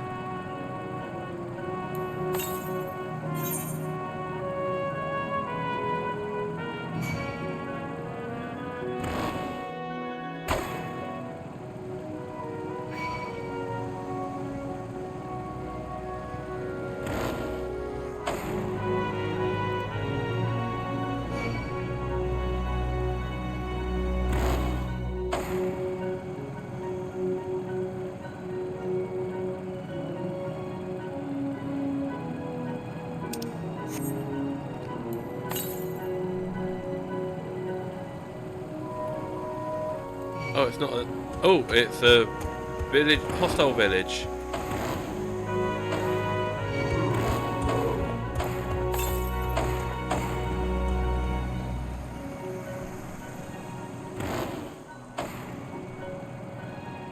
Don't mind me.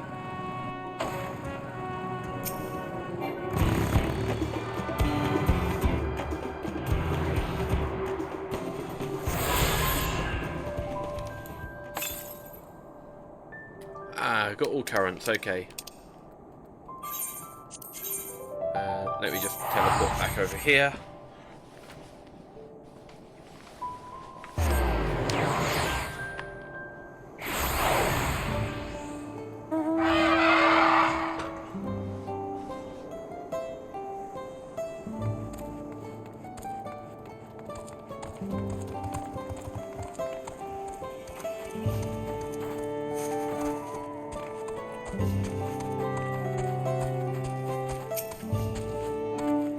After the High Luminary as well, are you? I know not where to find him, but I do hope you have an opportunity to speak together. He is a great man with a deep reverence for our traditions. These glyphs we carve, for one. He affords them so much value as any treasure we possess.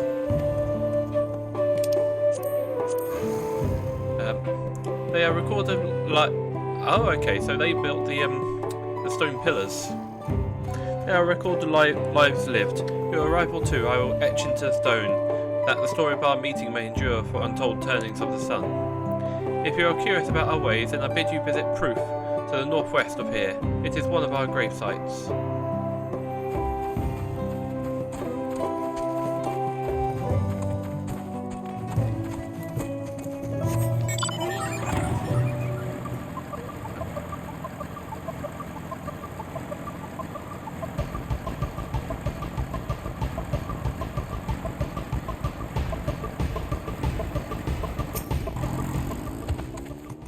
The High Luminary? No, I've not seen him today. Now let me ask you a question.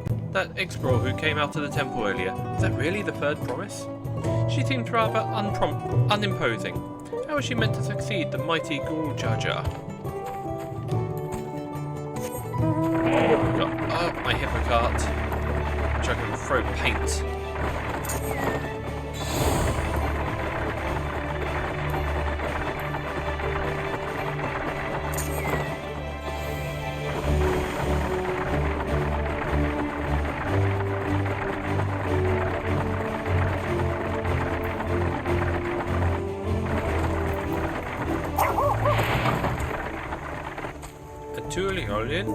No, you're not from... You are from farther away than that, I think. As for the High Luminary, I can only guess where he might be. He is a warder of the Sky Ruin, but also keeper of the Speculus, and his duties often take him outside the village.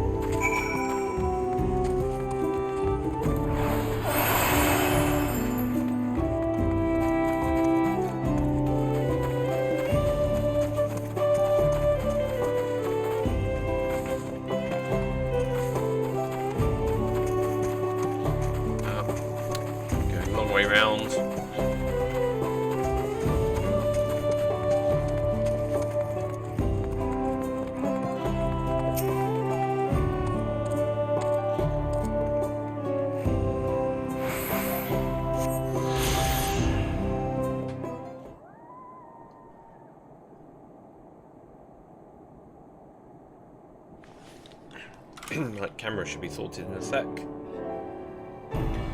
First things first, was anyone able to coax forth a definite location of the High Luminary?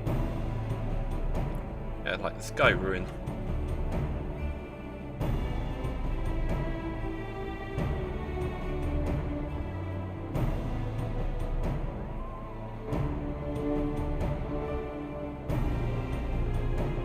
Oh, I've just seen Facebook poster Todd's selling in Cavendish House today and tomorrow. Interesting. I might pop over and say hello.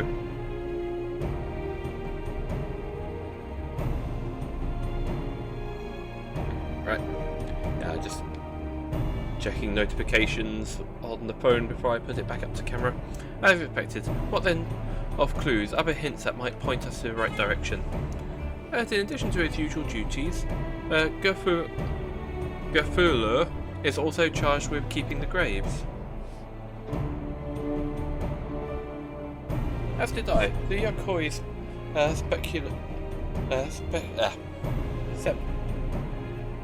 sepultures appear to hold special significance in their culture. Right, come on, let's put the camera back. This time, plugged in.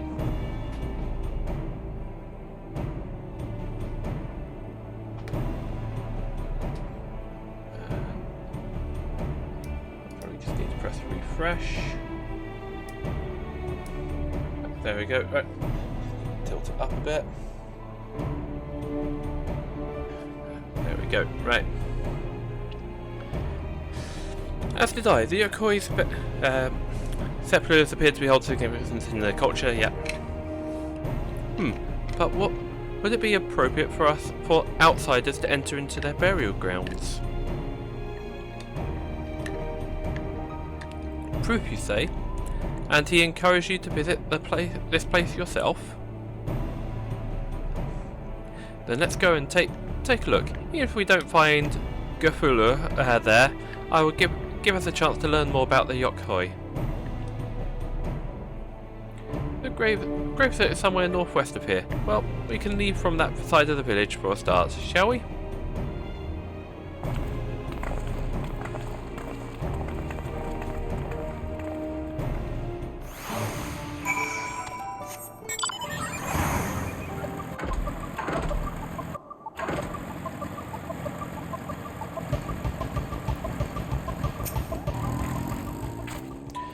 The others have gone ahead to Proof, following the trail west.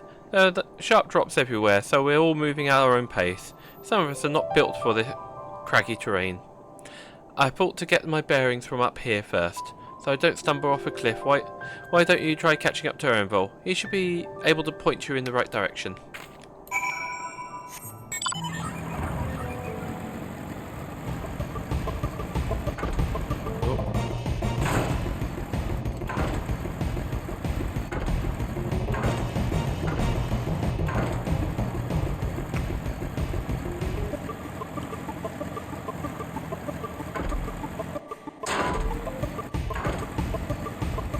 I do like the sound of the kshonk when you drop onto stuff.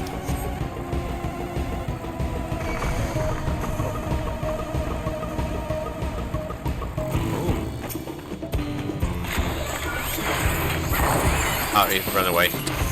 Ooh. Take a look at that crater. There's no woods, no trees, not even dried grass, and yet the ground still burns. Just like one of the scars left by Balagamander's rampage, as told by the saga. The Skyruin's fires are described as eternal flames, that they can be quenched by neither storm nor time, and here I thought it a legendary embellishment. But now I've lost sight of Reclumat. Proof is northwest along the main road, so hopefully she'll still be heading the right way.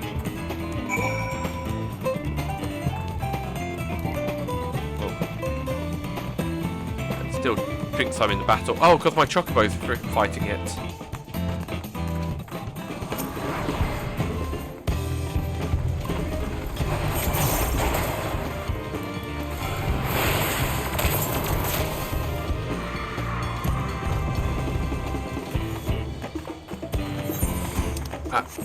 There we go. Kevin Bo's caught up.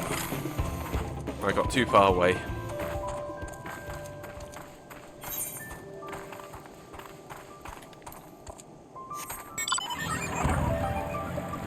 I thought she'd only be a walking distance, but nope.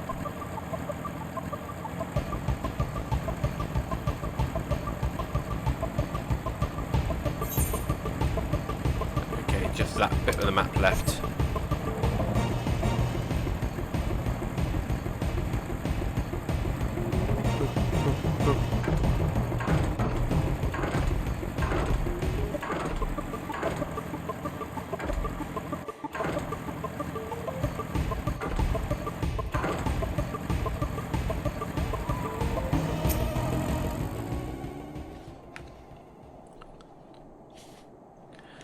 Heh, Reclumat wins again. You shouldn't go off on your own because of what happened last time, maybe? Looks like everyone here now, so... Greetings, friend. Are you Gufulu? No, I am not. The High Luminary did, however, task me in providing a lesson on sepultures to those who came in search of him. Oh, so we were meant to find out our way here after all. Are you to tell us who is buried here? No one is buried here, in the sense you mean. When the body has served its purpose, we consign it to the flames. then scatter its ashes across the peaks. Moreover, we do not conceive of death as others do. For us, a person does not die when their heart ceases to beat, but only when they are no longer born in the hearts of all those who know them. That is why we build our sepulchres before age or mishap claims us, that we might etch ourselves into living chronicles for all eternity. This grave belongs to a good friend. His mortal vessel ended his journey some years ago, but he lived within me, even now. Up there stands my own sepulchre. I don't even know how to properly pronounce it. As long as it exists, so too will I. I will endure in the hearts of those who read my grave glyphs, in the same manner my friend does in mine.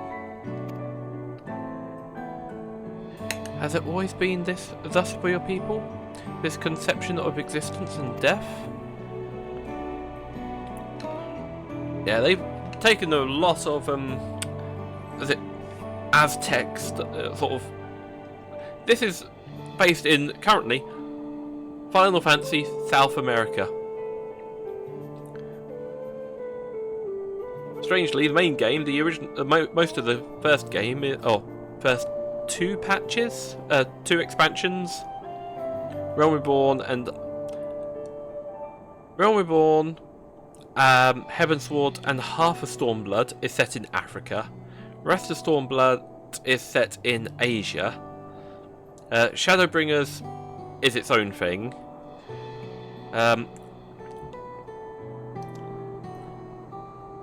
Endwalker has a bit of like European, Icelandic, I'd say Indian, and space. And now it's the Americas. Continuing along the path in, and there's an Australian continent as well, somewhere we've heard of, but haven't yet gone to. We know who's there. We've got a friend we know is there. Continue along this path of the indelible passage. Behold the history upon its walls, and you may find the answers to your questions. We do have a Europe that's still mostly covered up. Then that's what we'll do. Your traditions are fascinating, and I'd love to know more. I thank you for allowing me to share them, for in doing so I'll remain in your hearts also.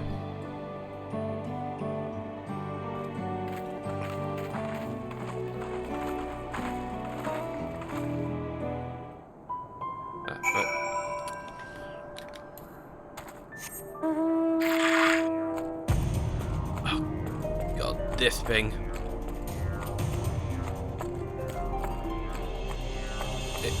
It's such a weird bug. Oh.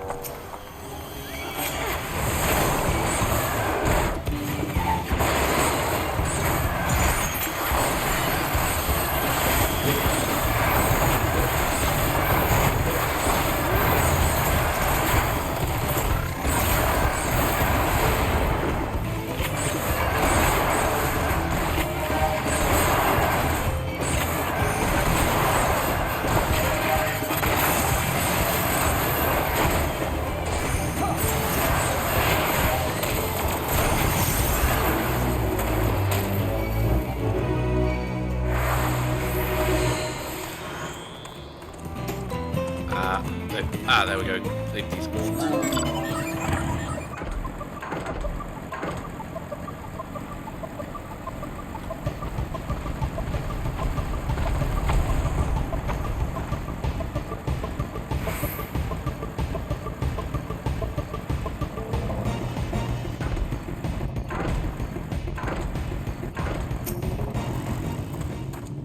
I've been waiting for you.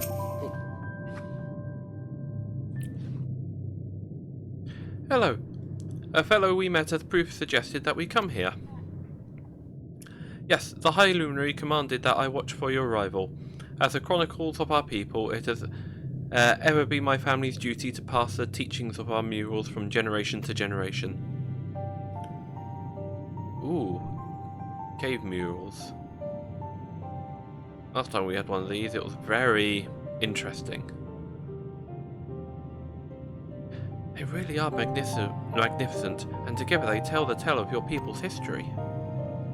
They are the events which shaped us. I would share them with you, ere you are to continue your way. Please, we'd love to hear all about it. Then I will begin. The first mural depicts a time more than 1100 years ago, an age of great prosperity for the Yokhui. Blessed with a size and strength unmatched by other people, our ancestors marched forth and brought much of Yoktural under their domination. Then, when all before them had been conquered, they turned their gaze northward, seeking to expand their territory and power. Here we see the expedition of Zaktural. Unable to cross the strait by ship, our forefathers set to build a bridge to the northern lands, a grand labour which consumed the greater part of a century. Lorga the Boundless, we still make use of that bridge until you allow for travel. I can't imagine the patience and dedication it took to complete a work of that scale. But I've never heard of the Yokoi living in Zaktural. What happened to the ones that went north?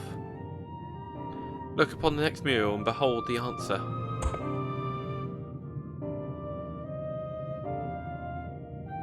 The scene suggests that many giants perished all at once.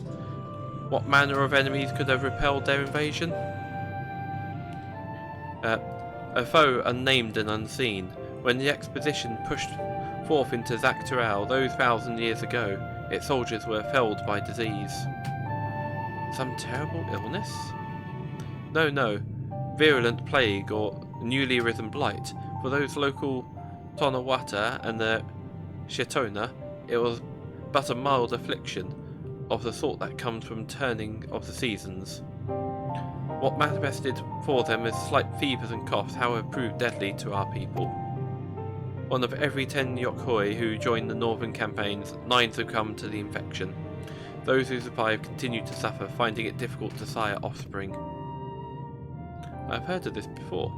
Lacking in inherent resistance, visitors to distant lands can fall deathly ill to diseases locals might have shrugged off.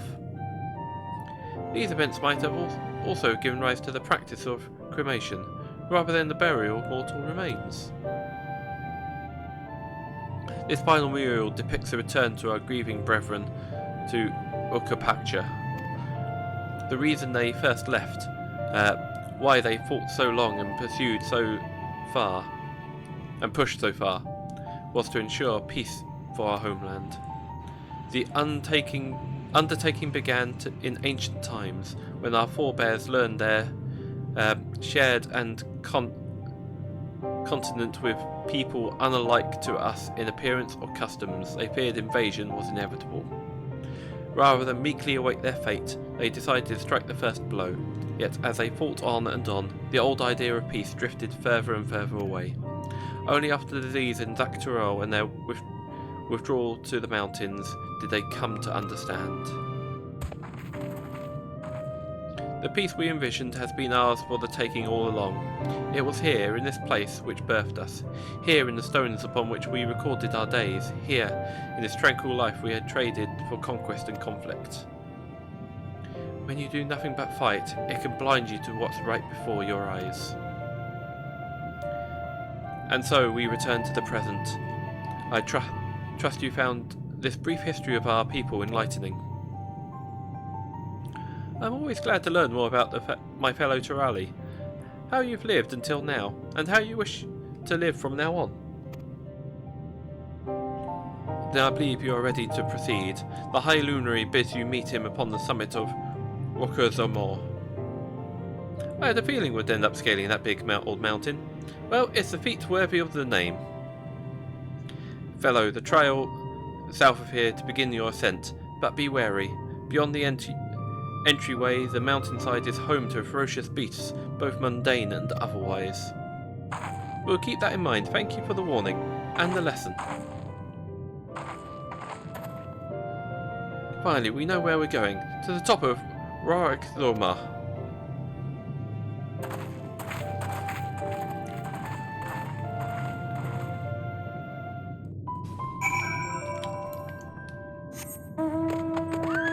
Oh, going back? Oh, okay. I thought it would be this way. But it's this way. Okay, cool. I don't like that the horse is tilting. I say horse, it's evil unicorn.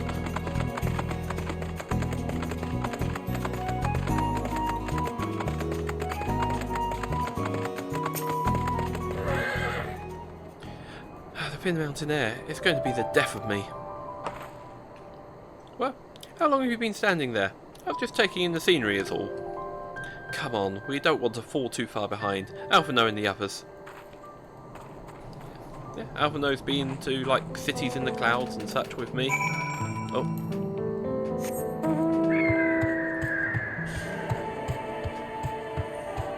Flint? Coal? Are these rock bombs? Interesting.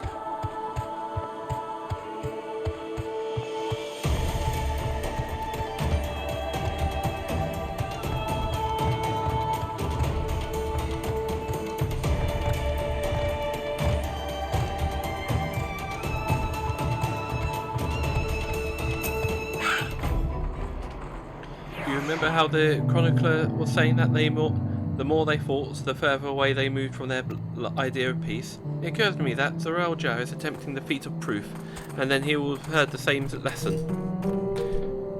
I can only hope that it's made him reconsider his own stance in educating people through war.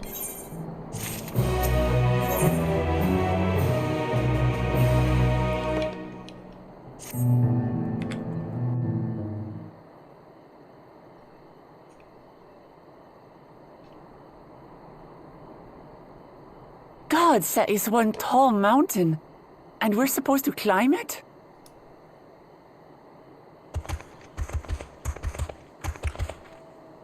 Was this Bakul Jar Jar? Oh no. Farther. Tomar. Tuliorlu. Korogar.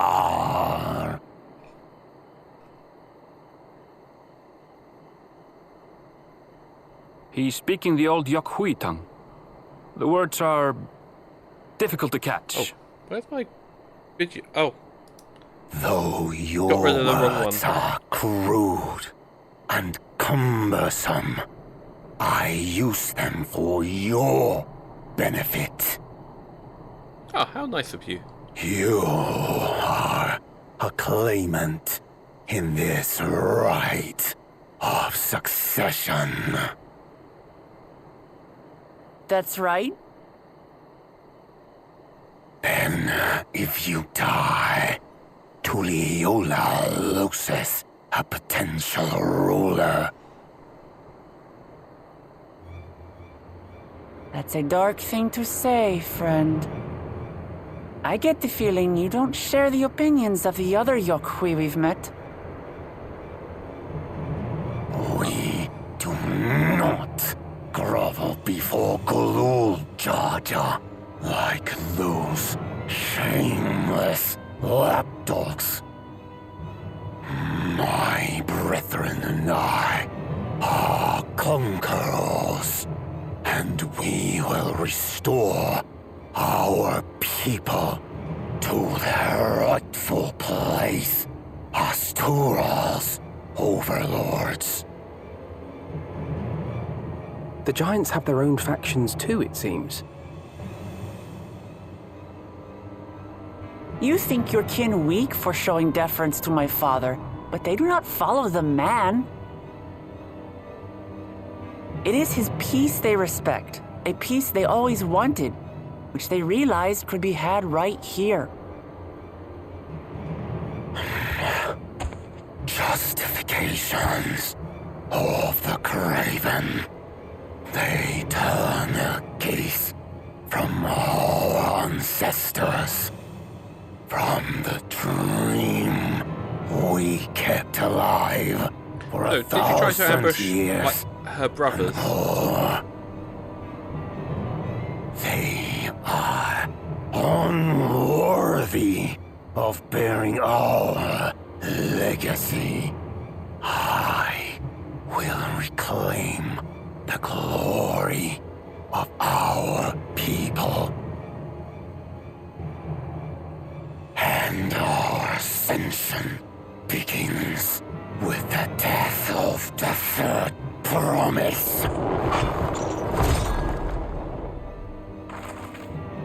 Stop! I don't want to fight you. Then die on your knees.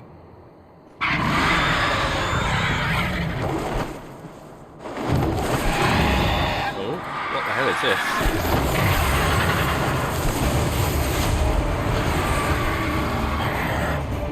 Opportunistic vermin seek to feast on us, do you?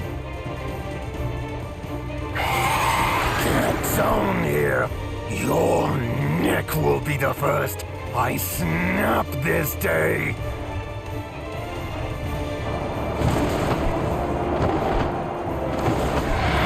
I'm gonna go for the one that's I'm gonna take it you're going to be the boss of the dungeon here or something.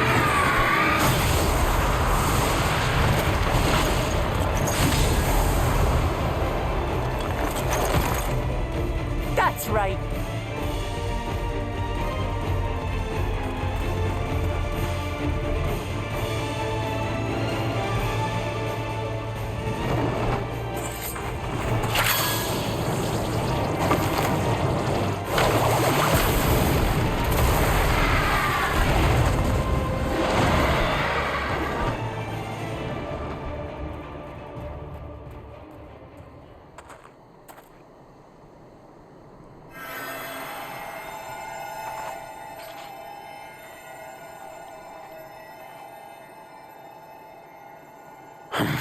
Why do you help us? Sure, there's no ill will from us. I didn't put much thought into it. My legs were moving before I knew what was happening. I suppose I feared you'd die before we had the chance to get to know each other. Before I could learn more about you. To what end? Oh, that's simple. If we're to share the land, it's the best way for us to become friends.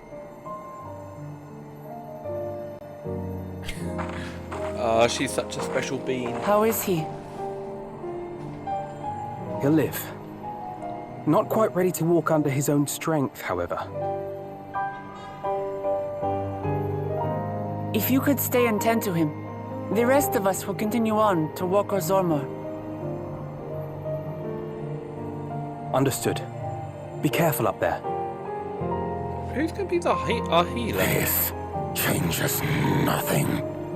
We will not forsake our conquest. As you like. You want to kill me, you're Although welcome Carl to is try. actually a healer, But actually. right now, you might want to worry about your comrade.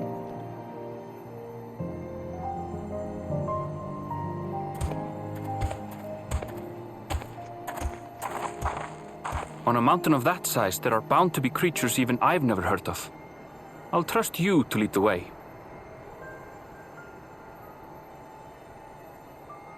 Then we climb. Grufurlor is waiting.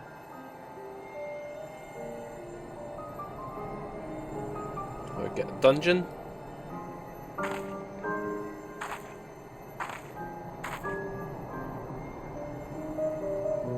Feels like dungeon.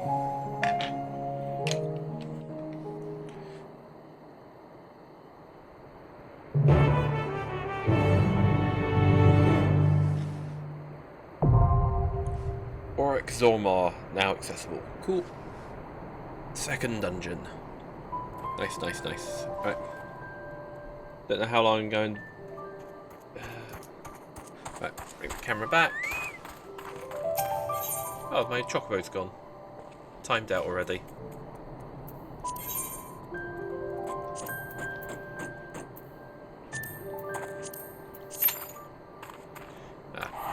Ah, 15-minute queue.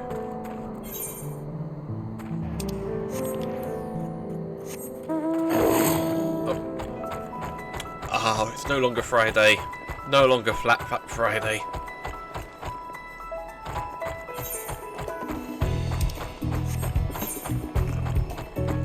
Let's head down to this fate.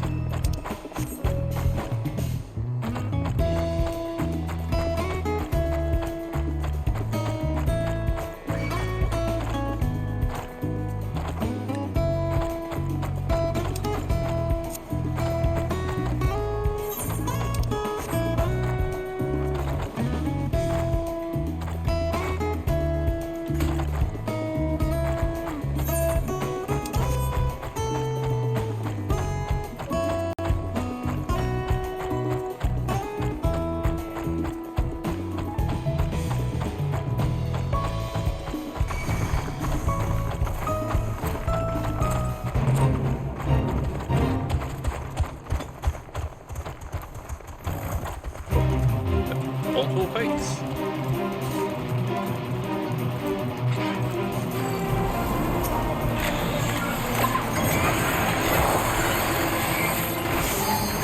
Ah, damn it. Just got here and it timed it.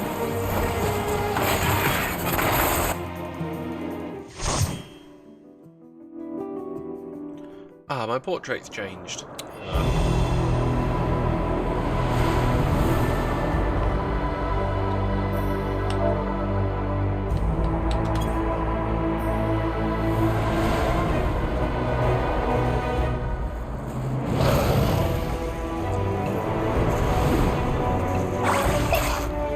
Those are wickets. Okay.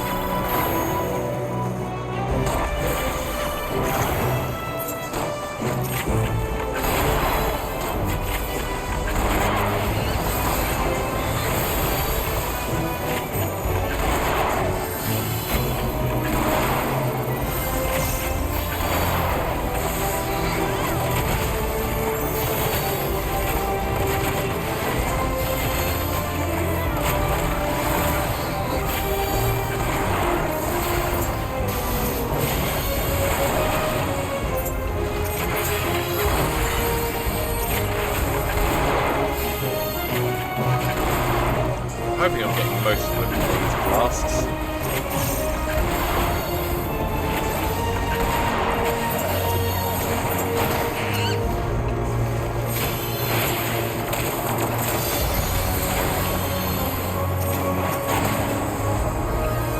That one's almost dead, so let's just try and kill it first.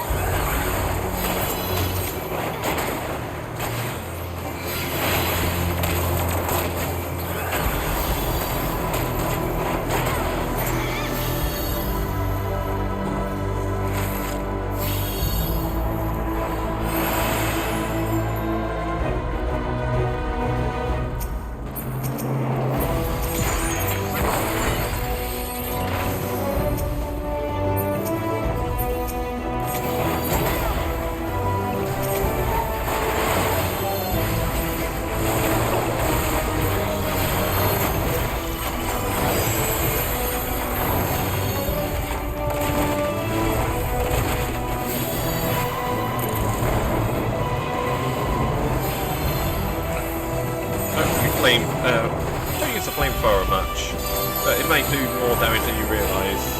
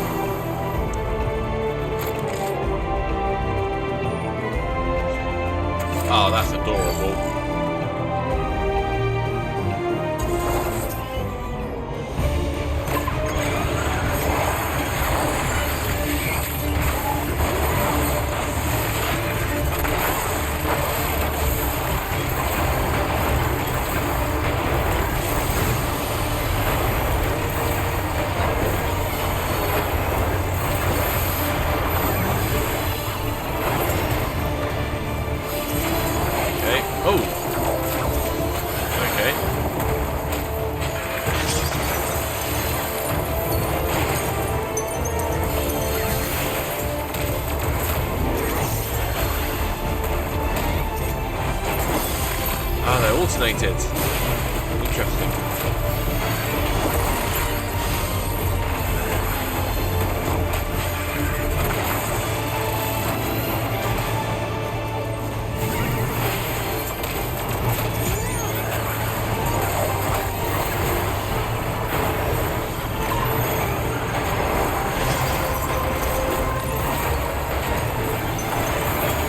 This one first.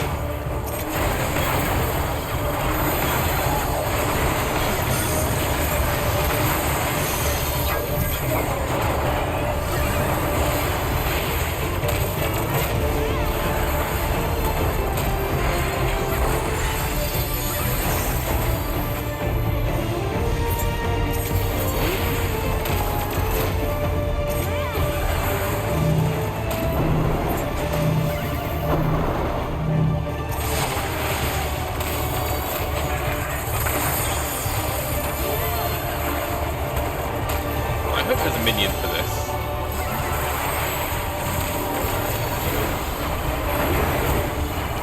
Oh boy, okay. What ones are being frozen?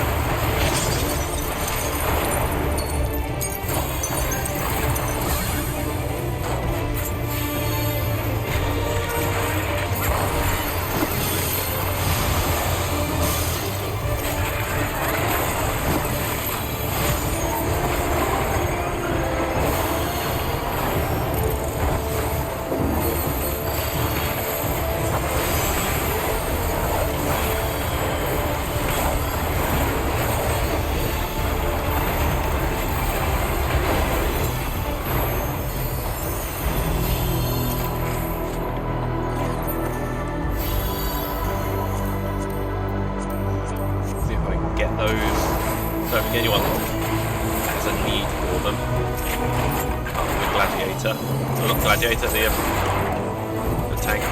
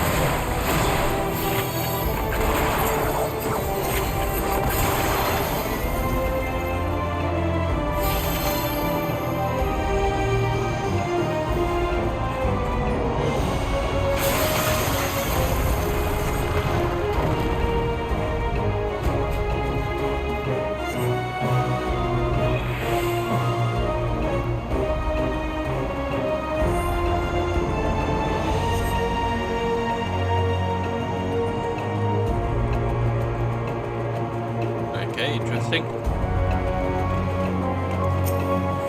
They add plot elements to the dungeons.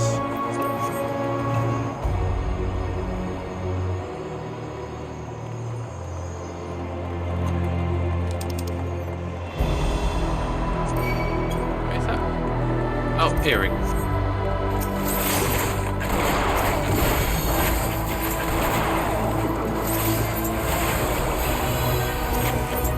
I know I'm going to get a new earring out of this.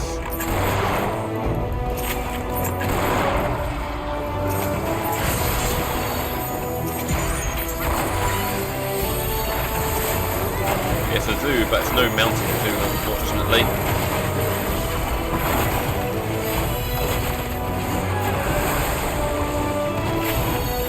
Annoying that the Mountain Dew promotion is America only. Not even Japan's got it.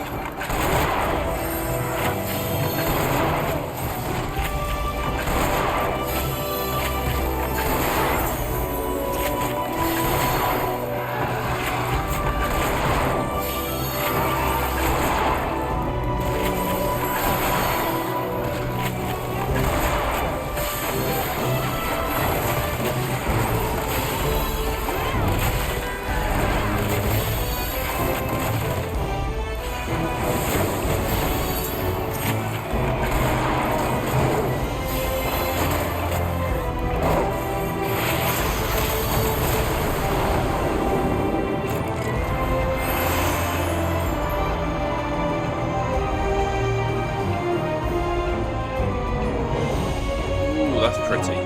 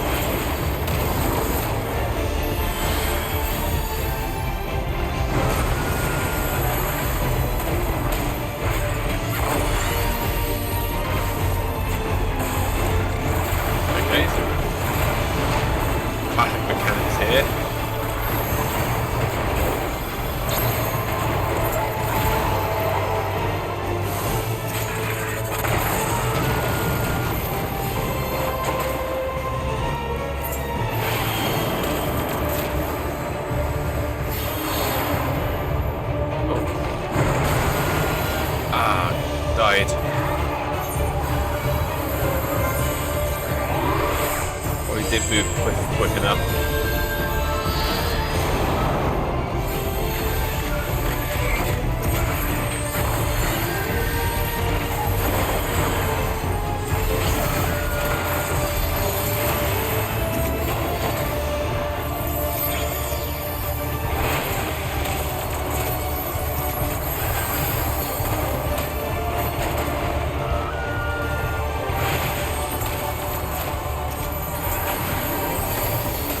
Away, otherwise it will be doom or petrify.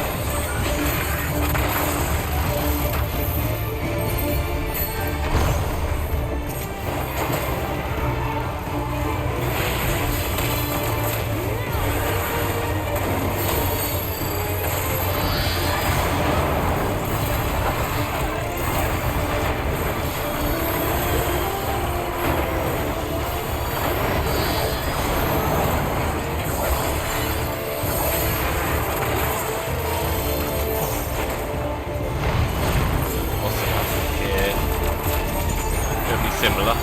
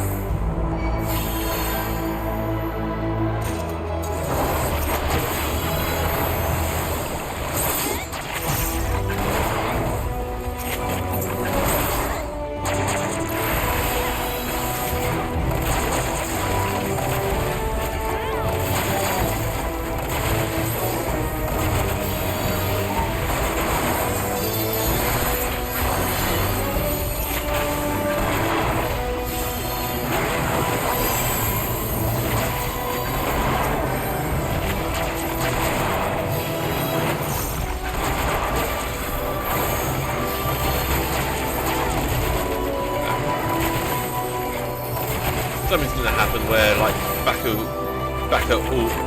Jar Jar probably releases your Valagaman or something with proof of strength, and then can't defeat it, and then ends up being us. Because after this is usually a big boss fight, proper boss fight.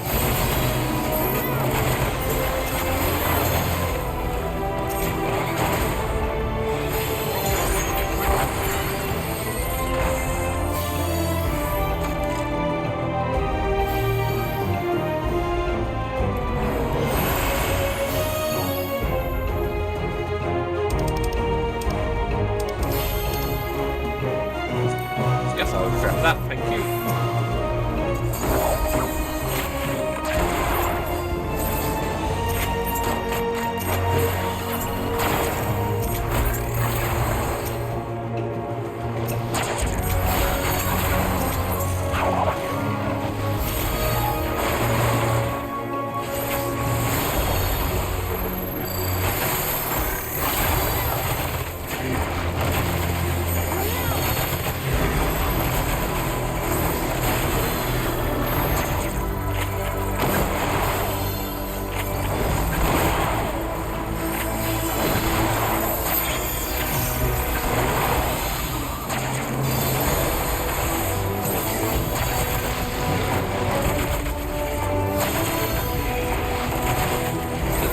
healers doing so much, taking so much damage. The whole point of them is not to take damage. 10 deaths.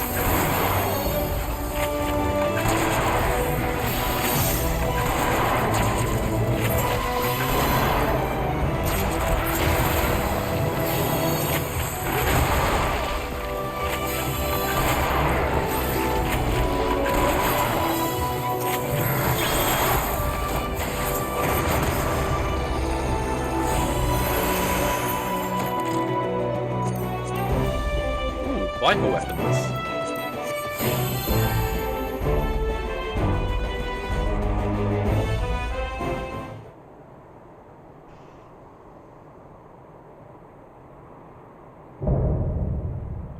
Wait, this guy would give me big Goron vibes. I am Gulfulur, Elector of the Dawn Servant. Prepare to be tested.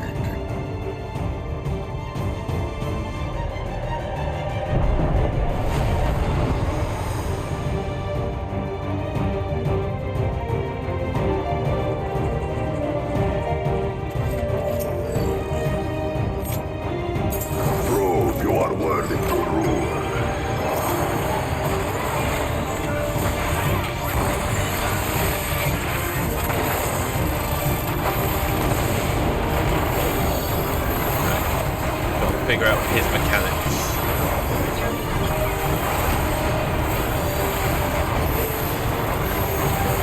Chronicles of it. Return the hunger of roiling waters.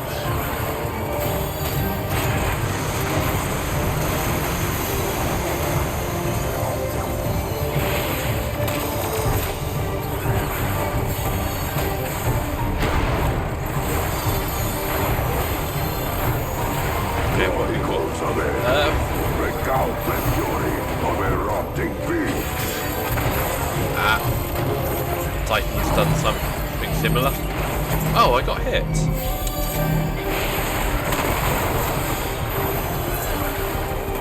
I will take the measure of your resolve.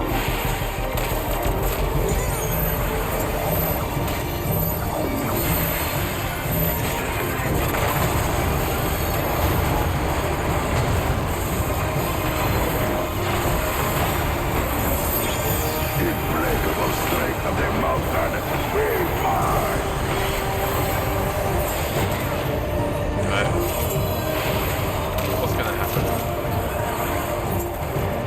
Oh, do we stop these from?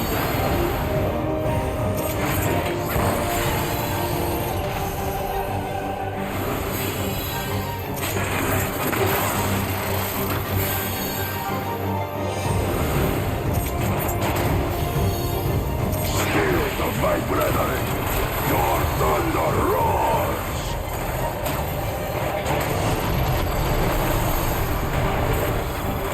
I thought those were. You should endure my fury. Stop them from hitting him rather than no, don't get hit by them.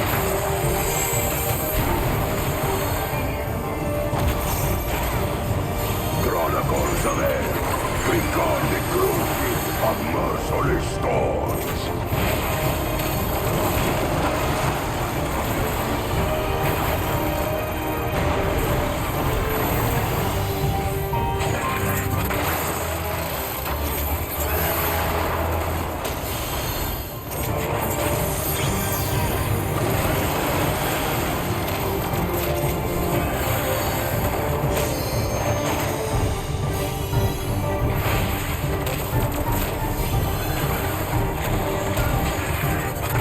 Okay, 2 at once.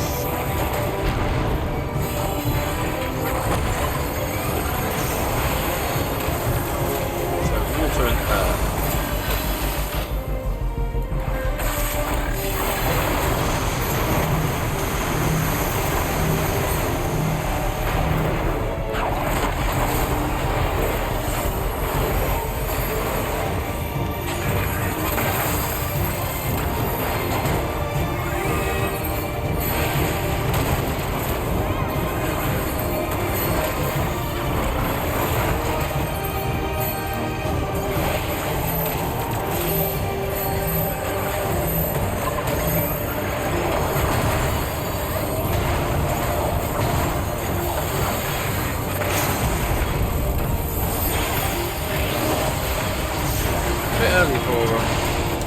limit break, but oh well. Personal preferences.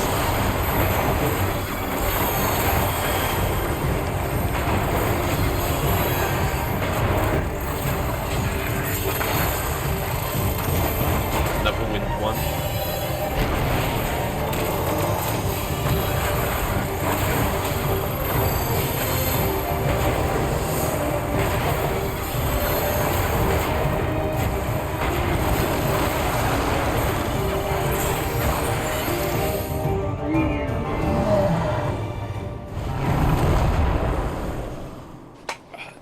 Took out the Goron Chief without playing a song of Saria's song.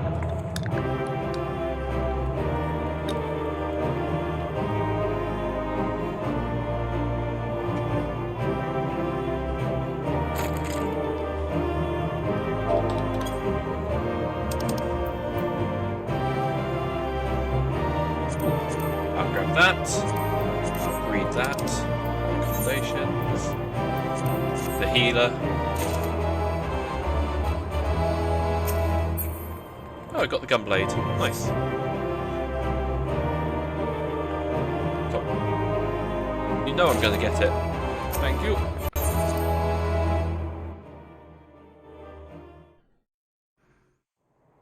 Oh, cutscene, most likely.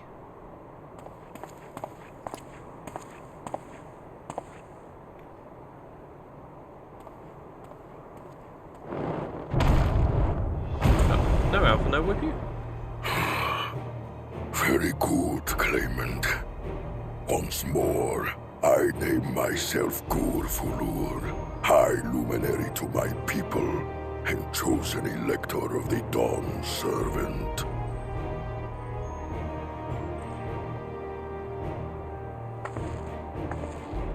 You are much bigger than the others in the village.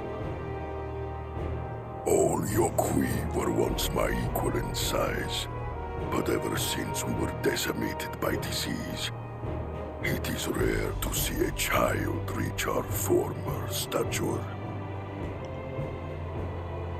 You speak of the contagion which afflicted the Shaktural expedition, the one recorded in your murals. It is a chapter of our history that is entangled with the legend of the Golden City. I've heard that legend originated with the Yokui. Is this true? With the visions our ancestors had, to be precise. Visions? The Echo? Preceding the campaign into Shaktural, many were visited by dreams of glittering splendor. They described a paradise that knew neither war nor famine, where people lived lives of eternal happiness. A single dreamer might have been dismissed, but when dozens, if not hundreds, spoke the same, the luminaries became convinced it was divine revelation. Then the expedition. Its purpose was to find the City of Gold. Yes, help was marshaled from all the territories under our control. Lands were scoured on a massive scale. Ah, little wonder the legend is so similar across Tural. Those involved with the search would have passed the stories down to their children.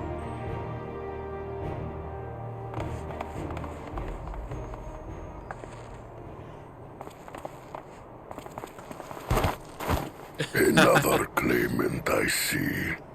I will test your worth, as I have tested those who came before you.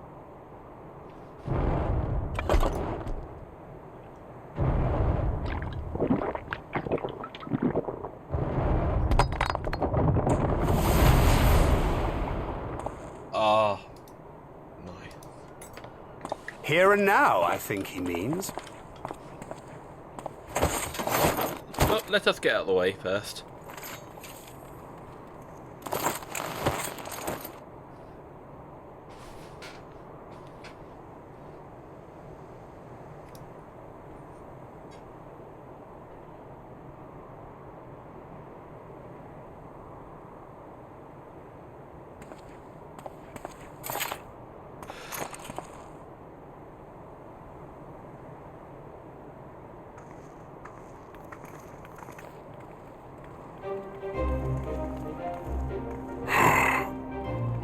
fourth second promise. For you and your sister's success in performing the feat of proof. You both shall be rewarded.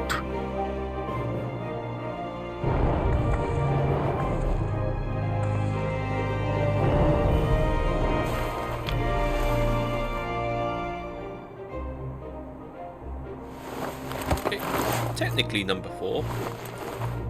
There are 3 more to go. 3 to go.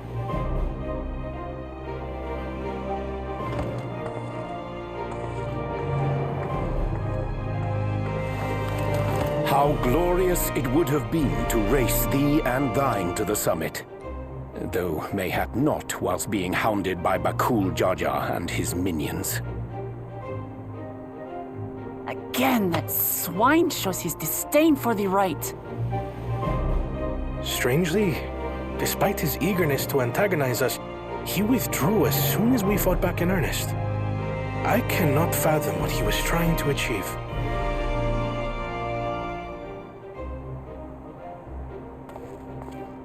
On a similar note, I'm also curious as to why you chose the peak of Warkor Zormor for the conclusion of this feat. The earlier stages saw us learn the history of the Yokui. Does this location also hold some special meaning for your people? Yes, it is a place of great significance.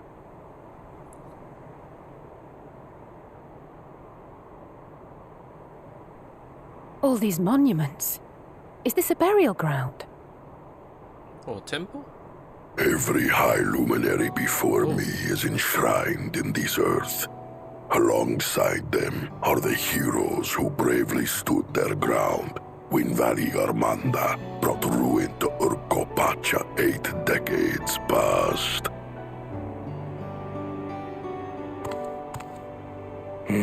That explains why there are so many. Zorolja, I should have known you'd arrive here first.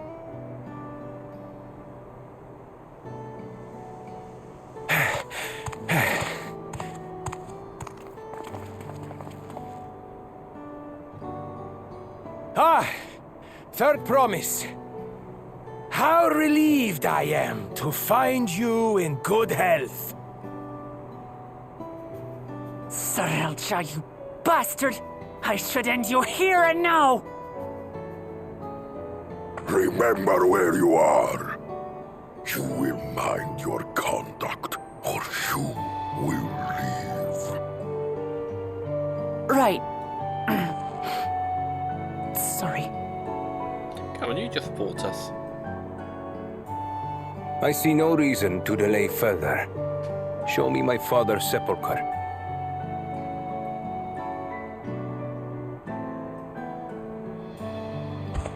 Papa has a grave?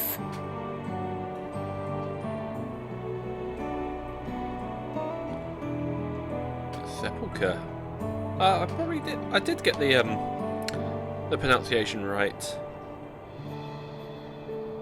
Upon this monument are inscribed the names of those who sealed away the monstrous Valigarmanda, your fathers included. Wow, he really is big. Now he's literally standing right next to us. Jaja, Master of Resolve and Reason, Champion of Peace. Look at this one. Kettenram, Navigator of Uncharted Oceans. Kettenrun? The Laminsan explorer? Does this mean he joined Galul Jaja on his travels?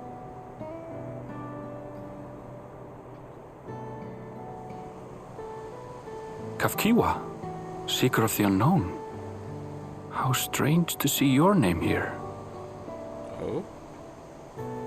It was unheard of to build living sepulchres for those who were not Yokui. But their great deed demanded recognition. Master of Resolve and Reason, Champion of Peace?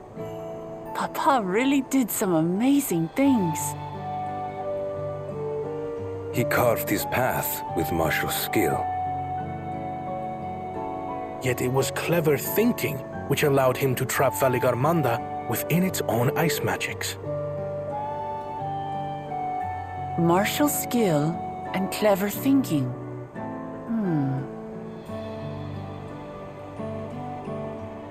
I can't compete with Zorolja's mastery of the Head of Resolve's techniques. And when it comes to knowledge, Kona's the one who most takes after the Head of Reason. Is there anything that I've gotten from Papa? Something I do better than the others? Connect to the people.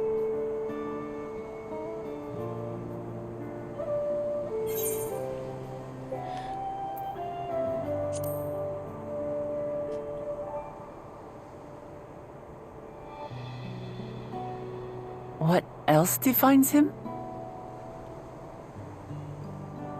Oh, of course.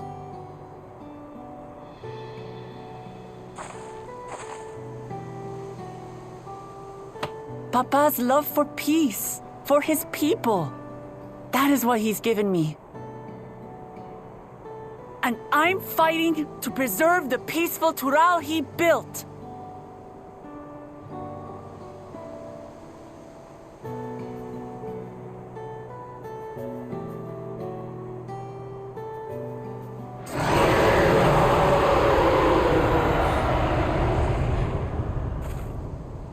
Is this What the Valigarmanda? hells was that?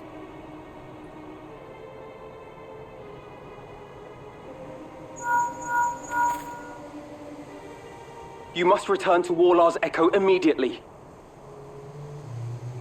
Valigarmanda has broken free. Back all Jar Jar. I presume that was about the unholy sound?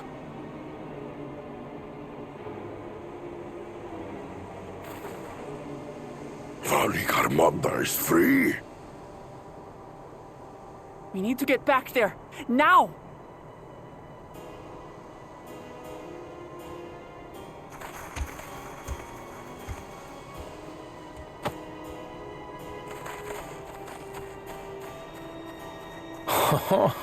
How fortuitous. We have been gifted an opportunity to outpace our rivals.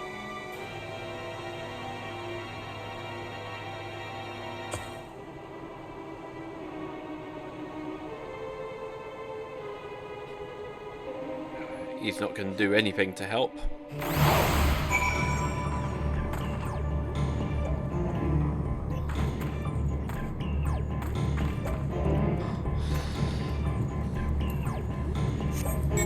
Change the music. Actually. Teleport.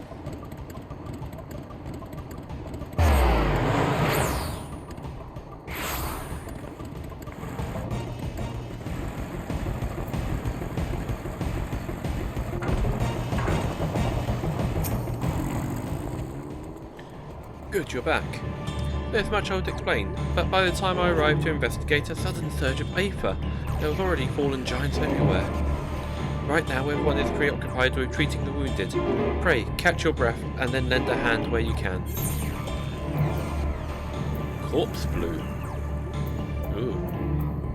Blood red dye. I'll take that, thank you.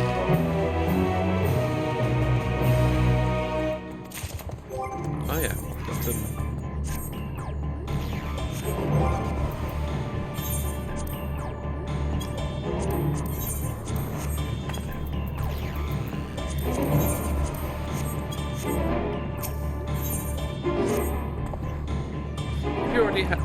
If you're ready, there are many injured who seek aid. Should you find anyone passed out from the wounds, I ask that you alert me to them.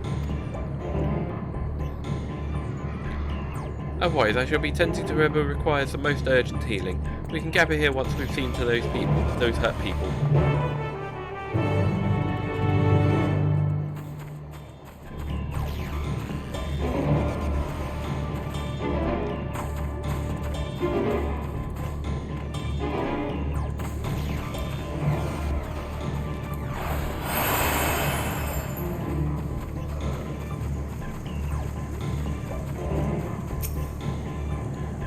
My wounds are nothing serious, but this dryness in my throat is as if the moisture has left my body.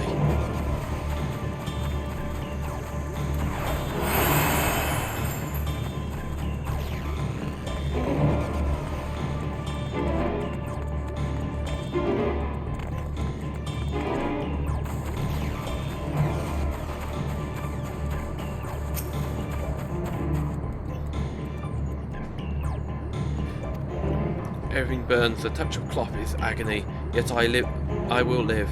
Leave me, there are others in more dire need of help.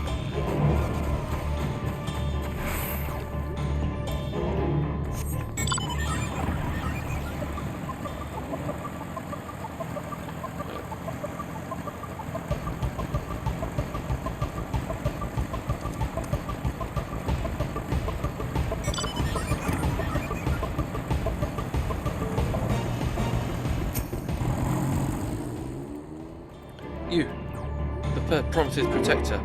Everything was bathed in bright red. A searing heat enveloped my entire body. I couldn't move.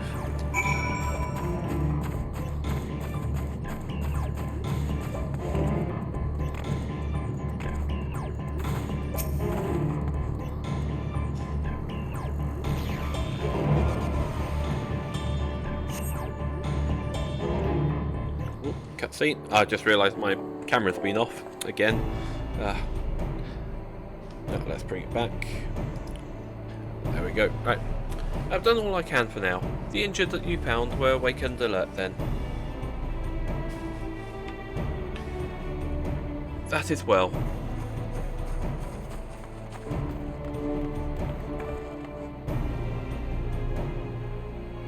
We've left the injured as comfortable as we could. Many were suffering with burns to a greater or lesser degree. Did the fire sweep through the village? The details are unclear. Once I heard the giant attacked by the mountain bird, the group's leader, Polo, I believe they called him, bade my depart. It was then that I felt the intense wave of ether and returned to find Waller's echo in this state. I rushed over to the first giant I saw. Though delirious with pain, he repeated the same warnings. Valagamandah has broken free. Thus I did contact you with all haste. Well, we're going to need some more information than that before we can deal with the situation. Yes, we should speak with the temple guard and see what's become of the Sky Ruins prison.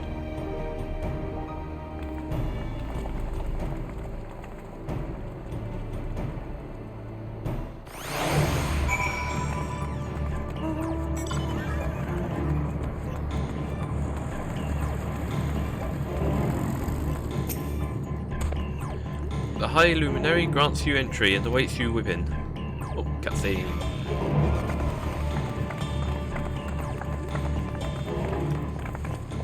What happened? Oh.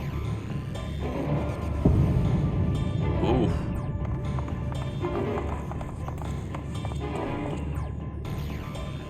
So it's true. The ice has failed. Surmurwar, tell them what you told me. So I just put my controller down. A short while ago, a claimant paid us a visit.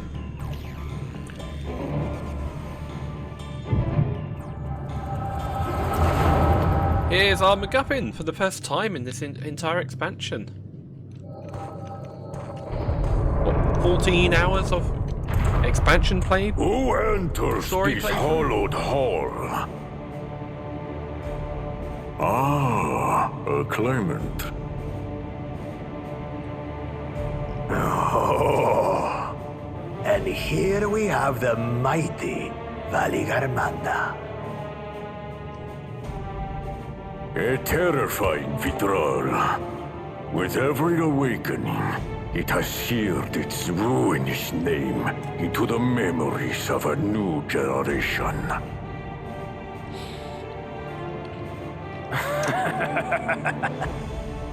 What a good little terror.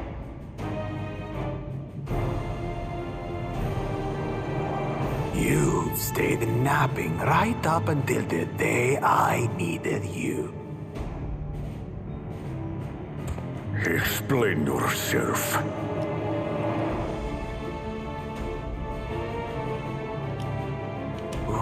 It is as they say. Gulul Jaja caused its magic to run rampant, trapping it in a frozen prison of its own creation. Clever. Clever. To unmake it, it would be quite tricky.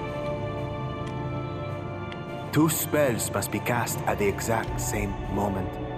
A conflagration intense enough to melt the ice, and awakening flame to rekindle the slumbering Vitral's soul. The only ones capable of such harmonious execution would be the heads of reason and resolve. And the blessed siblings, Bakul Jaja.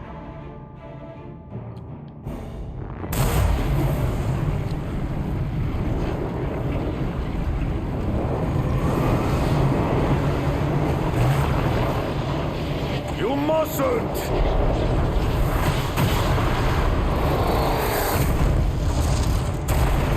But I already have. Rise and rage, little terror. I think Alakamander is a boss from 6 from what I beat, from what they said in live letters. Wasn't anything like too memorable. Like no build-ups to it. It was just there. Things like I can't remember it. Everyone remembers the dream though.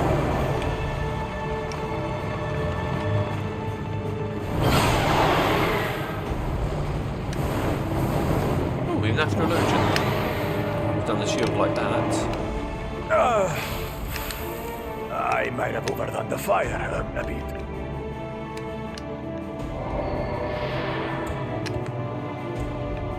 Utter madness.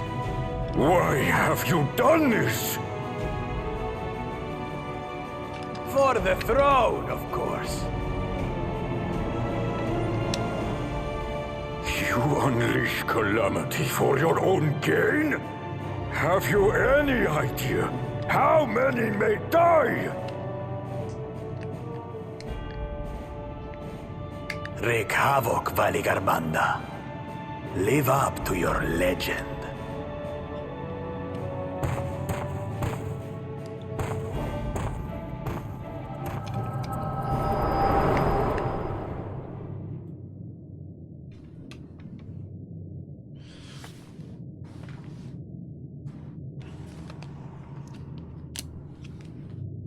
A messenger to Tuliolol has been dispatched. The Landsguard will send a contingent, I am sure. But there is no telling when they will arrive. Idiot! This monstrous act is a step too far, even for him! So, what's the plan? If we leave the withdrawal to others, it will be a massacre. Some might call it the wiser choice, if I don't want to fall behind the competition. But I could never live with myself. And my supporters deserve a better ruler. So that's that. I will stay and fight Valigarmanda. This is an enemy so powerful that even my father failed to slay it. Alone, I don't stand a chance. I understand you've no obligation to aid me outside the right of succession. Come on, we're here, But for right? the sake of Urkopacha and its people, I beg you, join me in this battle.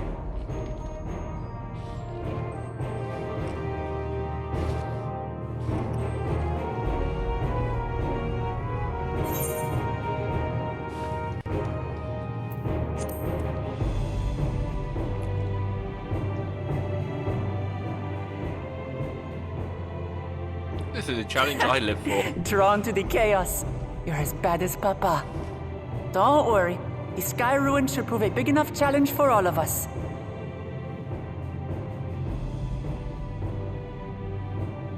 Far be it from us to abandon a dear comrade in her time of need. Dear comrades now, eh? I have to say, it does have a comforting ring to it.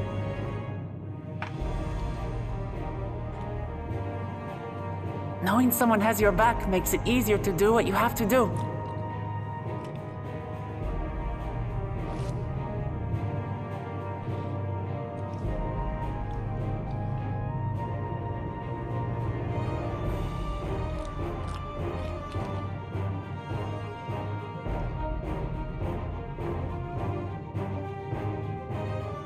And what will we do? One committed to winning the contest above all else would race on ahead.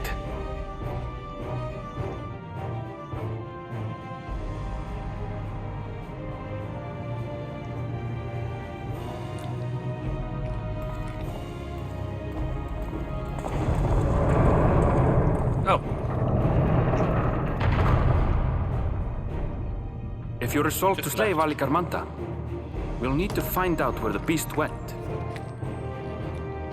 I'll be asking around. That's what we have you for, old friend. Oh.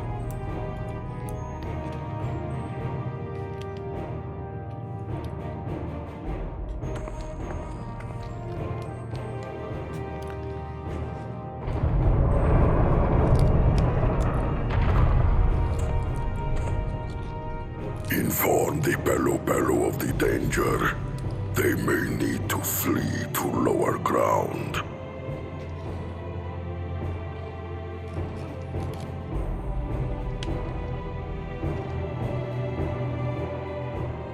Their alpacas to spoil.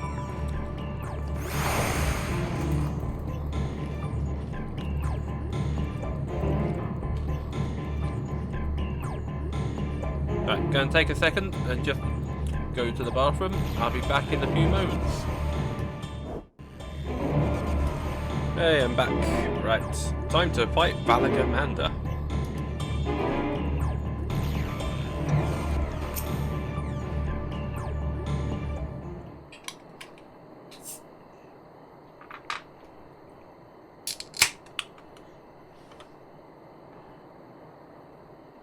So, Aaronville, any ideas how we can track Valigarmanda?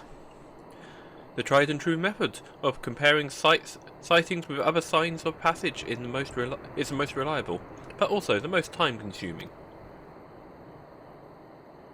There is another option, a second option.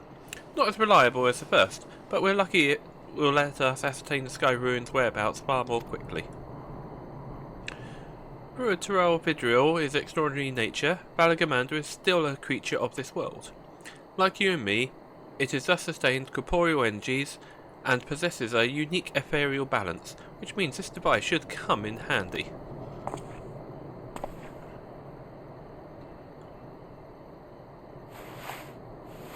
Is it the old goggles? Oh! Oh wow, it's a cursor! A floating hand? No, that's not the time to be playing with toys. This is no toy. It's an Aether Seeker. As the name suggests, gleaners use it to detect the aether of living beings. And you had it in your backpack the whole time?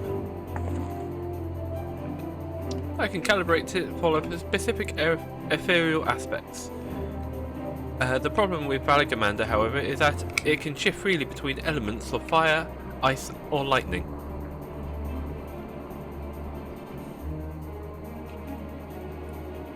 Well, we know that in order to awaken Valigarmanda from its icy imprisonment, Bakul Jajar cast spells which quickened its fire aspect aether, and the residents here were uniformly afflicted by burns. Therefore, the logical conclusion that upon breaking free, Valigarmanda unleashed a great fiery blast. Then the choice is plain: fire. The Seeker, however, is not without its faults. As we are not able to input our query's unique etheric signature in advance, the device will respond to any living source of fire aspect ether. So we have the reliable yet slow method of information gathering versus a potentially swift but easily misled gleaner tool. I say, why not pursue both methods at the same time? Good idea. We'll have the first to fall back on if its second fails. You travel with me then, Lexworth, in case the Seeker leads me to some other fiery fiend.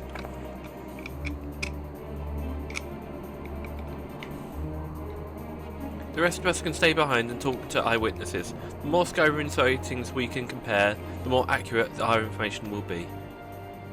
If no one has any objections, I shall remain here in the village and tend to the Yokhoi. Very few are seriously injured, but I'm wary of wounds inflicted by the creature like Valigamanda. I should like to be close at hand should their condition suddenly worsen. Right, it sounds like we all have work to do.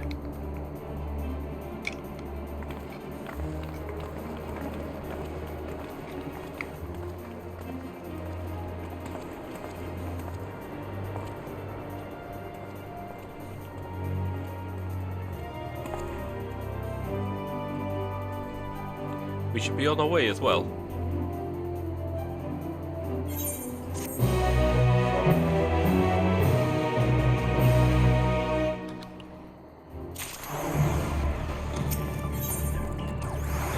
Everyone's ready to send the Aether Seeker. We'll head to the outskirts of the village first, then set Seeker to detect fire aspect Aether.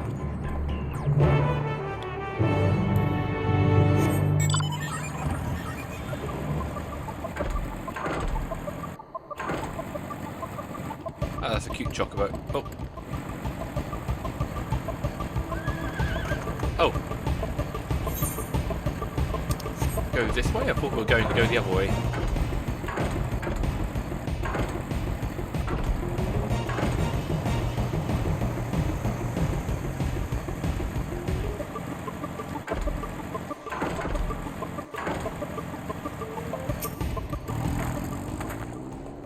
Right, the Seeker is ready to go. Woolow's echo is still suffused with the Skyrune's residual ether, so I'm excluding it from the search area to prevent it from swapping the sensors. Let's begin tracking, shall we? Once you choose to depart, everyone will accompany you. The Aether Seeker will then begin leading you onwards. Follow the Seeker in destination without falling behind. Yeah.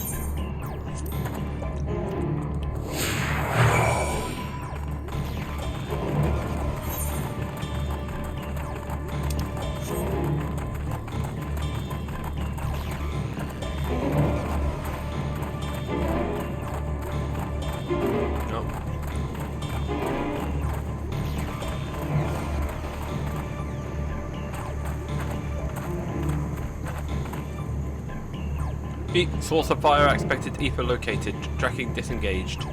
Ah, fire spirit. Not quite the legendary creature we were after. A bit close as well, do you think?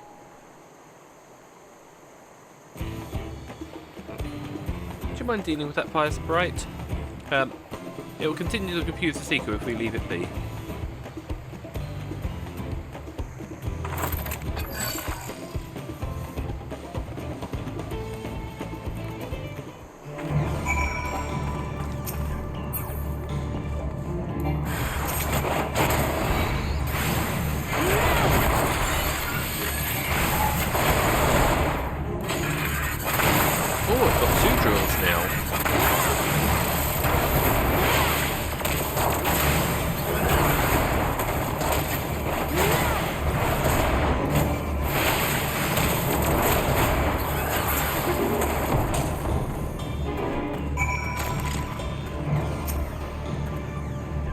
Necessary measure, I'm afraid.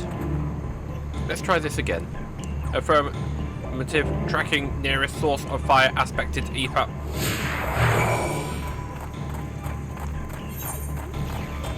I saw some fire giant, like, not giants, fire like heads and hands up here. Earlier, someone was fighting.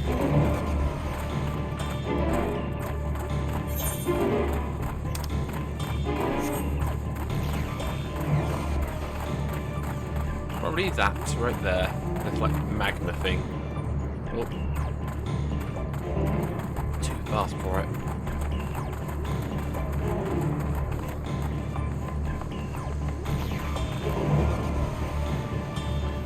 Also fire aspected, ether located, tracking disengaged.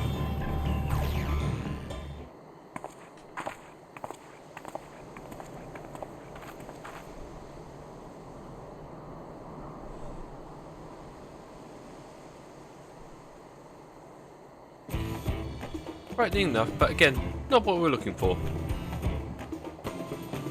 If you would be so kind.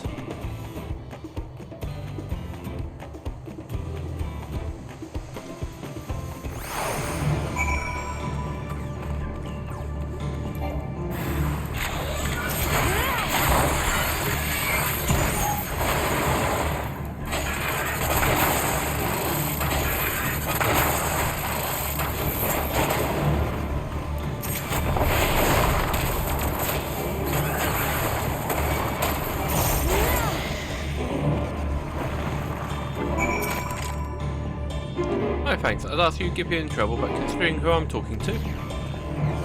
Seeker, resume tracking and try not to point something useful. Try to point out something useful this time. Affirmative, resuming tracking.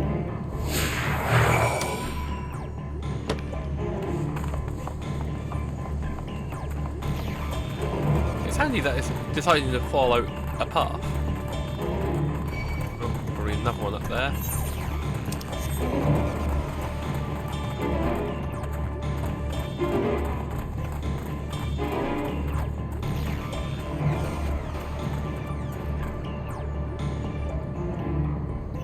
Source of fire aspected, ether located, tracking disengaged.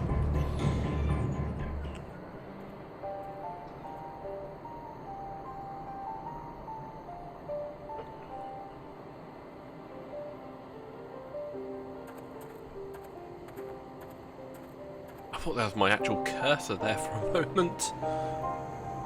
Another remnant of Valagamander's last rampage.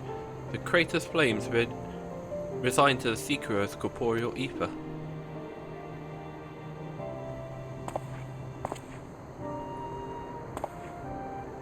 In the words of Turiel's saga, when Valagamander raged out of control, its fire burns forever, its ice does not thaw, and its lightning crackles without cease.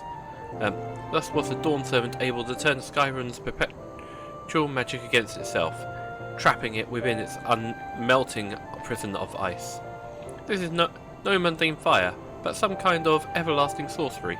Once again, it is strange feeling to see fanciful poetry proven true. The important thing is that the fire was classified as living ether. We can feed a sample of the Seeker and greatly improve its accuracy. One moment.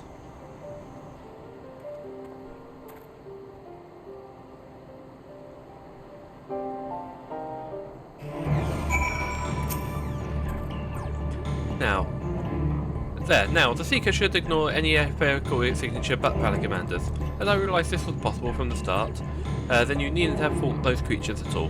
My apologies. It seems I have much to learn from our journey as a gleaner and as a guide.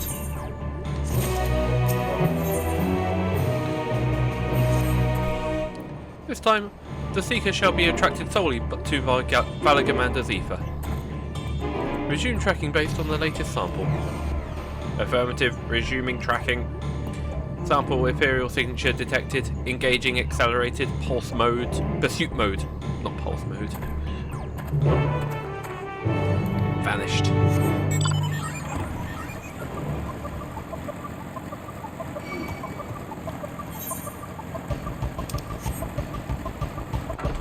Right at the centre of the map, right next to a fate. So if I go to Shared Fates.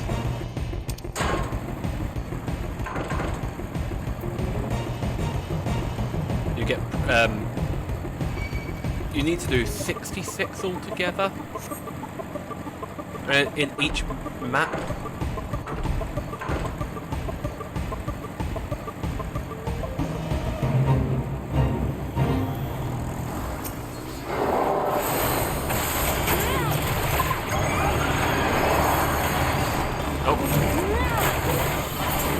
I pressed the wrong button.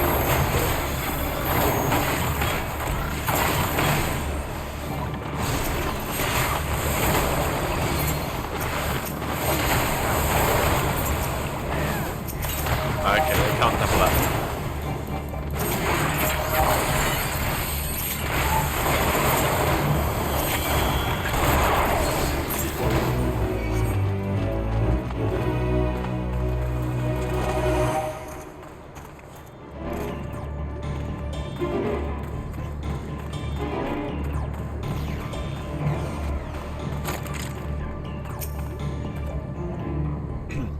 Good, the sequel is drawn directly to Skyrim Spire.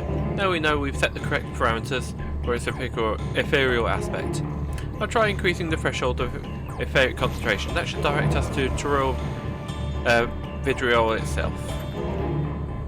Recalibrating sensors, resuming tracking.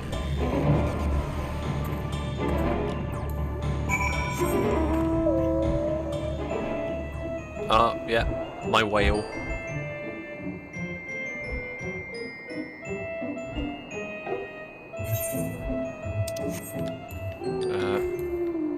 Let's use the Penrith.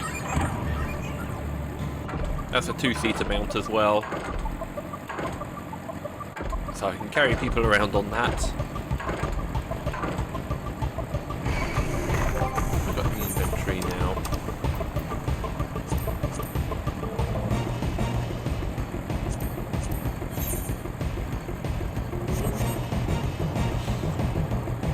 Just what I'd do, a bit of a tidy up.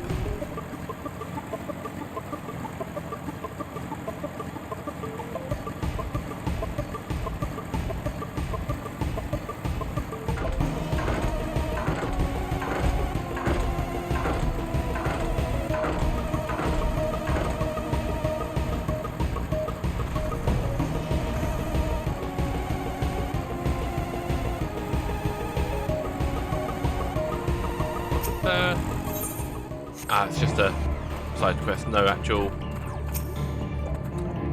bonus for it apart from experience. I think we'd notice if Valagamanda was inside this passage. Let's head through to the other side.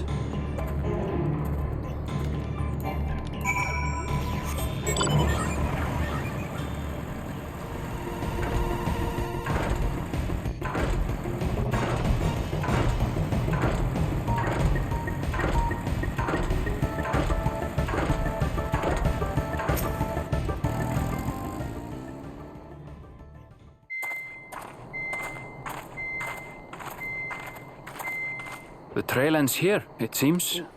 Actual cutscene. Could Valagamanda have shifted its elemental aspect? It does have 3 to choose from, after all. In any case, I'm almost certain the Vidral was headed in the direction of Warkor Lardor. We should let the others know we have a likely location.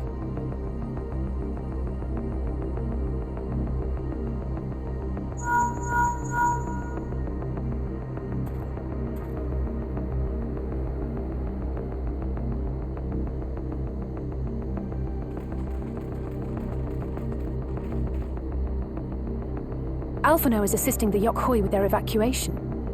He thought they could use a healing hand with the injured.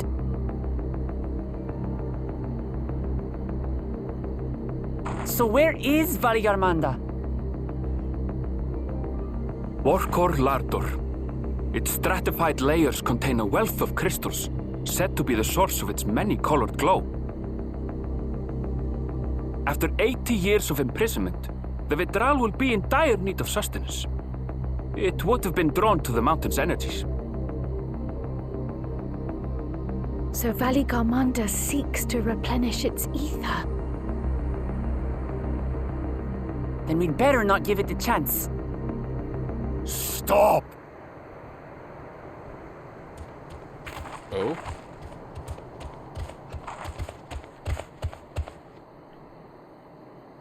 That mountain is sacred ground. I forbid you to set foot on it. Sorry, It is not our intention to trespass. But you must understand, that's where Valagamanda has gone. If we don't slay it now, it will slaughter countless innocents. Just like in the old days, I beg you, permit us to enter. the question. Your band is incapable of defeating Valigarmanda. Either you seek to defile Warkor Lara Dor, or you are fools. If you doubt their chances, how would you feel were we to join them? Ah, he hasn't fucked up. Cool.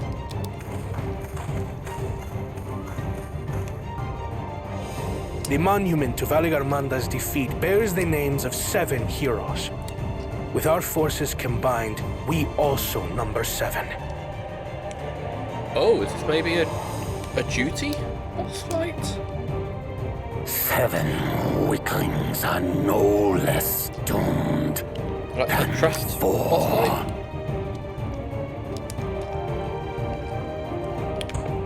They did it only once before. Oh. Zoralcha, you've come to help as well. Didn't expect this. Against my sound advice. While the rest of you were tussling with this sky ruin, we might have secured an insurmountable lead. A minor delay. It will not change the contest's outcome. I would take the measure of his Tural Vidral my father was unable to kill. With both my brothers here, this battle is all but won. Your celebration is premature. I never said I would let you pass. What about the chief? Brother, no! We do not bear arms against our own people.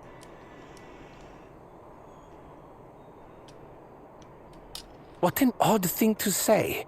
As I recall, the inhabitants of Chir Wagur Sultan do not consider themselves members of the Tuliolal nation. I'd hardly call them our own people. What does that matter? Members or not, everyone in Tural is part of our dream for peace. If you would hurt them, then you'll have to go through me.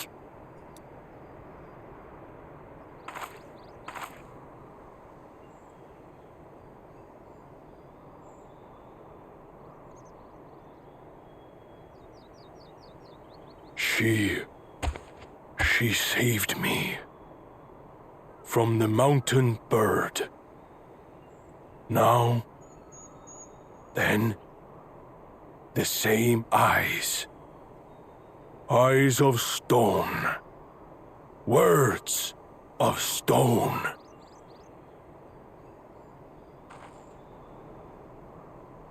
We are still in her debt. This is true.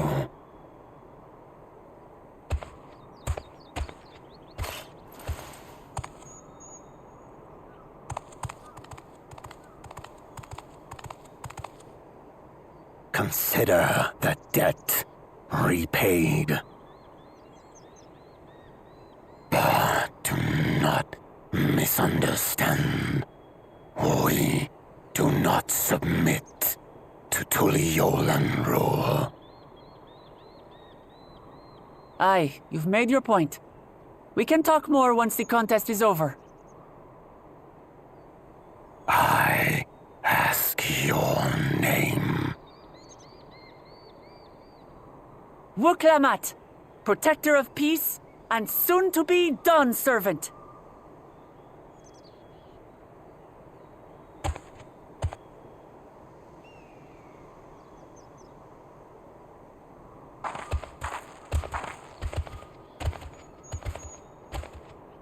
Even people with wildly different ideals can find understanding through earnest discussion. I believe that, wholeheartedly. As do I. I won't give up until we reach a compromise.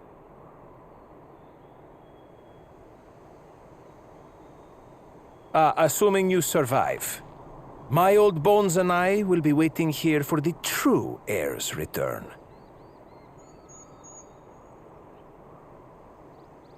Your thoughts have always been a mystery to me, brother.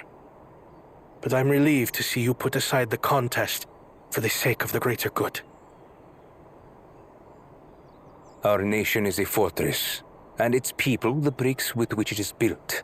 The more that are lost or broken, the weaker Tuliyollal becomes.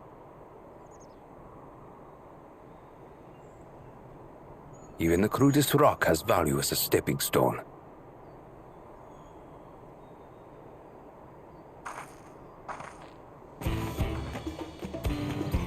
Come on, you two. Forget about the right of succession for now, and help me fight this overgrown snake bird.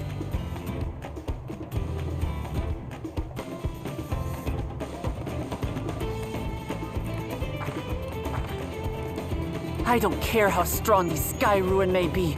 We're going to put this menace down for good.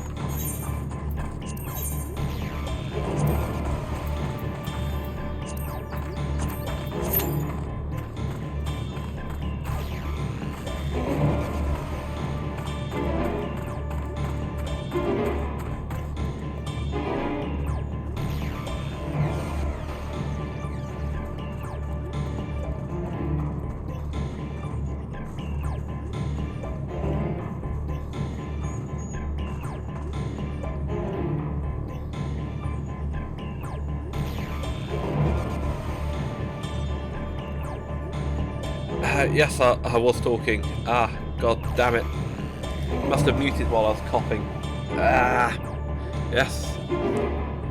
Ah, they made this game a lot more single player friendly now. They started this during Endwalker, starting adding the party members, NPCs as player to join you for boss fights, or from the 8-man fight. So there's just so that might be something they're slowly going to add in over the course of the game, because they've slowly added all dungeons, all mandatory dungeons, to be playable with NPCs. Now they're adding the big fights to be playable with NPCs.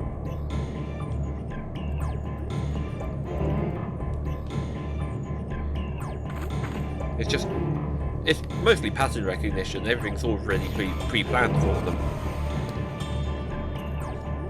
Like movements and damage amounts and everything.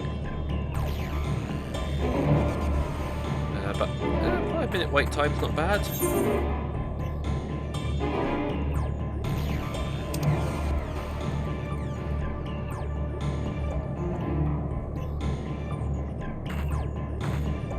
Grandmother's grave gift. The might be giant.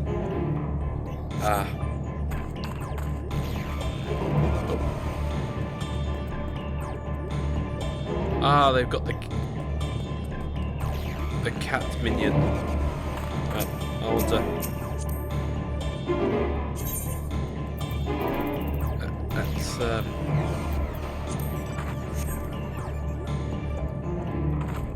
pet their minion.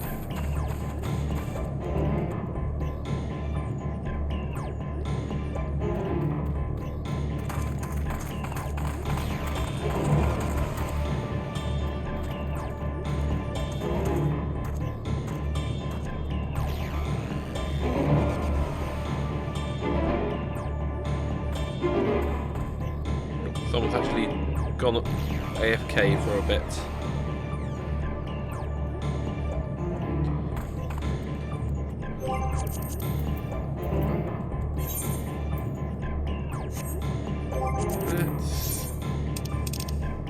Oh, it's after 4. So let's pop to the gold saucer. I should be able to get some MGP, maybe some new glasses.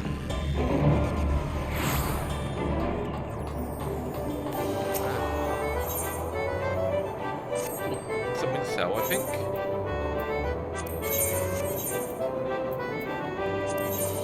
Ah, no.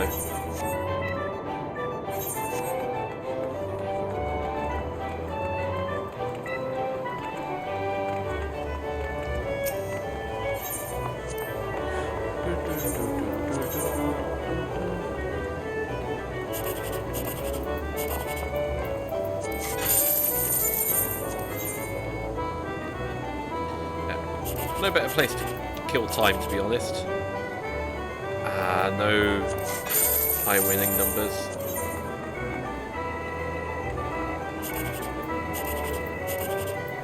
That's best chance. No.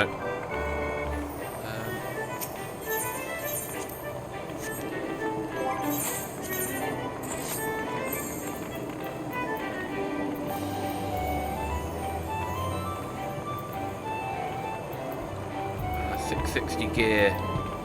More 660 now is my average item level now.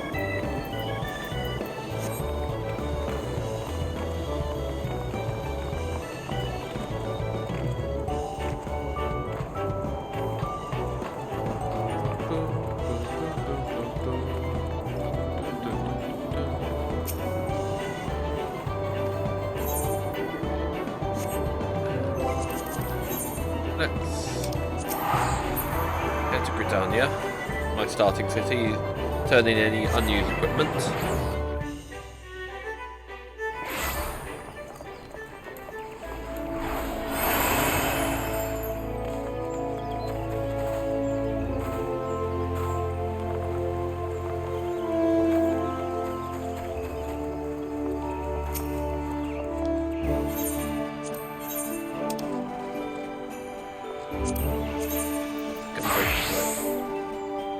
It's a recolor of another one.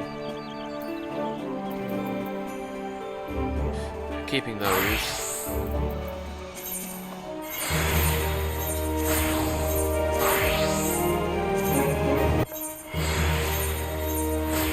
They need mending? Ah, yeah, they need mending.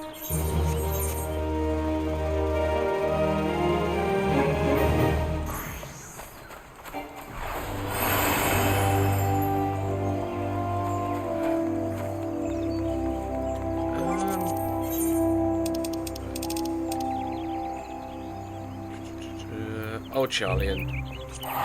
Back to the starting city, or from the expansion, or the ending city, or main city for the first game, or for the first.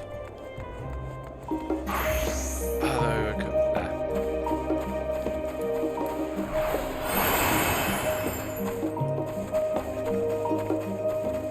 Because there's someone who can mend equipment, and also somewhere who can store it.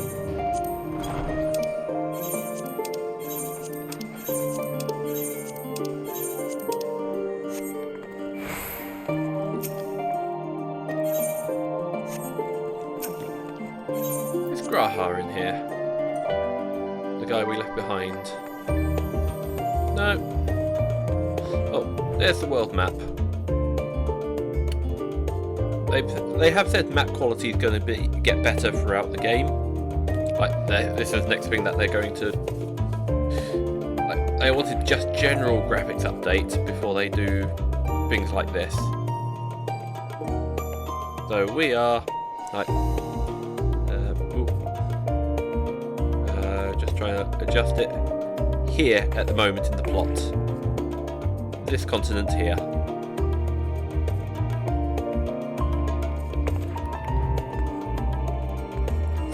So Fantasy Brazil.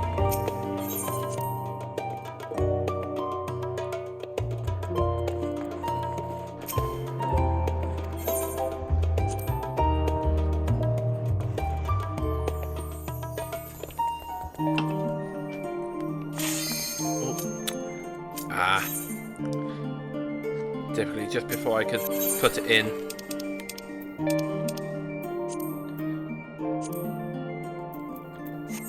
I might be able to put it in.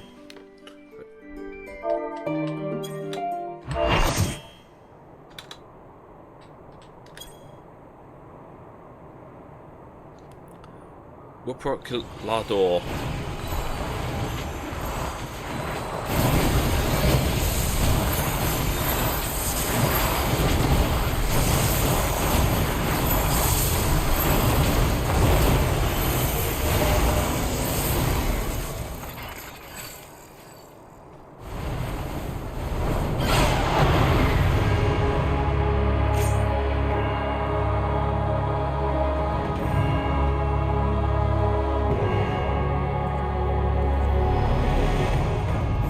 Level 94 vape already.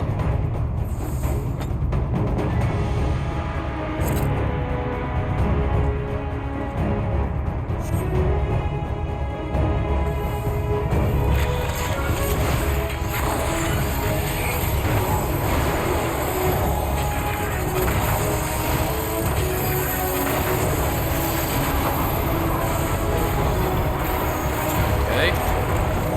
What's it going to do? Oh.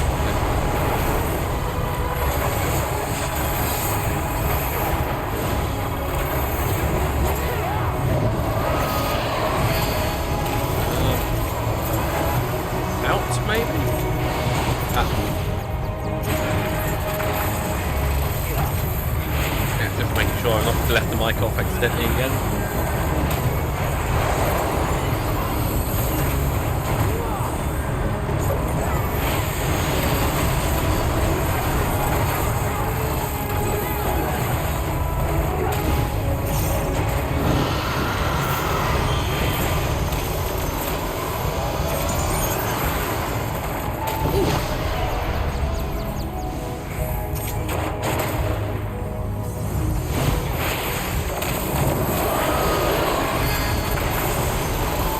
Now I know what to do there.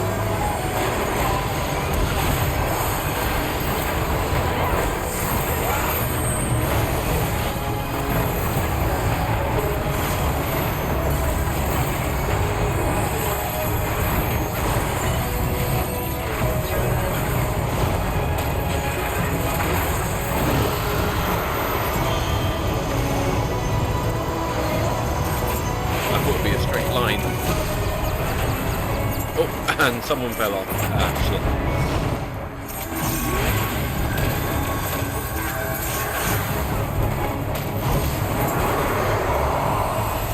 What the hell is this?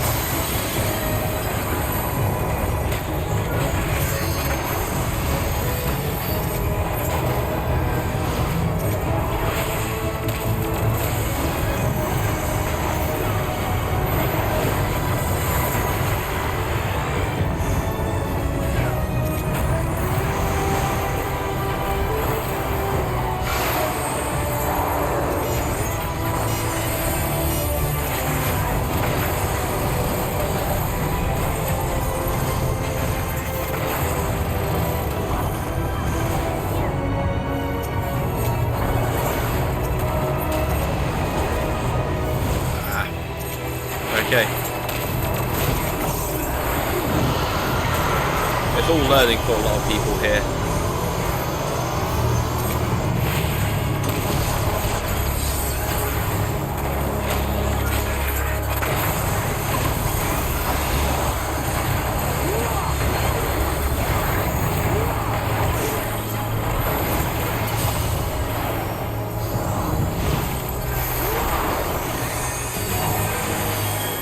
At least I was the only one.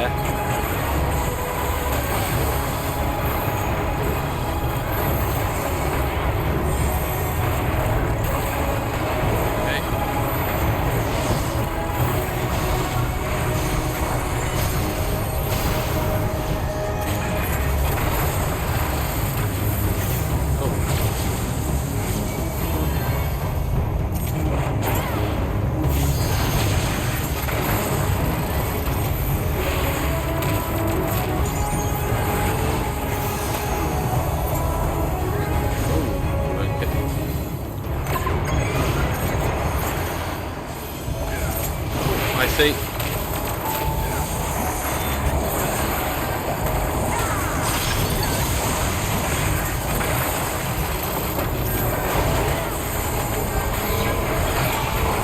Up there for tanks.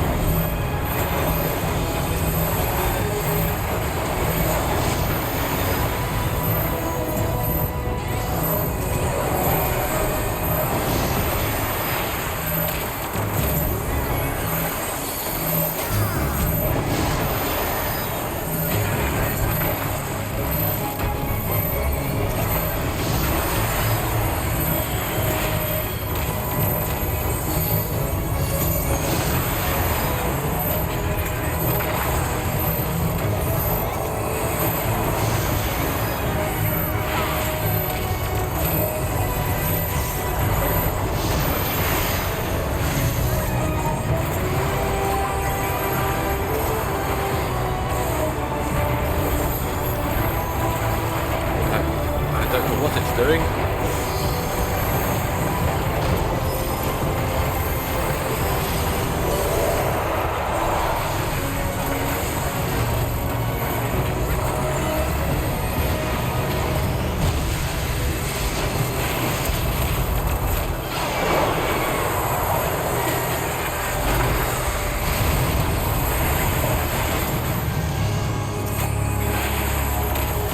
I've only got him down to 50%.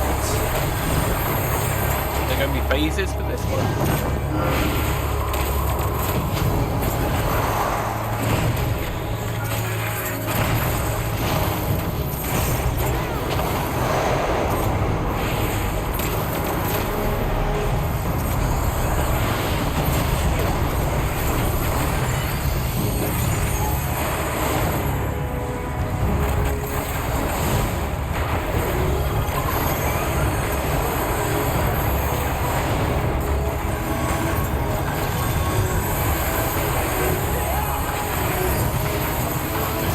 One again.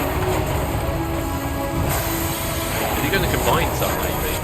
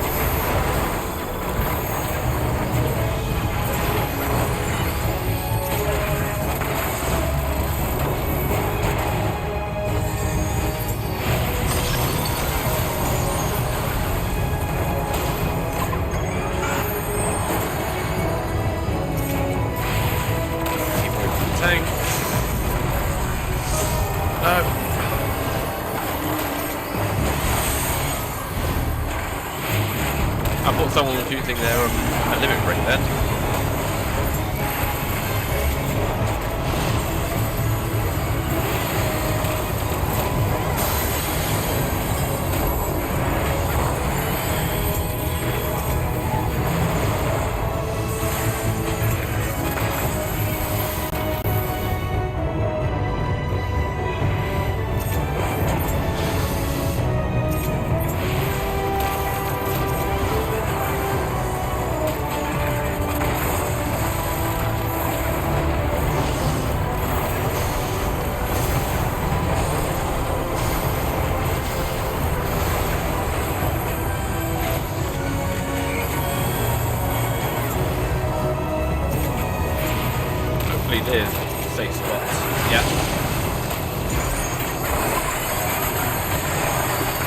of the files left.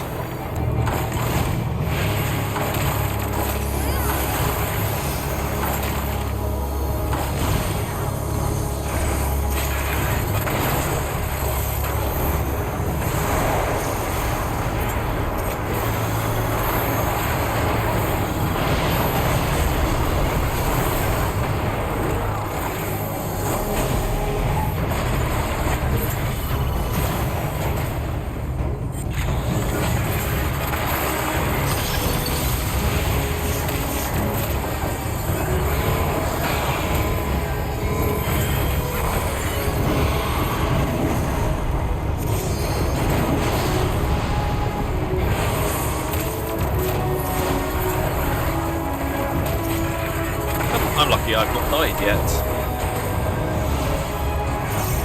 Getting it on fun, but then everyone's learning this.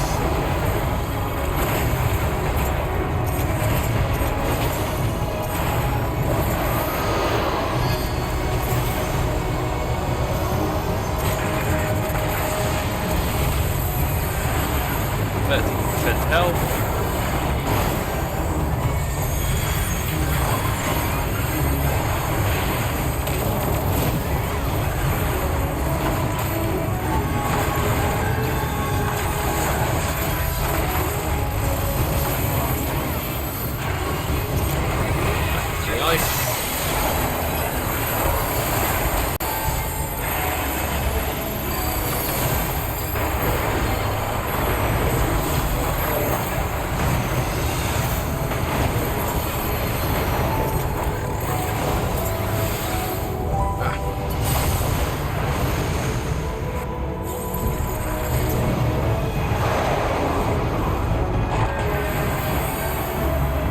Work out good places to stand and just missing it.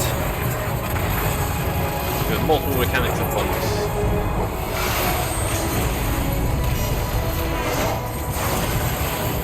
2% health left.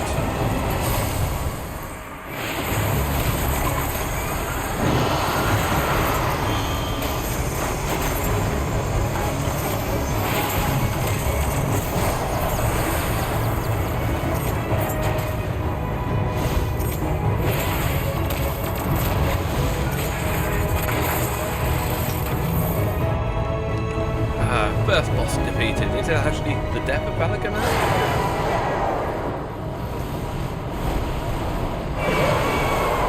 Or is it going to disappear and come back later? Oh, actually gone.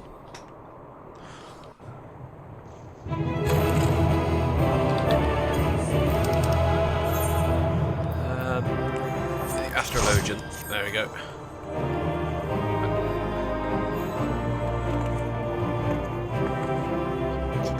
See what everyone says. I mean, curious to see Zoro Joe in action. Cryle? I'll come back to you, Cryle. You fought well, let me tell, without hesitation. I expected more. Oof. Oh, that was grueling. I've been curious to see Zoro Joe in action. Small wonder they called it Sky Ruin. Was an ordeal indeed.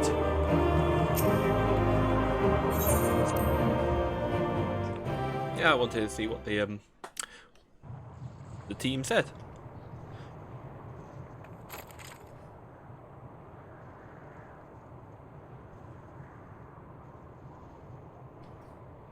We did it. We slew Valigarmanda.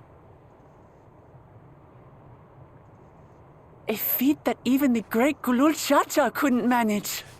By working together.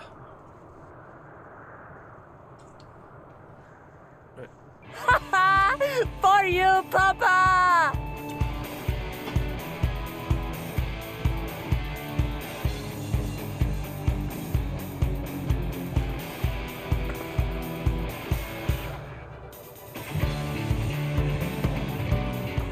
There's no denying it was an impressive achievement, but I wouldn't be so quick to claim we've outdone Father.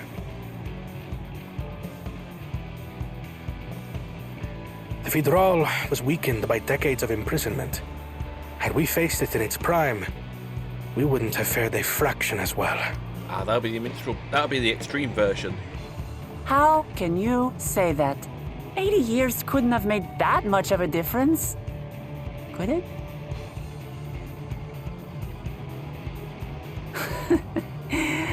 Oh, who am I kidding? Papa's still the best.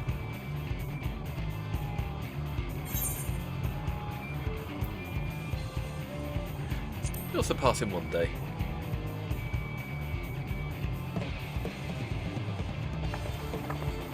You're right about that. Just need a few more battles like this one under my belt.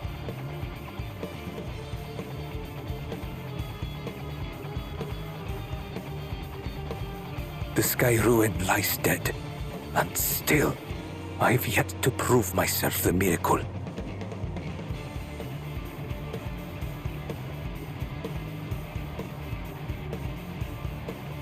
Well, I suppose we should head back and join Erenville. We did leave him with only Sarelja for company.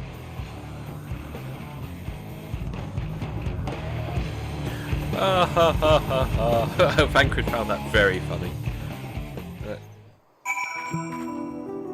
Back to camera. Your proud expressions bespeak a successful hunt. Not that I'm surprised in the least.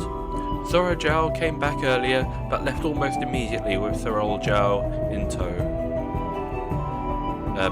Zora Zhao and Saril Zhao. Oh god. Their names are so goddamn similar. He seemed disinclined to share in any victorious celebrations. Nothing unusual for Zarel Zhao. No, it's Bakul Jar Jar that concerns me. He probably far ahead now, making the most of the mayhem he caused. I can still believe he did something so evil just to slow us down. If we hadn't slain Villa Commander, it wasn't only Urkapacha at risk, there would have been deaths across the entire continent. I'm more certain than ever that the Bakul Jar Jar cannot be allowed to rule. I have to catch him and take back my keystone. Oh, someone going around in the bed over there.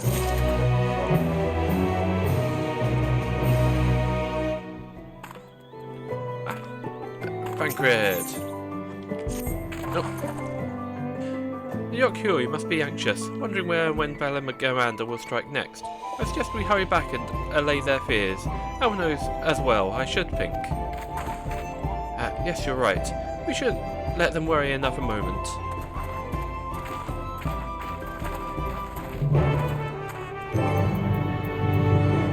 Right, what mount do I want to go on?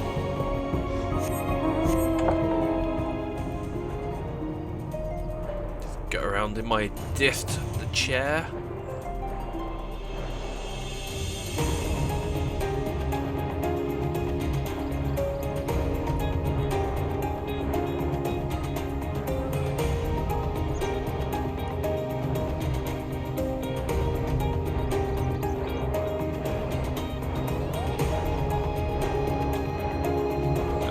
Destroying all the flowers.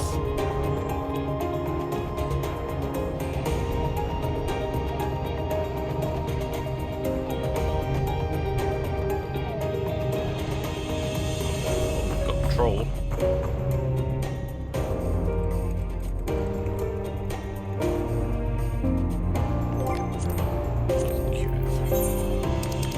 Where's my friends?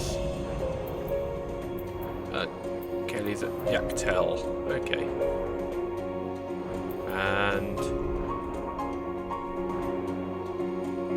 that would be I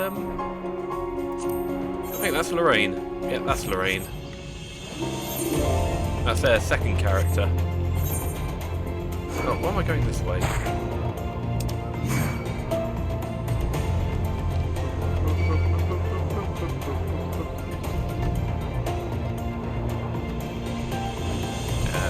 Even though I could have teleported back, I feel like just going...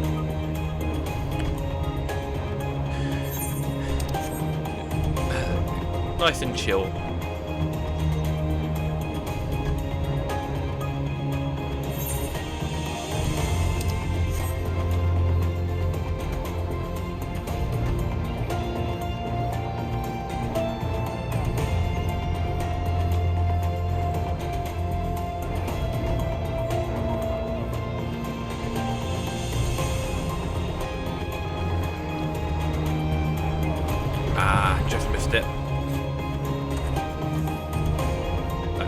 fate.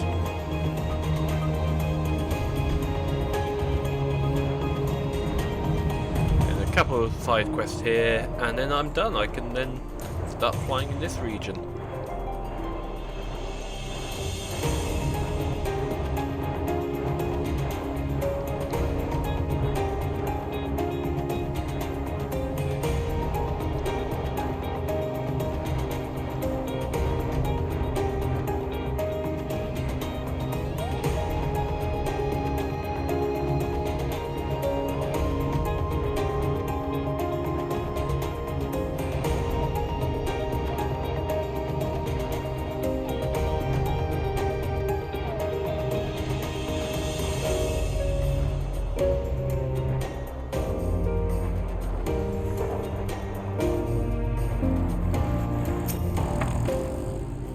Before we do anything else, we should talk to Gefulu.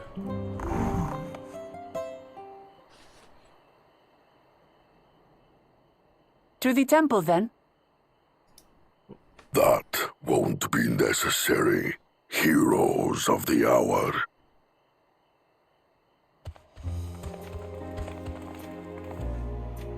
Valigarmanda is no more. Yours is a victory worthy of song. We had plans for a second feat to be conducted here in town, but the recklessness of your fellow claimant has rendered them pointless. Bakul Jar Jar. Yeah. A second feat? There's one for the Messenger. The feat of ice. You were to fortify Valigarmanda's prison. How shall we proceed, High Luminary? What more would we test, Zurmurwar? They have defeated the Sky Ruin and saved the gods know how many lives. If they are not worthy heirs to Gulul Jalja, then no one is.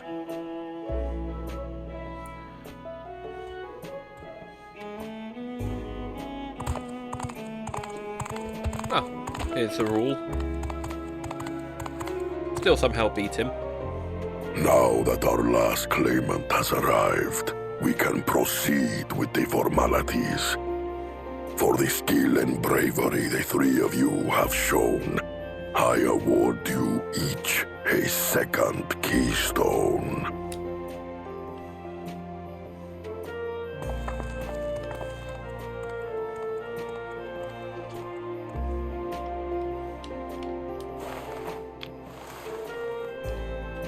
That's 5 down, 2 to go.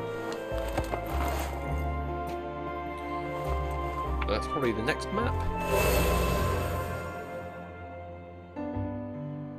That makes 5. Only 2 left to collect.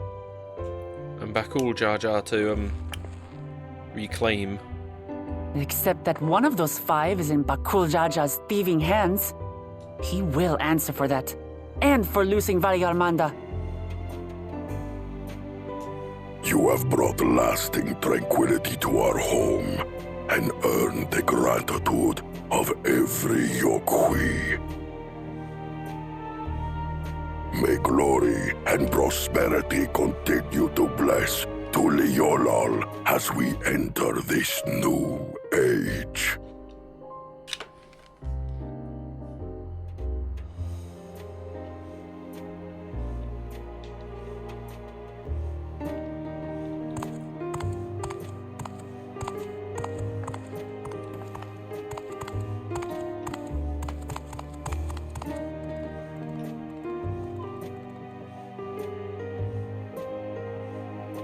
Was never much of a talker, our brother.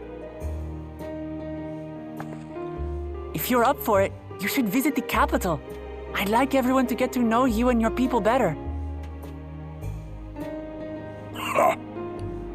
I'll consider it. If it's one of you two who claims the throne. Then you need only await a missive from Sunperch. I'll be sending out invitations. Yeah, on behalf of Uklemat, obviously.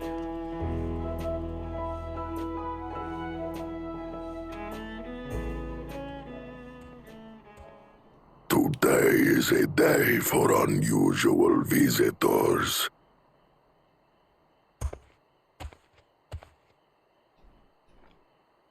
You, Uklemat, was it not? I doubted you could slay Valikarmanda, but the quiet skies proclaim your triumph. Had the Vidral been suffered to roam free, it would have terrorized us all.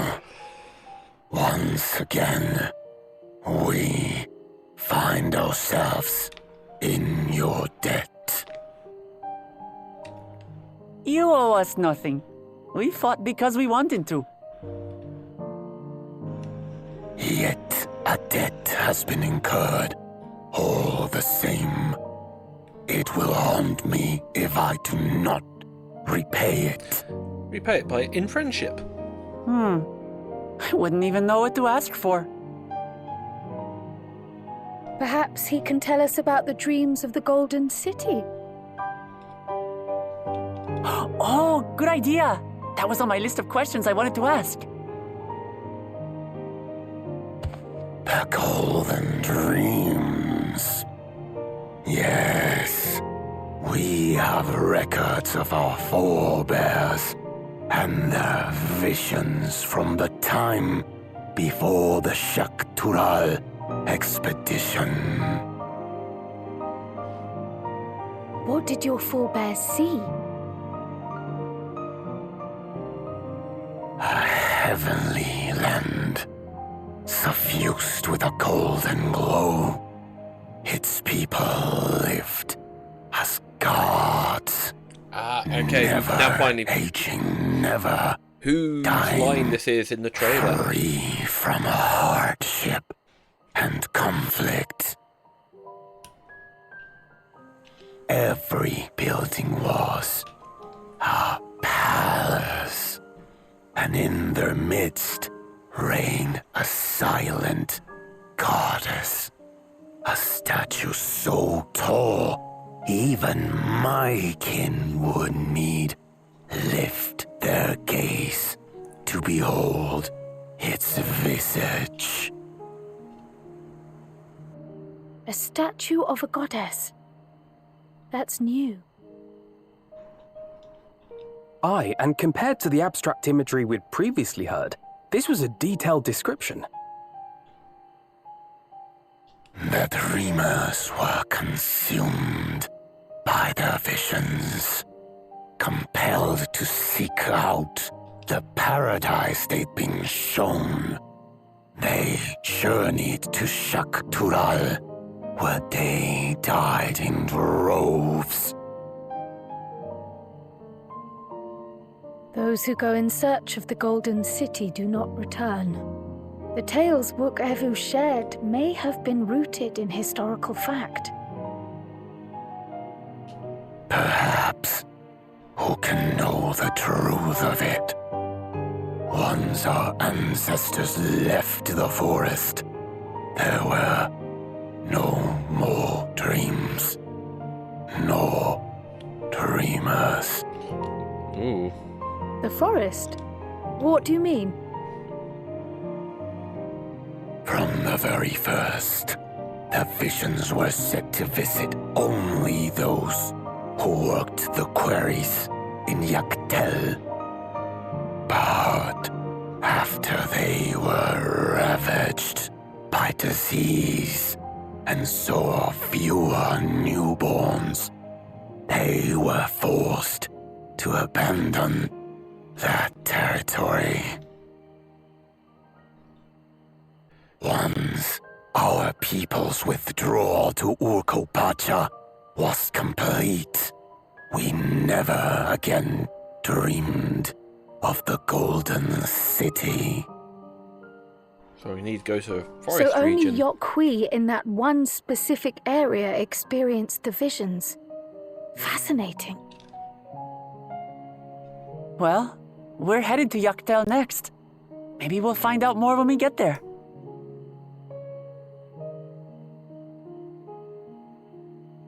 Thank you for sharing your stories with us. I do not require gratitude. I merely repaid a debt. Farewell, Wook Lamat. I do not think our paths will cross again. Oh, that's a... Oh, well.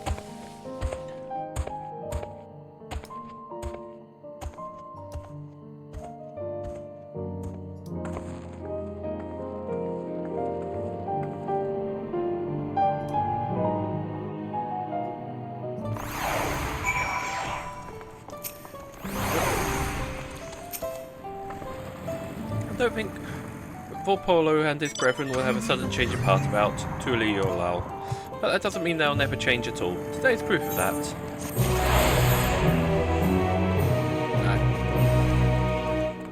Quest complete, and now side quests.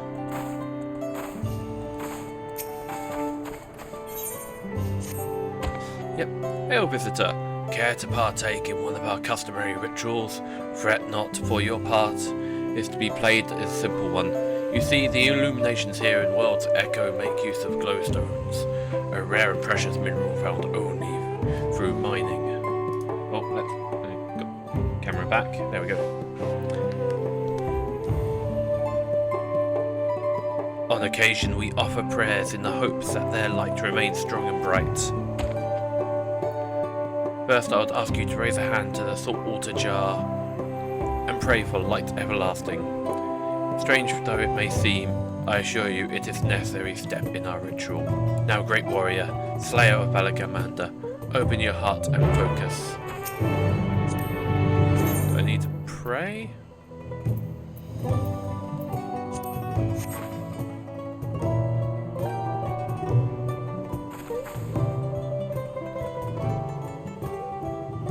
Oh, okay, it's an interactable. It appears your feelings were heard loud and clear. Let us proceed to the next step. Now that Saltwater has received your prayers, you need merely sprinkle it upon the glowstones scattered around the village. The ritual will be complete.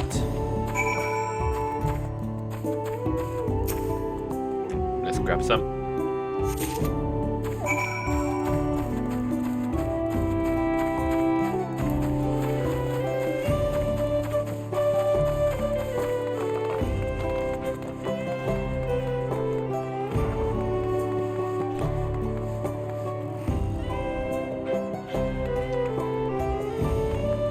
Glowstones. Oh.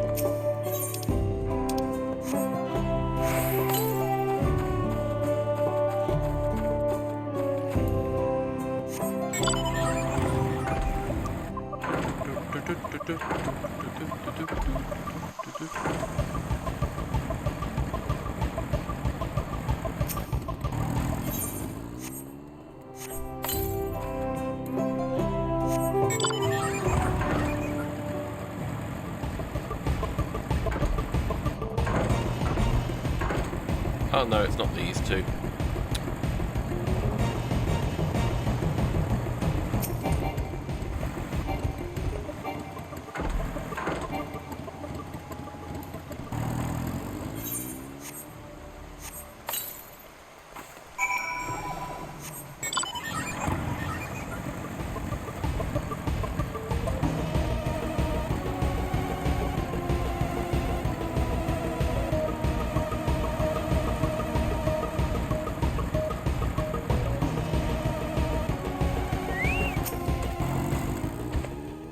I see you have successfully completed the ritual, and for that you have my thanks.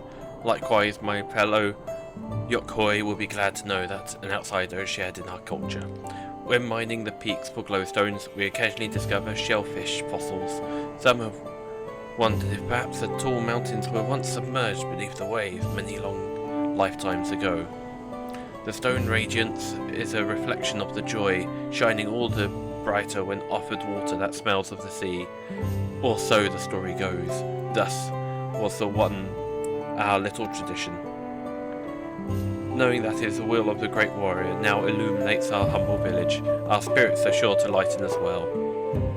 Suffice to say, we are fortunate indeed that you are willing to join in our prayer with an open heart. May the light of the glowstones ever guide your steps.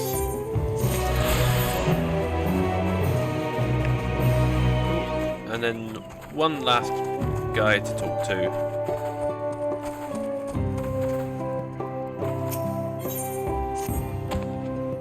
Great and mighty Lexforth, I heard tell your victory over Valacamander.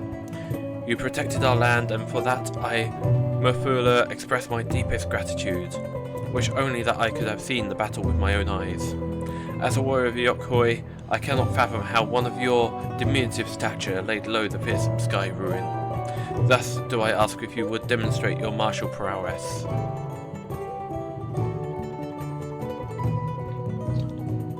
I thank you for this honour.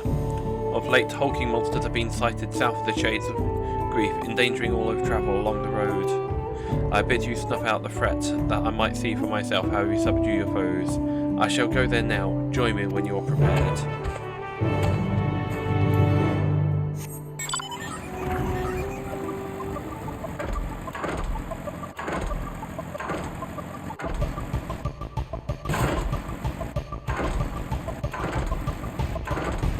Get prepared by taking full damage first.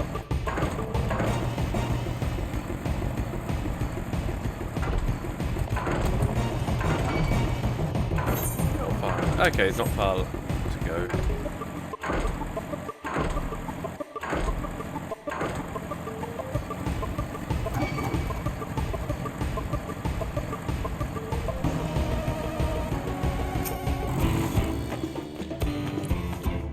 Glad I am to see you did not lose your way.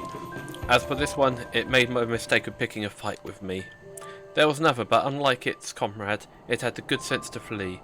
Not far, however. It stalks us from the shadows, yet thirsting for blood.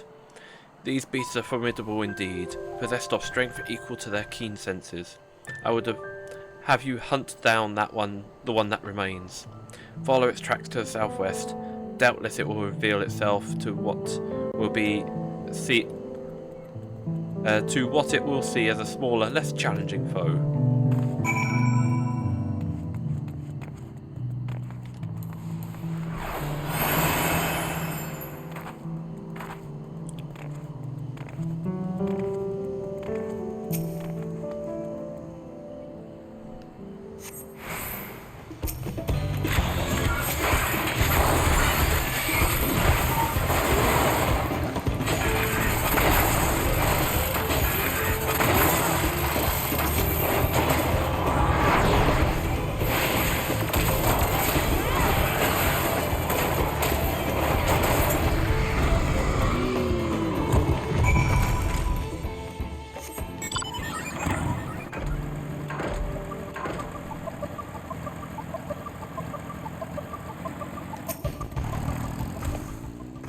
Impressive, Lexforth. Not once did you falter before the towering Halupen.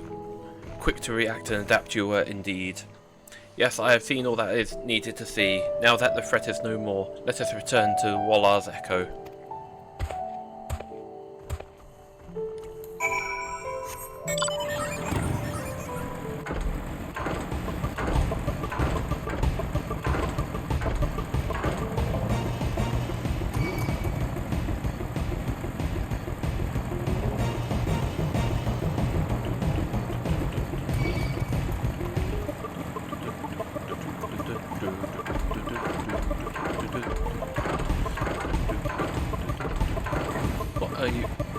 Okay, I've never seen that bike before.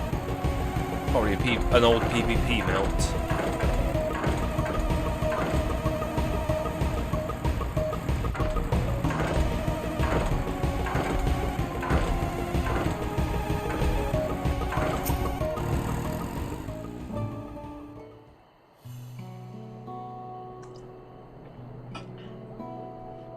This has been an enlightening experience for me. Not often am I granted this chance to witness a warrior whose skills surpass my own. For years I served as guardian of Carioza and the Gracious, watching over the sealed place upon Valagamandir.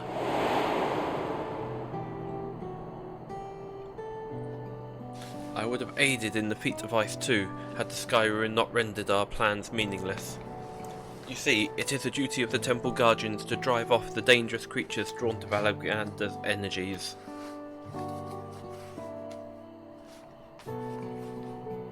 At times, it was all we could do to shield the frozen Vadriel from swarms upon swarms of beasts. But now that Valagamandir has been laid low, we Guardians have nothing left to guard. Of course, this is a cause for celebration.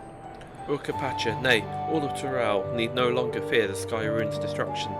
And yet, a part of me felt otherwise, deprived of purpose, relinquished my position.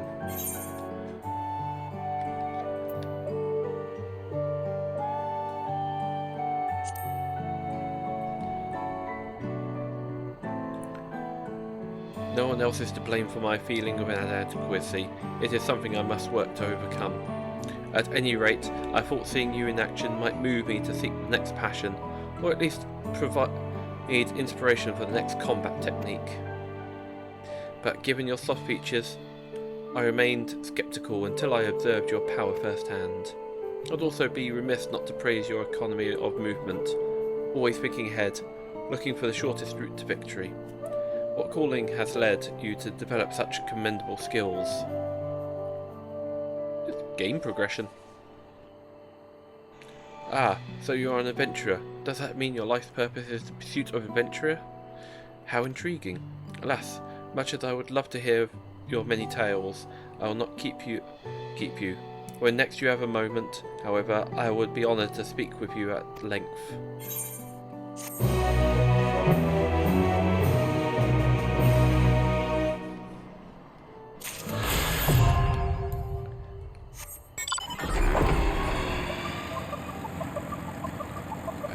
Now have flight. Oh. There we go. Let's head out.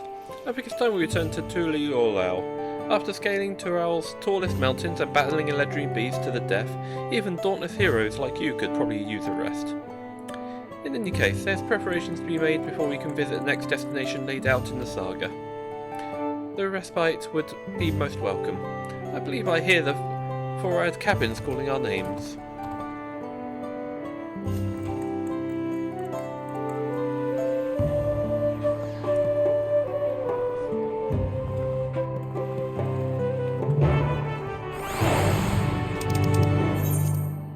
Where is it? Ah. Just use the return for the free teleport.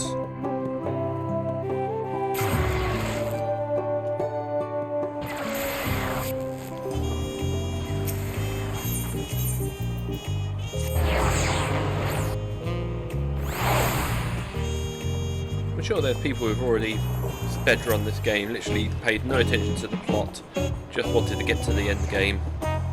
Rest well, everyone. We can meet back here later on.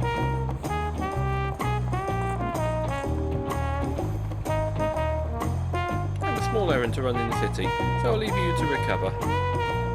You'll be headed to the Palace of Uklamat? Uklamat, did you hear me? Lost in her own little world, it seems. Oh, no matter. I'll be back soon enough. An attendant is standing by you to unlock your cabin. Enjoy your stay.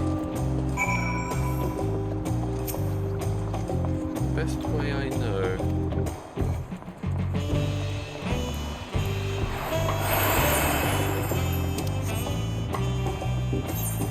It's a cool little section. And oh wow, I think it might actually go the whole way.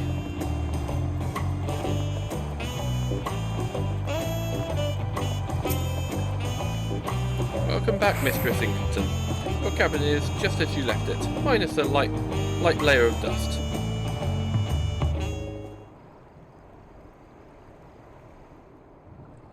This might be proper cutscene.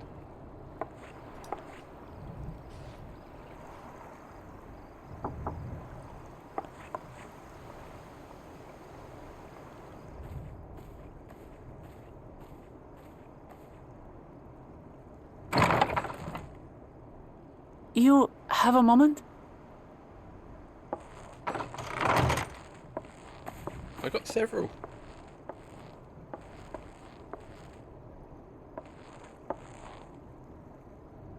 There's something I wanted to talk to you about.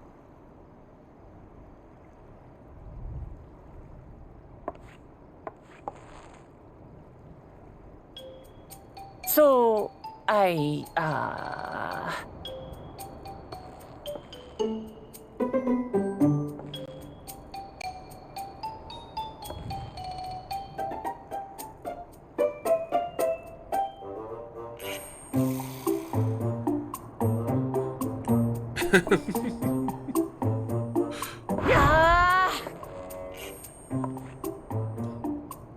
it's just too stuffy in here, that's what. The balcony's fully open. We should go outside. Aye, a nice walk in the fresh air, that's what we need.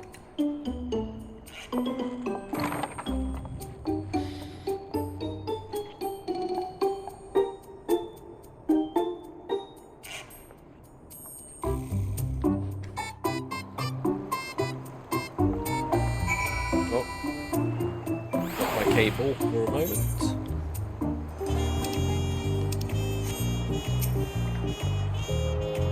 Sorry to drag you away from your nice comfortable cabin, but I feel the walls closing in.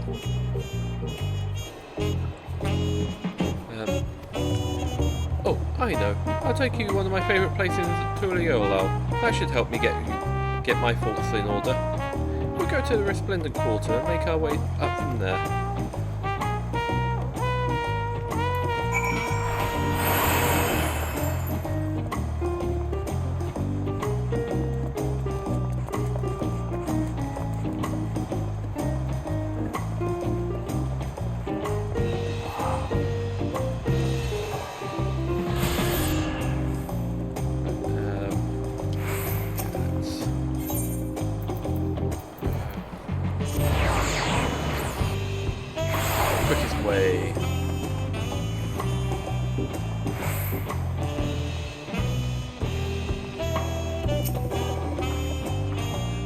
Hello dear, you're one of Diplomat's new friends.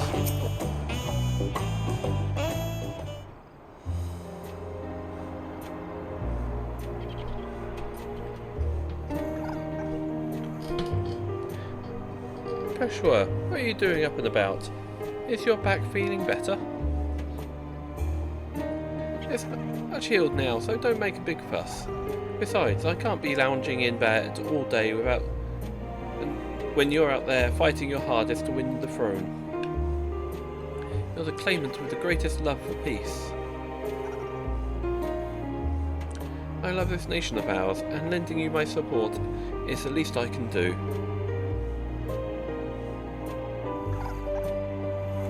When I see you smile like that, how can I not be encouraged? Oh, there's plenty more who believe in your cause. I can recruit a whole battalion of smiling faces if you think it will help. Yours alone is more than enough. Thank you, Peshwa. Thank you, Third Promise. I shall pray for your success in the contest.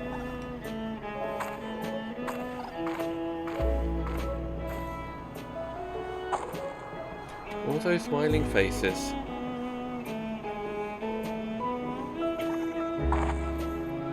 In Endwalk, by the time we got to this place, we were already, like, this point in the story, like, doing the first big boss.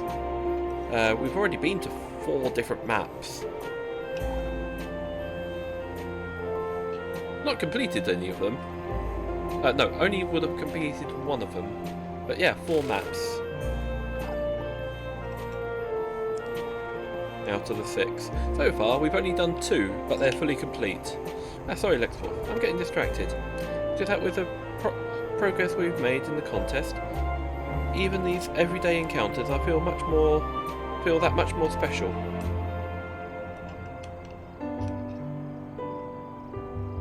Do you think we can take our time and maybe wander around a little bit first?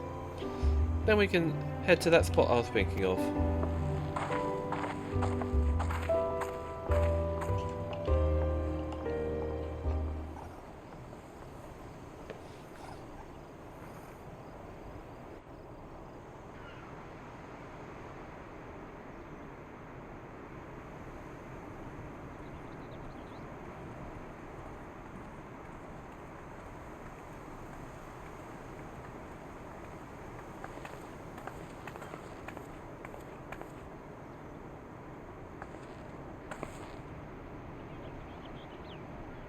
It's going to be a proper cutscene or not? This is much better. It is. Okay. I used to come here all the time when I was little. Would look out over the whole city, and whatever worries I had would seem so small.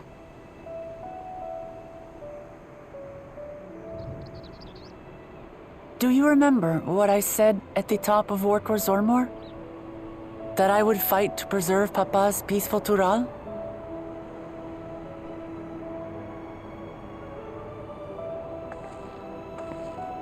Well, I've been thinking a lot since then.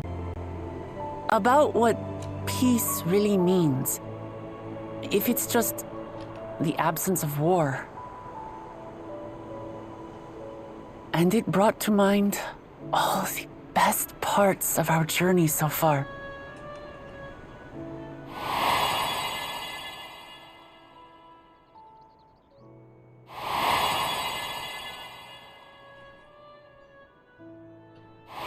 Okay, yep.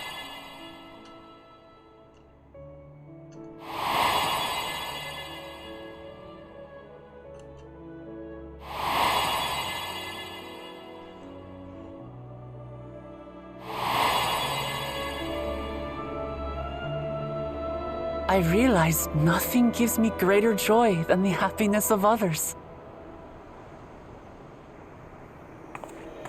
Life has its ups and downs, but the company of family and friends and the music of their laughter is what makes it worth living. And as silly as it might sound, I've come to believe that those smiling faces are the best measure of peace.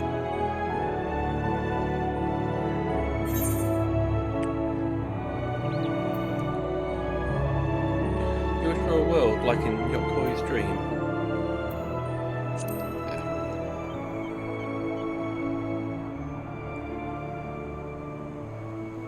With eternal life and no struggle or conflict, it's certainly an ideal worth striving for. Who knows if we could make such a world a reality? Ooh. But renouncing war and conquest seems like a good place to start. Renouncing conquest? You know, there is self-defense. So, this is my plan. But then, no conflict, no war, everyone living When forever. I become Dawn Servant, I'll build on Papa's peace. Our people will live together in happiness. That sounds very, Asian. It's just like Kryl said. By taking the time to hear their concerns, understand their feelings, and consider how best to serve, with each passing day, I'll be that much closer to becoming the leader I want to be. It's hard for me to say how much I've changed since the contest began.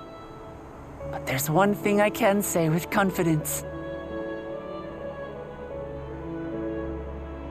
I wouldn't have come this far without you as allies. If it wasn't for you all listening and feeling and thinking along with me, I would have never learned so much, and in so short a time. There are 2 keystones left. After everything that's happened, and imagining what could happen, are you still willing to walk this path with me? Oh yeah, more fights, more story, more characters. Thank the gods for that. Well, I've nothing else to get off my chest. I need to head to the palace, but I'll see you back at the cabins.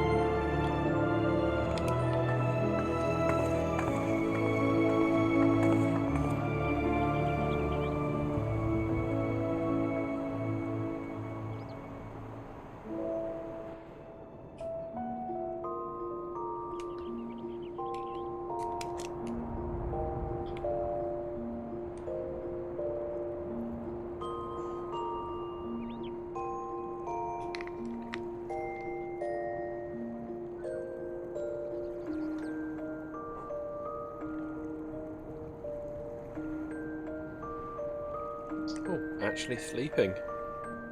And he is clipping through. Oh, they could have done something a bit better there, Square. I know every character model's different, but still.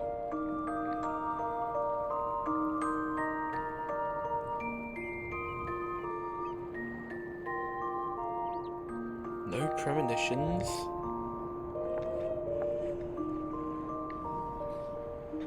Just a restful sleep. No god or spirit talking to me. No visions of a future impending doom.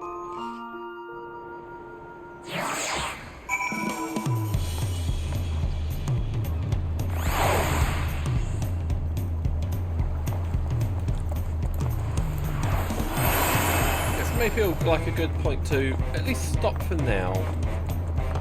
Take a break, stretch my legs, get something proper to eat. So, I'll finish this bit of story.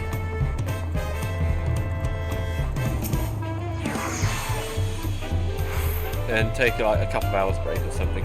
It's been good spirits. I assume your leisure time was well spent? I was glad to snatch some quality sleep myself. After all, it'll soon be back to the road for us.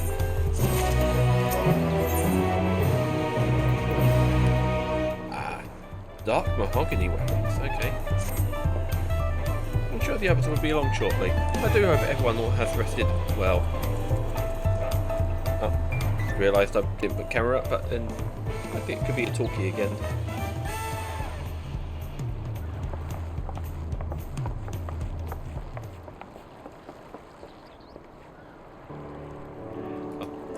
Now that we've refreshed ourselves somewhat, let us consider all claimants and their current stand. Zolja and Kona have completed every feat thus far and hold 5 keystones apiece. Wukalamat would be equal with them, but Bakul Jajar Thievery, which has left us one short. That conniving braggart didn't so much as lift a finger for the feat of proof and wreaked havoc for the feat of ice. You can't have more than 3 keystones at most. You may think he can simply steal what he needs to win, but he's sorely mistaken. I'll be taking back what is mine. This, I swear. I fear that reclaiming your keystone may not be enough. That is, if Bakul Jar Jar unleashing of Valagamander is any indication. Using his lead, I anticipate that he will move to obtain remaining keystones before disrupting his rival's attempts. We may all find ourselves being forced to take from one another. I can't say I'd be comfortable with that. But neither will I surrender my claim to the throne so easily. If it's the sake of preserving the happiness of my people, I'll do what I must.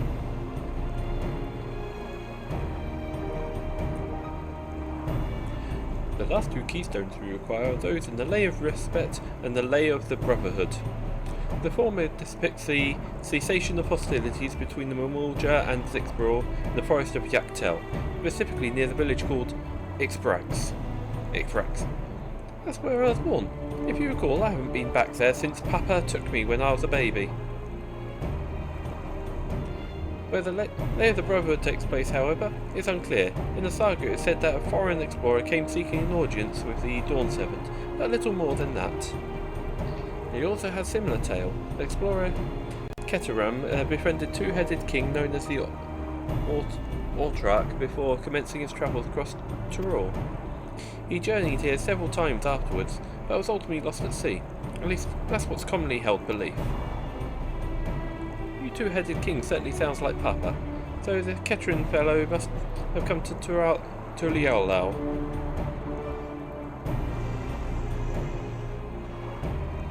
But if he indeed arrived some 80 years ago, the capital may not have been built yet, vestiges of Yokhoi's architecture notwithstanding. Wait, you said Ortok, didn't you? Then Keterin must have met the Dawn Servant in Mamook. Mamook, is that a city? One of the grandest in Tyrol. Once upon a time it was the seat of the Mamulja's homeland. It lies in Yaktel, not far from the Ixbrax. In all things considered, Yaktel seems the obvious choice for our next destination. From here, the safest method to travel is by dirigible. We should make for the landing once our preparations are complete.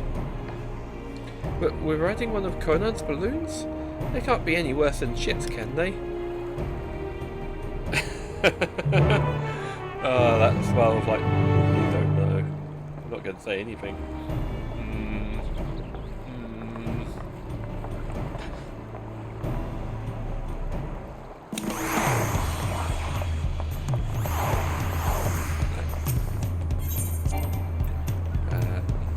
Dirigible landing. Right. I'm just going to climb up the stairs.